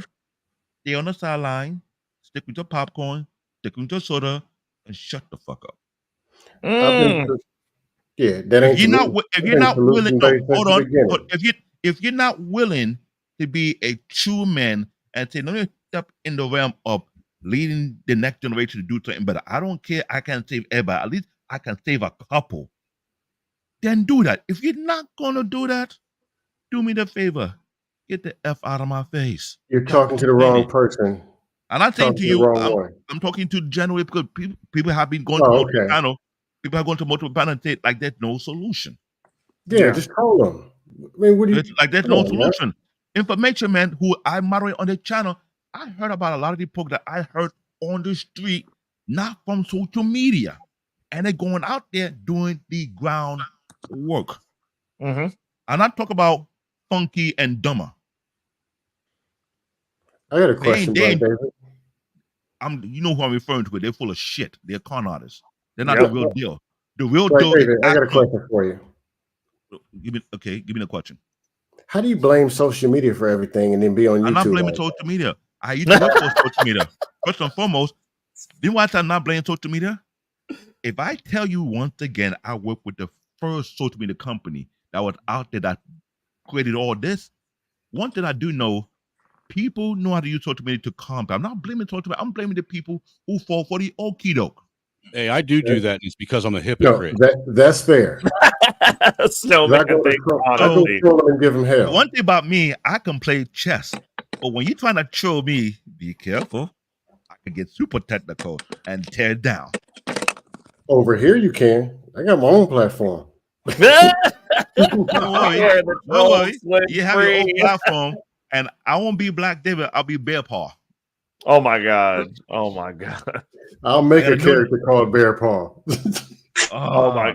according to Reckless Way, this worse than Black Hulk. Black David. Yeah, he's smashing everything down. But no, Black David is fair No, because no discrimination. If you're no, not I get it. Techies got power in this space. I ain't stupid. I know. But don't forget that this space belongs to the trolls. They run this. With an exception to the trolls run this. Last I checked, the Supreme Court is trying to create bounty hunter for the trolls. I've been trolling since 1991, man. I used to troll in real life, in real time, in person. I've been a troll before it was trolling. Back when I was in school, it was called bullying. And I used to be the one to fight the bullies. For some apparent reason, I became the threat order sort because I have principal tell me, don't fight this guy, but he was bullying person. Don't fight the person. When I hear that, I look at the bully.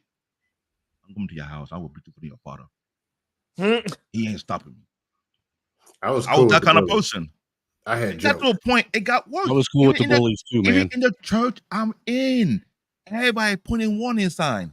I was don't let your son connect to this guy because he will. I had a reputation. I'll be that nice, quiet guy, cool guy. Yeah. He was a nerd. Ticked me off. Nah, I was that dude that was always running his mouth. Oh, Lord. Hey, I done things that. Hey, I ain't even gonna lie, dude. I'm not gonna try and present myself as something I wasn't. I'm not gonna lie. I'm ashamed of some of the things I've done so far because sometimes I can go, why I'm so angry? Why I'm trying to defend the weak people who get picked on? I do that a lot at one point. And guess who took the mantle? My daughter. She beat them guys in my son class. Oh Lord! I actually, I'm not proud of a lot of the trolling I did because I actually did rip some people's souls apart and crush some self-esteem. I didn't know how serious. No, I didn't know it was that serious. Hey, some people need that. It's necessary for them to progress in life. No, actually, I ruined some souls. And sometimes souls need to be ruined so they can be repaired. So you were the source of our chaos then. So you should sue you for that. I ruined some people's self-esteem. And I probably created about 5 members of the Nation of Wigwam myself. Look, again, I'm here to look with all my heart. I mean that some people that is legitimately necessary. They need that to happen. That way they can have their soul properly repaired and fall in line where they belong. Most of them don't repair it because negative reinforcement. They need to fall victim of natural law. Yes, they are weak. That's the problem. But I made them can't be sending them over to Princella to get rebuilt and reformed in her image. Because they're not getting that in real life. An environment where they're getting that in real life. Sometimes for some of these guys, them getting trolled this level of hard and making them do that gut check on the internet is the closest thing to a gut check they've been forced to have. You know what I mean? And they don't naturally live in a bubble where they can recover. But some will have the ability to pick themselves up. Dude, I mean, walk that path. No, I get what you're saying, but the truth is this. Negative reinforcement makes people worse most of the time. Sir, all I'm saying is the reason, look, because we don't actually have men being challenged when they're going through adolescence like we used to when we were kids, this is now why we end up with Dylan Roofs at 20 years old. I'm just saying. Negative reinforcement creates those, is what I'm telling you. Most of them have low self-esteem, and then if you make it worse, they don't respond to negative reinforcement. I disagree because I had low self-esteem as a kid growing up, and you know what happened? I got trolled, I got bullied, and then I eventually decided that I wanted to do something about it, and I wanted to put myself in a different pecking order than where I was. That's you. And for every year, there's 5 people who are losing. But sir, when I was growing up, most men would sit and they would push themselves to what limit they felt comfortable instead of just caving all to everything and being, this passive aggressive, don't talk to me. I'm going to flip out as soon as shit don't go my way type of dude. Right. That's what we have now. But negative reinforcement is what pushes them to become those people. So you guys, sir, what I'm saying is a little bit of bullying and a little bit of pushback by your peers is what helps you out of that as an adolescent develop the skills and the qualities necessary to be able to handle that shit in a positive and a healthy manner when you become an adult. When you don't have that, when you aren't going through that at the most important time in your life and you're having that taken away from you, when you become an adult, then you start lashing out and doing dumb shit you should have already did when you was a kid. If that was the case, gang members will be all politicians running the world right now. Because no, what he's saying is, I don't think gang members are made from bullying. What he's saying is what Angry is talking about, what he described, and Angry, this is the point you're missing too, which as I agree with. Scam, we got too many men not getting any reinforcement. I agree. No, I agree with that part. So at this point, the negative trolling is the only sort of anything they've gotten because they've been completely ignored in real life. You know what I mean? No, it's a growing number. It might not be as much as, as being dramatized, but it is a real growing number. There's too many men not getting any sort of enforcement. They're not being challenged. They're being completely neglected, bro. No, they're also not being socialized into society and how to be around people. No, right. I get it. I'm saying there's very few people, probably 20%, that respond well to negative reinforcement. Most of them get worse. So you're saying that everybody turns into Dylan Rolfe? No, I didn't say everybody. I told you most by a percentage. Negative reinforcement. Okay, actually, I'm gonna throw in another factor, and we could probably all agree. A lot of people have been sold a lie. You get participation trophy, everything's gonna be okay. Somebody's gonna save you. Yes. For a lot of them, one day they realize that it was a lie, and they go from here to the gutter when they realize it. And that's why if I said those people at the wrong time, they will blow up your school. Sir, that's why I'm saying that you need to stop. We need to stop this coddling of kids, especially adolescent boys. No, I get what you're saying. No, what I'm saying is those, when they're hitting the crashing point, you can't get them with negative reinforcement. This time, negative reinforcement, they'll kill you. But I don't say coddling. A lot of it is they need some form of reality. They don't know what reality is because they've been sold a false one. But you can't, negative reinforcement and shaming has to have a standard to it. And these people don't have one. All they know is somebody lied, and they don't trust you either. So if you come with negative energy, they will kill you. So I'm not necessarily saying that what you're saying is wrong. And I'm not saying that what you're saying is negative wrong. Reinforcement was a certain population and certain people at a certain time. They have to have something there.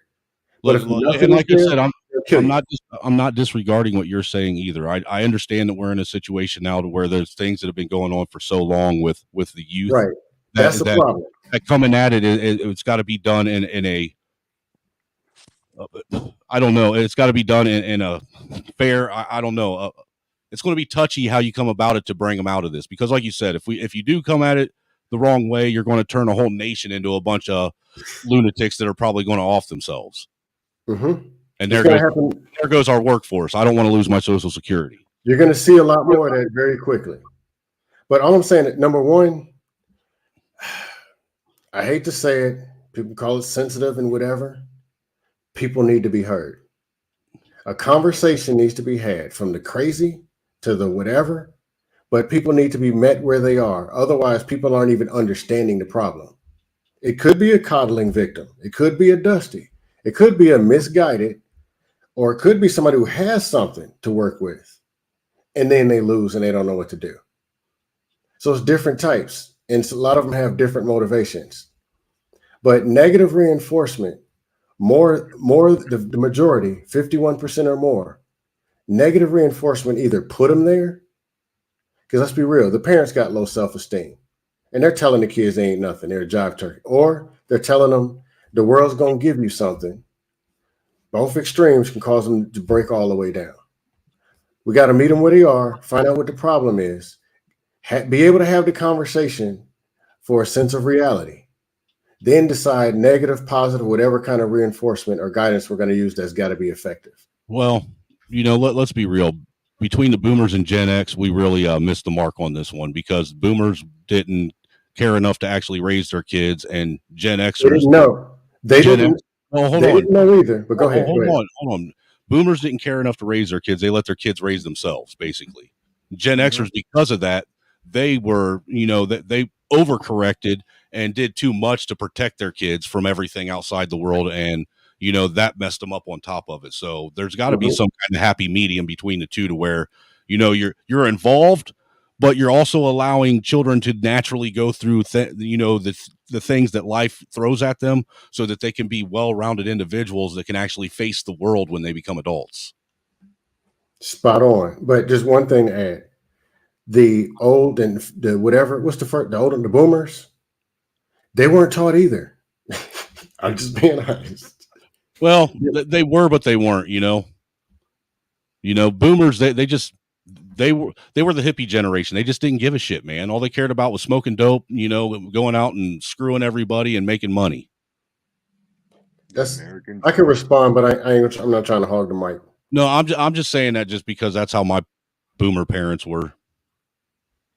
You know? That's a rebellion to traditionalism. That's what a lot of that was. Right.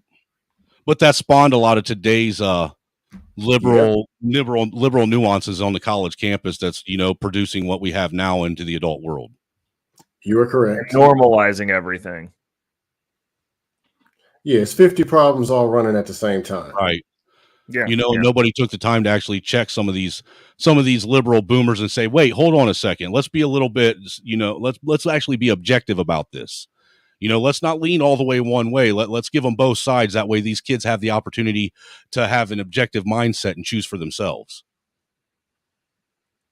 Well, that's the issue, though. Is like most of this is people. Are you saying that all the boomers were conservatives? We didn't say all. No. No, wait a minute. Now, what percentage of boomers were liberal and what percentage were conservative? Yeah, you know, that's a good question. Because personally, I think that probably about 75% of the boomers said, you know, were liberals, and about 25% of those masqueraded as conservatives. But those were the times that today's modern day conservatives look at as the glory days. That was ran by liberal boomers. That's because they don't know. It's because the money was right. All right. The good times are always referenced to the money was right. Like if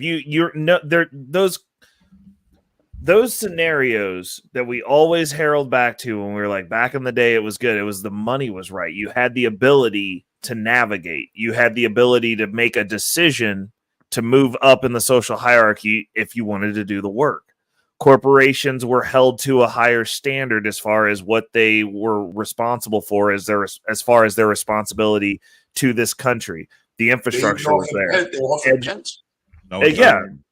Education was good. Ray, just like today's standards, corporations are now held to a lower standard, just like individual Americans. And look at the state of the country. And that's because they buy the politicians to make the laws and make sure of that.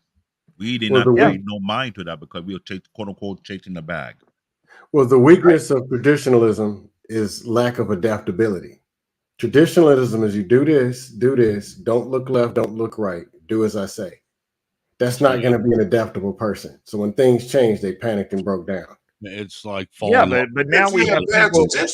Well, actually, I think you're wrong, Scam. I'm sorry, but like, I feel like those generations, because the deal is they were taught something that made them adaptable. It's called critical thinking. They stopped it with my generation. Now we have a bunch of people who can't figure shit out unless they're told the answers. There has to be an answer sheet. Like people cannot just go out there and look at things and be like, oh, I didn't get all the pieces. How does this work? Oh, this A plus B didn't necessarily equal C. You see this in tech all the time. It's the difference between a stellar technician like myself and somebody who just does the job. No, Gen X was allowed to critical think. Gen X was more critical thinkers. Boomers, you do what you say or you do what you're told. Go work for GM for the rest of your life. Retire, get a pension, get a watch. Because that worked. But I mean, boomers didn't. Yeah, but we didn't have a homelessness pandemic when things shifted because boomers couldn't figure it out. They figured it out. They did transition into the future. But boomers didn't want to help anyone else figure it out. It was figure it out on your own because that's how I figured it out. Right. Well, they weren't teaching they built. They weren't teaching adaptability. They got wealthy, but like still. But that could be a whole. That could be a whole barbershop right there. Generation. Oh, facts. It'd be a good one too. But not with all you young motherfuckers blaming everything on boomers. See what you're not even a boomer anyhow, are you? You're Gen X. The next barbershop, can we just have a dog pile on our page and just blame him for everything personal? I hate to say what this. are you, 70 years old? I'm 65. Oh, I guess you're a boomer. You suck. My parents are boomers. I've had these conversations. Angry man, hold on. He's not a boomer. According to Trey, he's a dinosaur. Let's get that correct. Oh my god. Dinosaurs weren't fat. They were lean. Hey, you know what? Dinosaurs get more respect than boomers do. Oh my god. Oh my god. Like I said, the boomers are saying they weren't taught either. I talked to the boomers. They're saying they didn't teach us either. They just said, do this, or we're going to beat you. Yep. And that's how their minds are conditioned. There's food in the microwave. Eat that and only that. Now, I would say that listen, okay, maybe we spawned a whole generation of latchkey kids. That's only because we had to have a couple of people out there. No, you spawned a whole generation of survivors, is what you did. Bro, latchkey kids are dope. We know how to figure stuff out. That's right. What are you talking about? Everybody's we're resourceful like MacGyver and shit. We made y'all strong and independent. Y'all don't need no man. That's what we made y'all. Yeah, but see, the thing, you made us strong and independent, and you pissed us off so much that we made our kids weak because we didn't want them to have to go through the same survival shit that we did. I mean, you literally shouldn't have to feel like you're on Survivor Island. Dude, you shouldn't be 13 years old feeling like you're on Survivor Island trying to, Listen, completely survive. Yeah, I hear you, but I'm just telling you, I think this is, anecdotal kind of conversation because no, it's really not. Like Mr. Bennett said, there was a percentage that you guys are correct. Well, but sir, it's not. It's really not. You can't complain about the generation that you created. You can't do that. Pain. Look, it isn't. It really is, dude. It really isn't. They're gonna throw you. Go ahead, Angry Snowman. Dude, I'm stoned. I forgot my thought. I tried to get it off 3 or 4 times with you guys that don't never let nobody talk, and I done forgot it. That's why they call him the white cookie. Let me just say my pushback, right? Because that's not my experience. That is not in my family and with my kids and the way I teach them and taught them. This is not my experience. I mean, I just don't get where you guys are coming from. Listen, if it wasn't for the boomers, shit would be a whole lot worse. You know why? Because all of those damn unwed pregnancies, guess who's minding those kids? If it wasn't for my boomer ass parents, I wouldn't have had to raise that problem. You wouldn't have that problem. Guess who's minding those kids? Look, if it wasn't for my boomer parents, I would have blame the kids. This is what you call blame the kids. When the older generation is looking up on the younger. Hey, you know what? I just remembered my thought that I was going to make with what he said. See, that's the problem with boomers, man. They know what they did, but they don't want to have the discussion about it, and then they pretend like this shit isn't really less accountability. This, and then when you do have the discussion, they look at you. They look at you, especially your parents. They look at you and they're like, "I don't want to talk about that. It didn't happen like that. You're misinformed. You remember things different than what it really was." Accusation. This is an inquisition. If we're going to talk, we got to talk. This is where they learn not to be accountable. Right here. I mean, I'm sorry, but I don't recall that paddle. I don't recall me asking that paddle to beat the crap out of my bottom. Every day of my life. You had a paddle. You got lucky. Well, that was when my mom could grab that. She would grab anything: clothes hanger, coffee cup. Black David, you want traditions, right? Go get a swing. I had the horse. Look, and I'm not sitting here crying about. I'm not sitting here crying about child abuse or anything. 2x4s. It's just a simple fact that when the Gen X try to actually have the discussion with their parents, as adults trying to have an adult discussion with their parents about things that they saw wrong. All these boomers are like, I don't want to talk about it. I did the best I can, and it wasn't the way you remember it anyhow. Bro, no, it's selective Alzheimer's. I don't remember that. That's what I get. Luckily, my parents and aunts and uncles will talk. But they can remember that you busted out the taillight with a baseball in 1982. When you're outside playing with your buddies on a Saturday afternoon. I'm like, don't you come up here sipping stuff, looking like you just got out of lockup, bro. Don't do this to me. No. I just came out with a step show. Youngster alert. A step show? Oh, that's dope. Okay, never mind. So As yeah, you are. training. No, listen, I won't be here long. I got work in the morning. Whatever, that's what we do. But listen, I just want Blame to the say boomer. this. I just want to say this as someone who is a parent of boomers and stuff. My parents are in their 60s now, both of them. And I can confirm in terms of some of the perspectives saying that there's coming from a point of conservatism out there where I did graduated from college recently, and there definitely is some liberal mindset stuff from people that where there is a gap in between the older and younger generation, where it's that, you know, back then they didn't have an excuse to be offended or triggered. They just, you know, the circumstances they made out of it, they prevailed, and here we are a byproduct of that. But then with that, because of their sacrifice, give us now simultaneously became an ignorance for us, because now we actually haven't done anything to earn the skills or strength to actually deal with situations in a more mature fashion. And what that comes with finances, come with delayed gratification or anything like that, right? Because of my delayed gratification, I'm now married out of college and with a good paying job, you know, within a year's time, right? And but I just know that I'm just not a Congratulations. Thank you. But I'm just saying I'm just not a just a anomaly out there. What I'm just saying is that, you know, if it ain't broke, don't fix it. But problem is we want to keep reinventing the wheel a lot in these situations, these conversations. So I just want to kind of man with, you know, gentlemen right here. I haven't seen you before, but no, I just said the points that you were making. I agree with. Dope. That's dope. He killed it. I'm thinking the next and barbershop. lastly, when you want to have a beer like mine, get Jamaican castor oil, sir.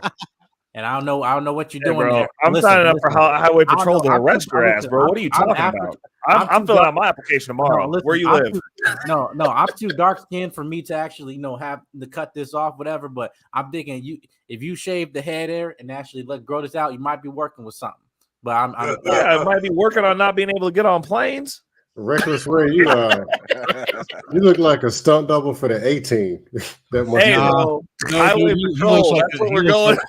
He looks like a young, light-skinned Ron Jeremy. That works too. Because I'm still limber, so like I can do the Ron Jeremy. I can actually do that position. We don't need no Ron Jeremy. He book up all. I thought all the females in New York City. You said Ron Jeremy. I thought you meant Ron Burgundy. You stay classy, San Diego. Hey, bro. Next live, I'm gonna be in a suit. Watch, y'all gonna be. What, your On the birthday next suit? barbershop, we need Jedi Mike generation up in here because we need to deal with the issue about this thing between no one want to listen to the elder, no one want to take no advice because Jedi Mike Can't is listen from to my people side. that won't talk to you. He's the thing. Jedi Mike is And they African just lie. like me. We from the same type of. And they conveniently forget things. But let's be real though, Jedi Mike is from my tribal because we Just have remember, a cultural difference. you guys are the ones that voted that dumbass Bill Clinton into office that, you know, sold all of our jobs overseas. Well, listen, I will have to admit I'm a member of Phi Beta Sigma. Unfortunately, he is a fraternity brother. That was before I even got to the organization, so I have to admit that. But listen, y'all saw that Republican debate Monday? Man, yes, sir. Let me tell you, the vet, bro. The vet. Yes, sir. That is crazy. Wait, y'all actually watched that participation trophy debate? Come on. Oh no, listen, bro. Listen, Come the on, race. bro. Listen, you gotta understand the competition to second place is amazing. I never seen anything like that. Yeah. Usually there's competition to first place, but I saw competition to second place. But I got hot sauce. Yeah. It's called the Victim Olympics, sir. But I got hot sauce. He said, but I got. Bro. So you guys actually think my man's gonna beat on 91 charges? Hey, bro. Hey, David, pull up T. Wriggle's comment. I got true crack pipes and needles. What?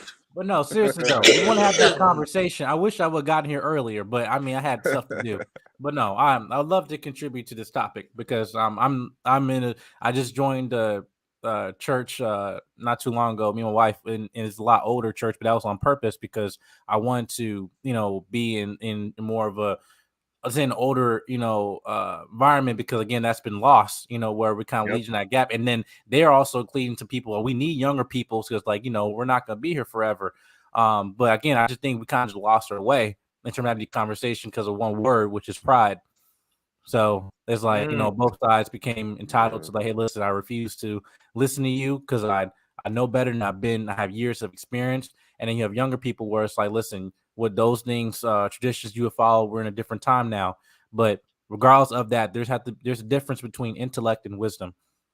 Right. Really, honestly, I'm not qualified to be on this panel anyhow. I'm just a dumb white honky who's a high school dropout who just got a GED, and I don't even know what a college fraternity is. But I know where you can find a good cake party. Hey man, sometimes it'd be like that. It's cool. I'm also dumb, so that's cool. I don't even know how to read. I mean, we live in a society though where you can be dumb and rich. Like, I don't understand what the problem is. I don't even know how to read. I look. I can't read me pictures. Please do not remind me about that because right now I'm trying according to a couple of guys on there, we you could be on this panel and be the genesis of the destruction of the whole United States. If you would be me and the Illuminati. Sorry, I wasn't blaming you. They're all on you specifically, T-Pain. It was just your generation, sir. Illuminati. Oh my God, y'all are both terrible. The Illuminati? No, Trolluminati, the trolls. Yes, I'm Mr. Fantastic. Anyway, gentlemen, what's the final thoughts there, Reckless? What you talking? Yeah. So we're gonna start working on the final thoughts because you guys don't stay up as late as me and Snowman do. Like, we could go for another 4 hours. Oh, for real? I really have to get up in a couple hours. Actually, Scam stays up as late as we do because you see him bouncing and just dusting multiple panels all night. It's ridiculous. He's young and married. Not that often, but the other day, I don't know. Hey man, Jedi's young. He got to go to bed. He got to go make a baby. He got a checklist to go. Yeah, you got to drop some of these dust panels, man. That way I can go troll. Baby, he about to get over to a dust panel around 3. Well, you need to drop some links for some dust panels. I want to come troll with you, man. It's fun. It's dangerous. Hey, dude, one night we trolled. I know this is bad coming from a white dude, but one night, you've heard of the Gulag, right? The Hood Servative and Trey and all them. Have you ever heard of that? Yeah, who the Hood Servative is. He's on Bernard Riley's show. One night we all went and trolled Martin Luther King Jr.'s daughter. Oh, no. Yeah. She was on there talking about some crazy shit, man, about this gender crap, and, it was weird, man. So we went over there. She had some pandering ass white girl on there trying to pander to everybody. So we trolled the stream. Y'all ain't right. Listen, we sure did. Let's I think we should say all this time. You have a member for the Reckless Crew now. For Wrecking. For the wrecking crew. That's what it is. You Book of Ronin, now you have Angry Man. So what you just build up? Angry Snowman's been there, bro. He gets upset. All you got to do is say women, and he gets mad. His face turns red, and his blood pressure goes up. It's terrible. Yep, that's a fact, man. I blow like a top. Why are you even talking? Like, oh, in that case, I'm gonna have to troll you. Oh Jesus, dude, my whole channel's nothing but a troll channel. Oh. I troll people on there, dude. And my chat's nothing but trolls. Have you gotten enough people to get on panels on TikTok yet, so that you can start doing that? No, dude. I'm disappointed, but I haven't really made a whole lot of videos. You know what I'm saying? Yeah, just start saying anything, literally anything. Well, what I'm going to do is dude. I found this real cool way to where you can get on there. What I'm going to do is I'm going to find like this really hot, light, probably like a redhead girl that likes to show all of her shit, and I'm going to screen grab all of her videos, and then I'm going to start a panel or a channel with all her videos so I can get my sub count up through the roof in like a day or two, and then I'm going to take all those videos off and change the name. That way I can start lives. Yeah. Oh, okay. I mean, you could do that. Okay. David, don't look like that. Sometimes you got to do what you got to do. Hey, dude, I know a bunch of people that did it like that, man, because you literally get all the people you need in a matter of a day or two, because everybody's that sexually, everybody's that hypersexualized now. I had pimping 101. It's super sad. Pimping but 101. okay. So let's do the final. Let's do the final thoughts. We're gonna start with our pain and work our way around. It just whatever you thinking, man. Just speak your truth. Gentlemen, hey, listen, gentlemen, it's been fun, man. Good job, Reckless. Listen, it's this so-called relationship war we have. We have to come up with some solutions, right? And every solution doesn't have to be the best one. We just got to move forward. I do not believe that we could just do like Scam, just say, hey, listen, if men take all the responsibility, we'll fix the world.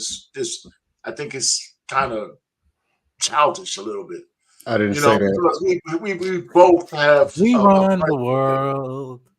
So anyway, so that's it. So in terms of the topic for tonight about how much money it costs to take, for a woman to be satisfied, we would never get anywhere a conversation like that. I mean, come on.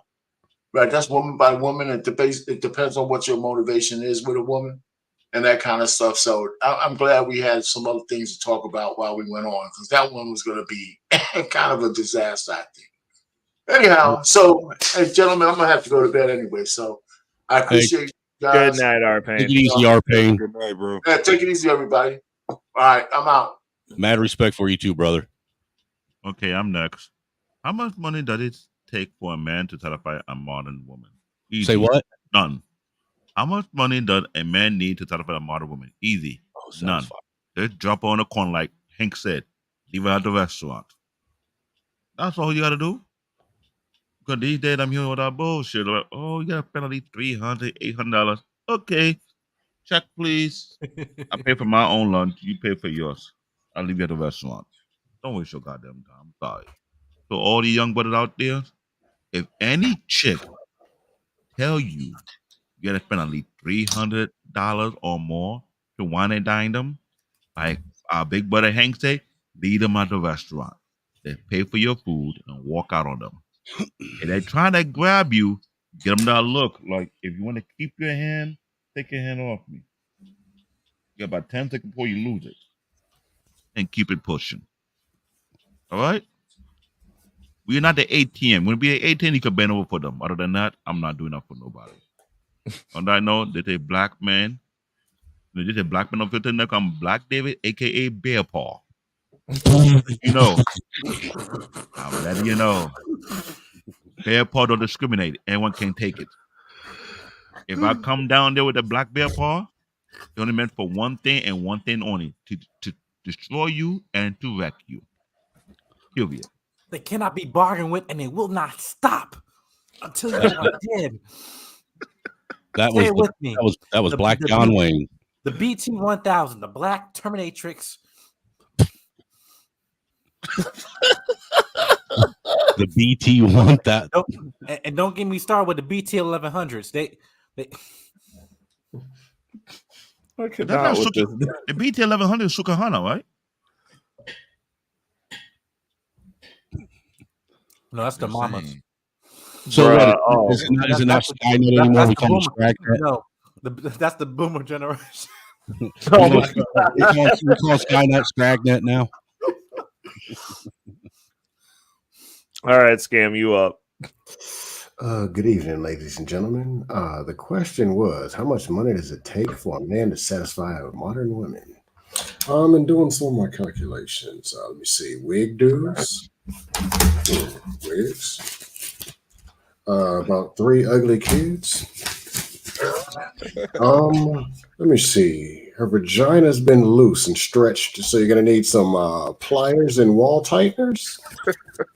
Flex Seal works real good too. I'm gonna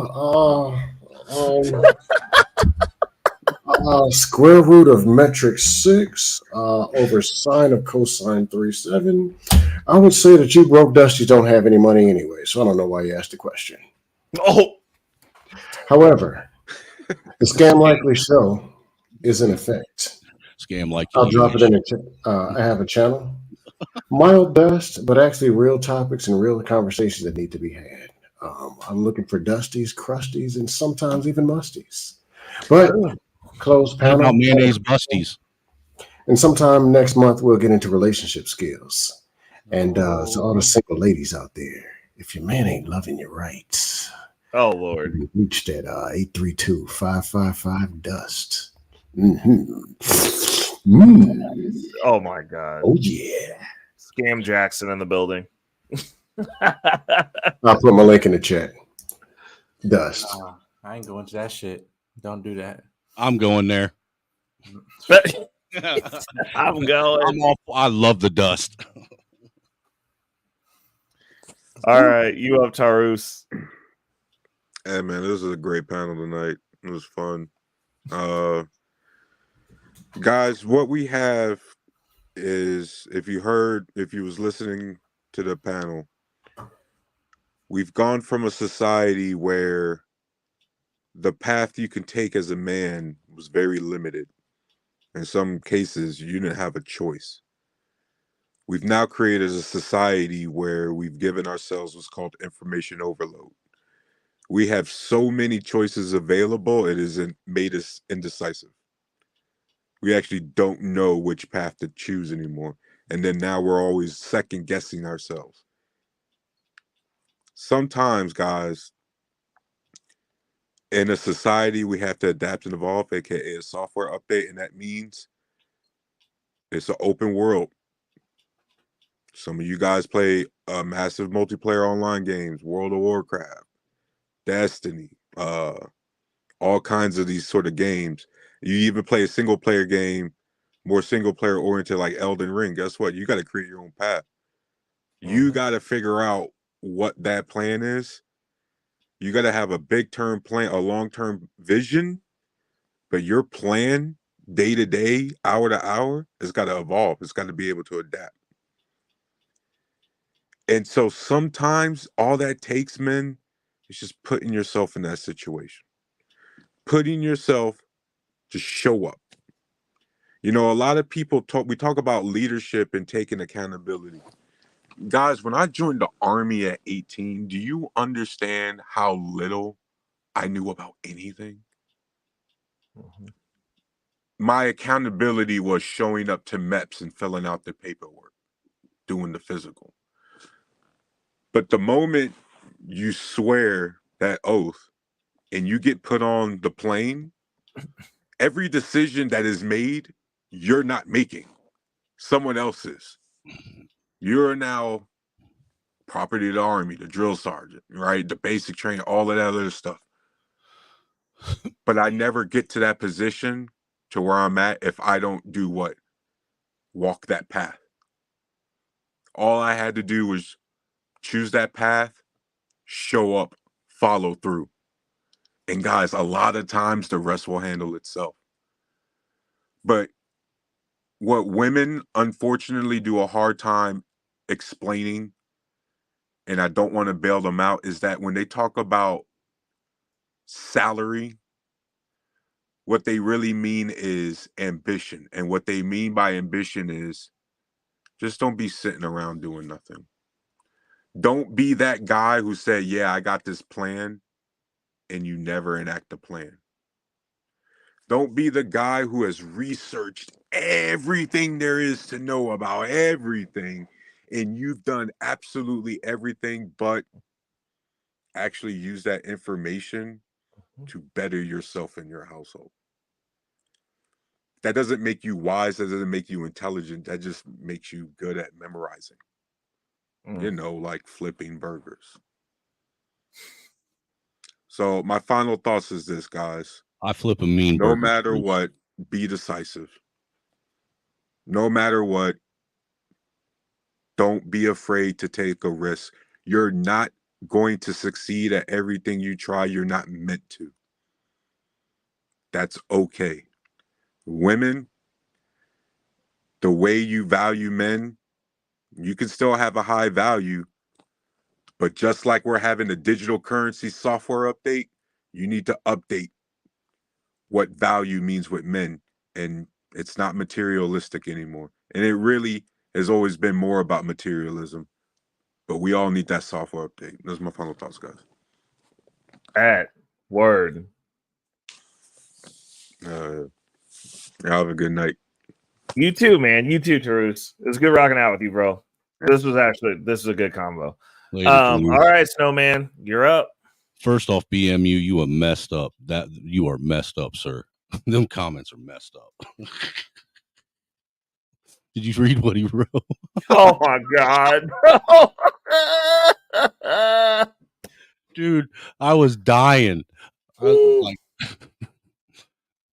Look, it's like I can't. Stop. Look, folks, young people, stop getting on YouTube and trying to get relationship advice from people that don't know how to keep relationships together.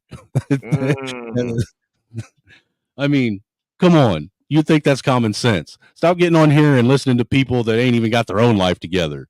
I mean, it astounds me. How about you, Ray? It astounds me the level of people that don't have their own shit together, that don't have a successful relationship or marriage, don't get to see any of their kids paying child support, or on here trying to give people advice on how to hold it together, how to get the bag, how to have a good relationship, and what women to chase after.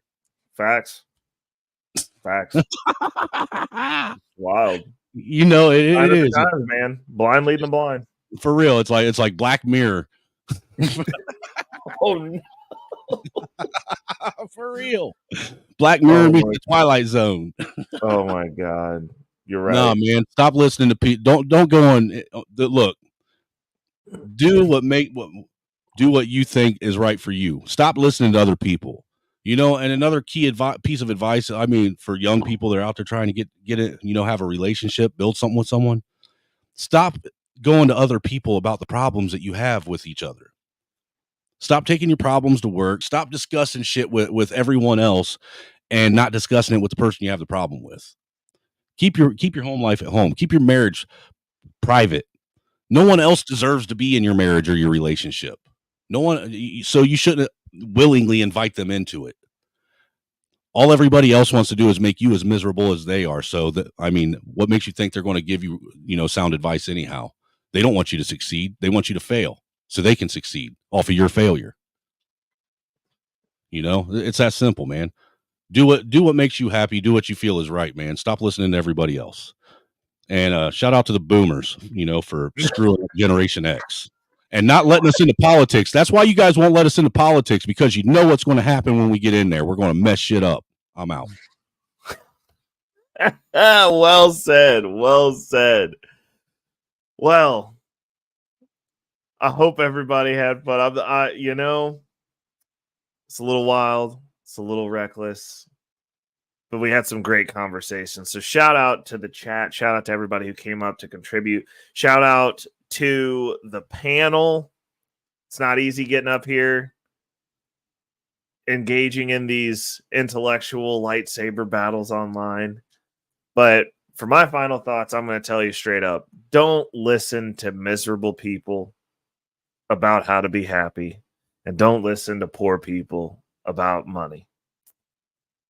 There's just a bad mix. Everybody wants to have an opinion on the thing that they're bad at for some odd reason publicly, which is weird to me. But it's important that we do move towards being the best version of ourselves. And however you got to navigate to do that, you got to just navigate to do that. This has been the Barbershop. This has been your boy Reckless Ray De Niro. Hope everybody's had a good time. Hope you all have a great rest of your weekends. It's the weekend, people. Go outside. Go outside, get some fresh air. Now, if it's hot, don't be out there for too long. But just open the door, get wafted by the oven breeze, take a breath, and then get back into the cool air. But go outside and do something. Fun fact: all the women are outside. Happy hunting, gentlemen. It's your boy Reckless Ray De Niro, and we out.